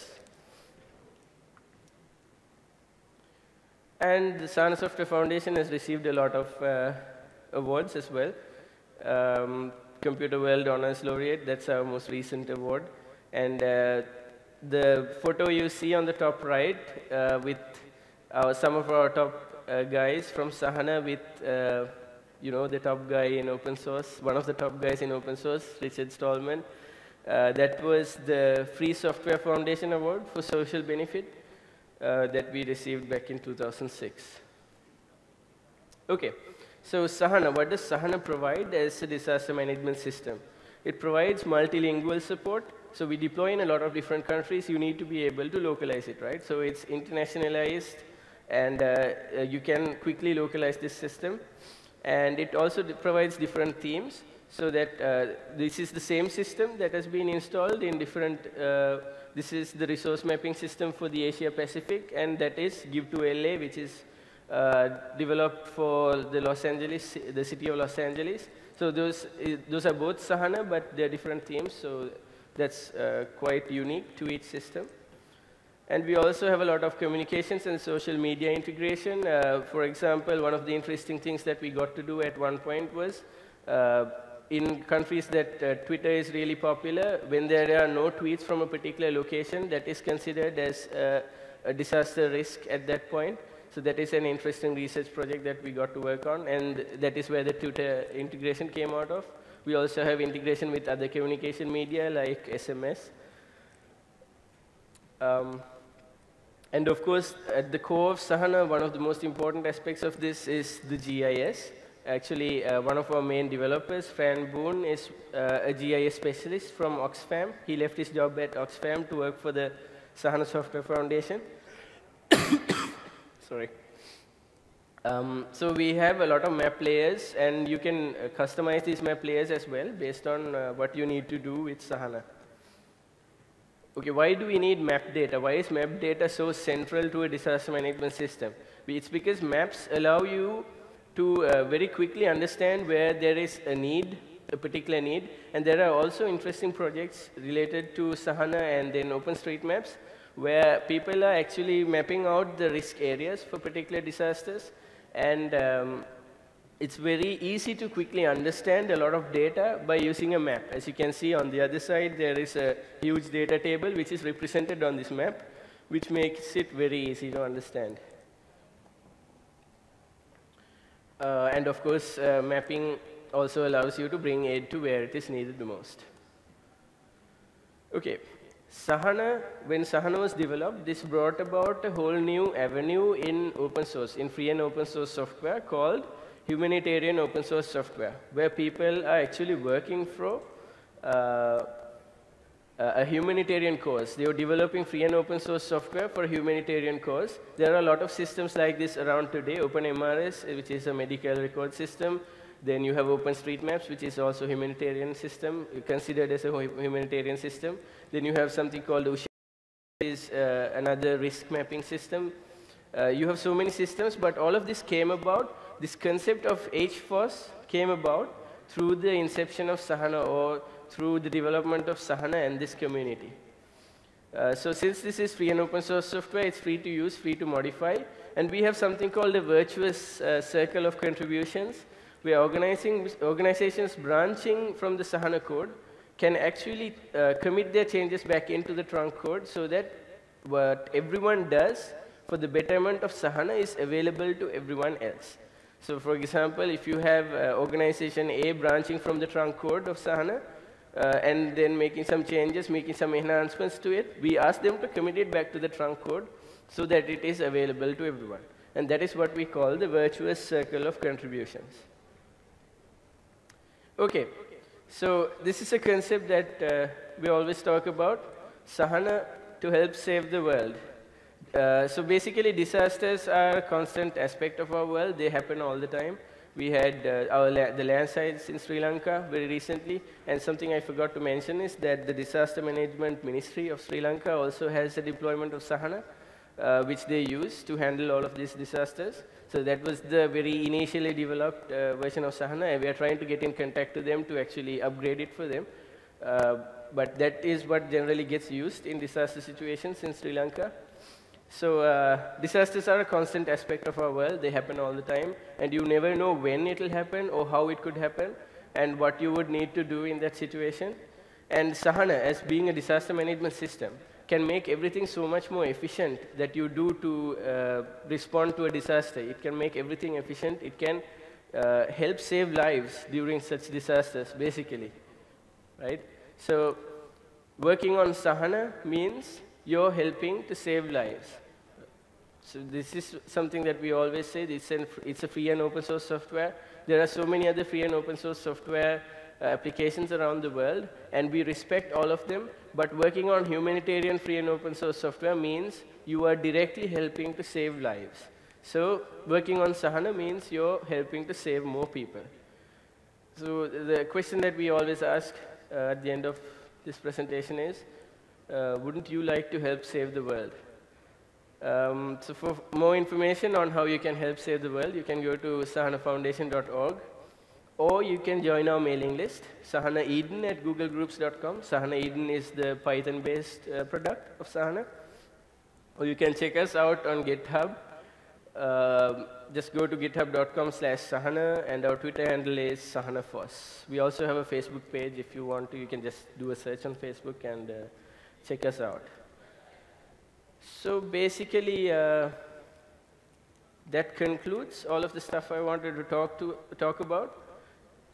We always ask the members of the Sahana Software Foundation to go forth and do good, because the mission of our foundation is to save lives by providing information management solutions or disaster management systems. So I would like to ask all of you to also go forth and do good in whatever you do. And I will be taking any questions that you have now. Do we have any questions? Oops. Oh.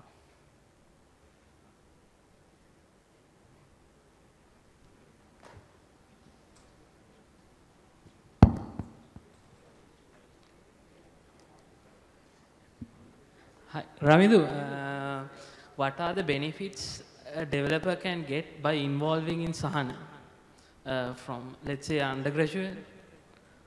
Sorry? What are the benefits? Okay. And exposure, like GIS areas and that? Yes, so you'd basically get exposed to a lot of technology areas. We work on interesting things, like recently we deployed Sahana on an Android device, so that the Android device would actually act as the server in that case. And then we work on very deep level GIS stuff. Then we work with the latest in UI. We use Foundation.js now, so you'd get experience in things like that. And then we have our own framework, which is based on Python, called S3. It's a pretty good framework. Personally, I believe it's a pretty good framework, so getting some experience in that is also nice. And also, by getting involved with the Sahana Software Foundation, now I have been mentoring Summer of Code for the past 2 years, and that has allowed me to visit Google for the Summer of Code Mentor Summit. That's a small perk that I have had. Also, we do a lot of deployments in a lot of different countries, right? You would get to, in most cases, if you're a very core member of the team, you would get to actually go to those countries and see the relief on the faces of the people after deploying Sahana. You would be able to see the relief on the faces of the administrators who were actually overburdened with work before Sahana was installed for them. They couldn't handle all the work they had, but when Sahana was installed, they could handle all of it, or they could handle it more efficiently. So you can see the relief on their faces. You can hear them say things like, there is no innovation in the world better than that which saves lives. I consider that a huge perk, to be able to actually work towards a humanitarian cause like that, as well as getting a lot of experience in developing software. Does that answer your question? Okay. Any other questions?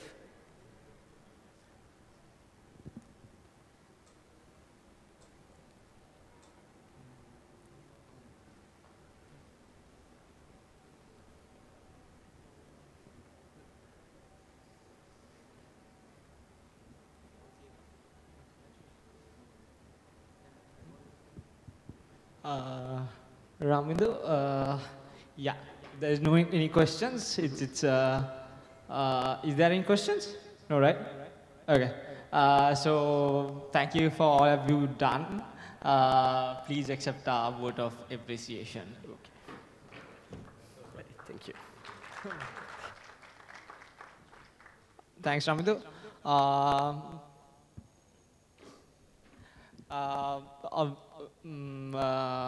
I would like to call up next Dushanta to give the thank you speech.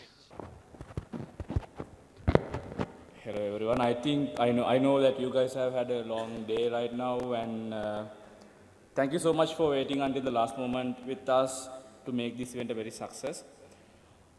Let's start with Keshan. He's the one who started this GDG Sri Lanka group, and he was the one to initiate, and that's why we are here right now, me, Charit and Sandun, being in a position to do something good for the community, the developer community in Sri Lanka. And then the thank goes to Rohan Javira, who's the former country consultant for Google. He was a big support for us in everything that we did. He was the one to take and ask for any help that he can provide us. And then goes to the Vega team from CodeGen.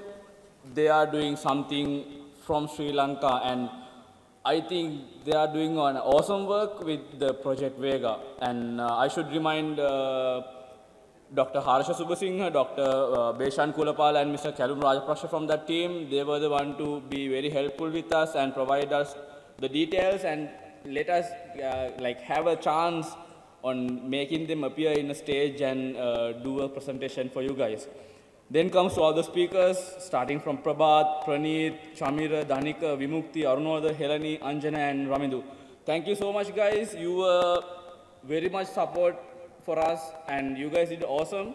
And I know all of you guys expect the next entrepreneurs from this community. And that's what all of us even expect as GD Sri Lanka. We want the next generation of entrepreneurs from the community we are having in Sri Lanka.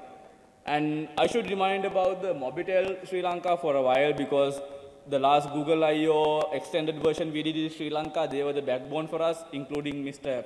Prabhat, Kunchana, and Minoli, and all the team members from that team. They were really awesome, they were really supportful, and they did awesome work with us. And then I come to the GDG team, starting from Sandun, Charit, Sunet, Pasindu, Pamudita, Rajita, Milindu, Ravin, Randika, a lot of guys.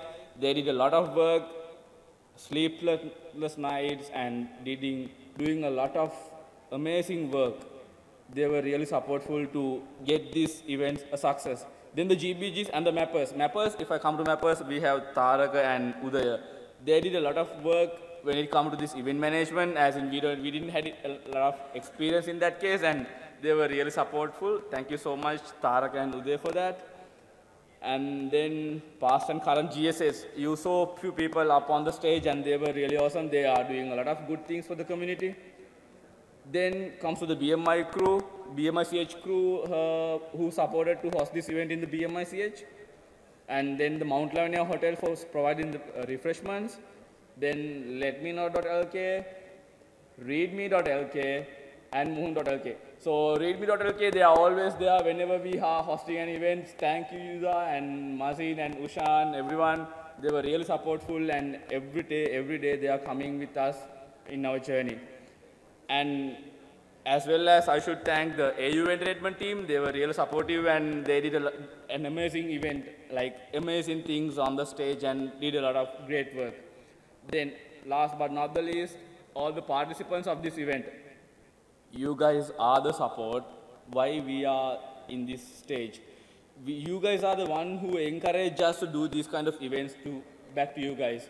You guys encourage us, we do good things to you, and you guys, I hope that you guys got something good from this event.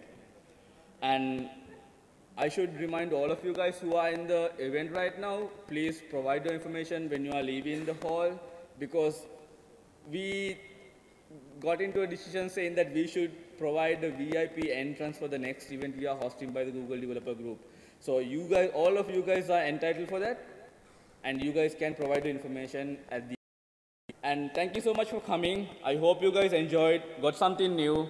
and have a great evening. Thank you so much.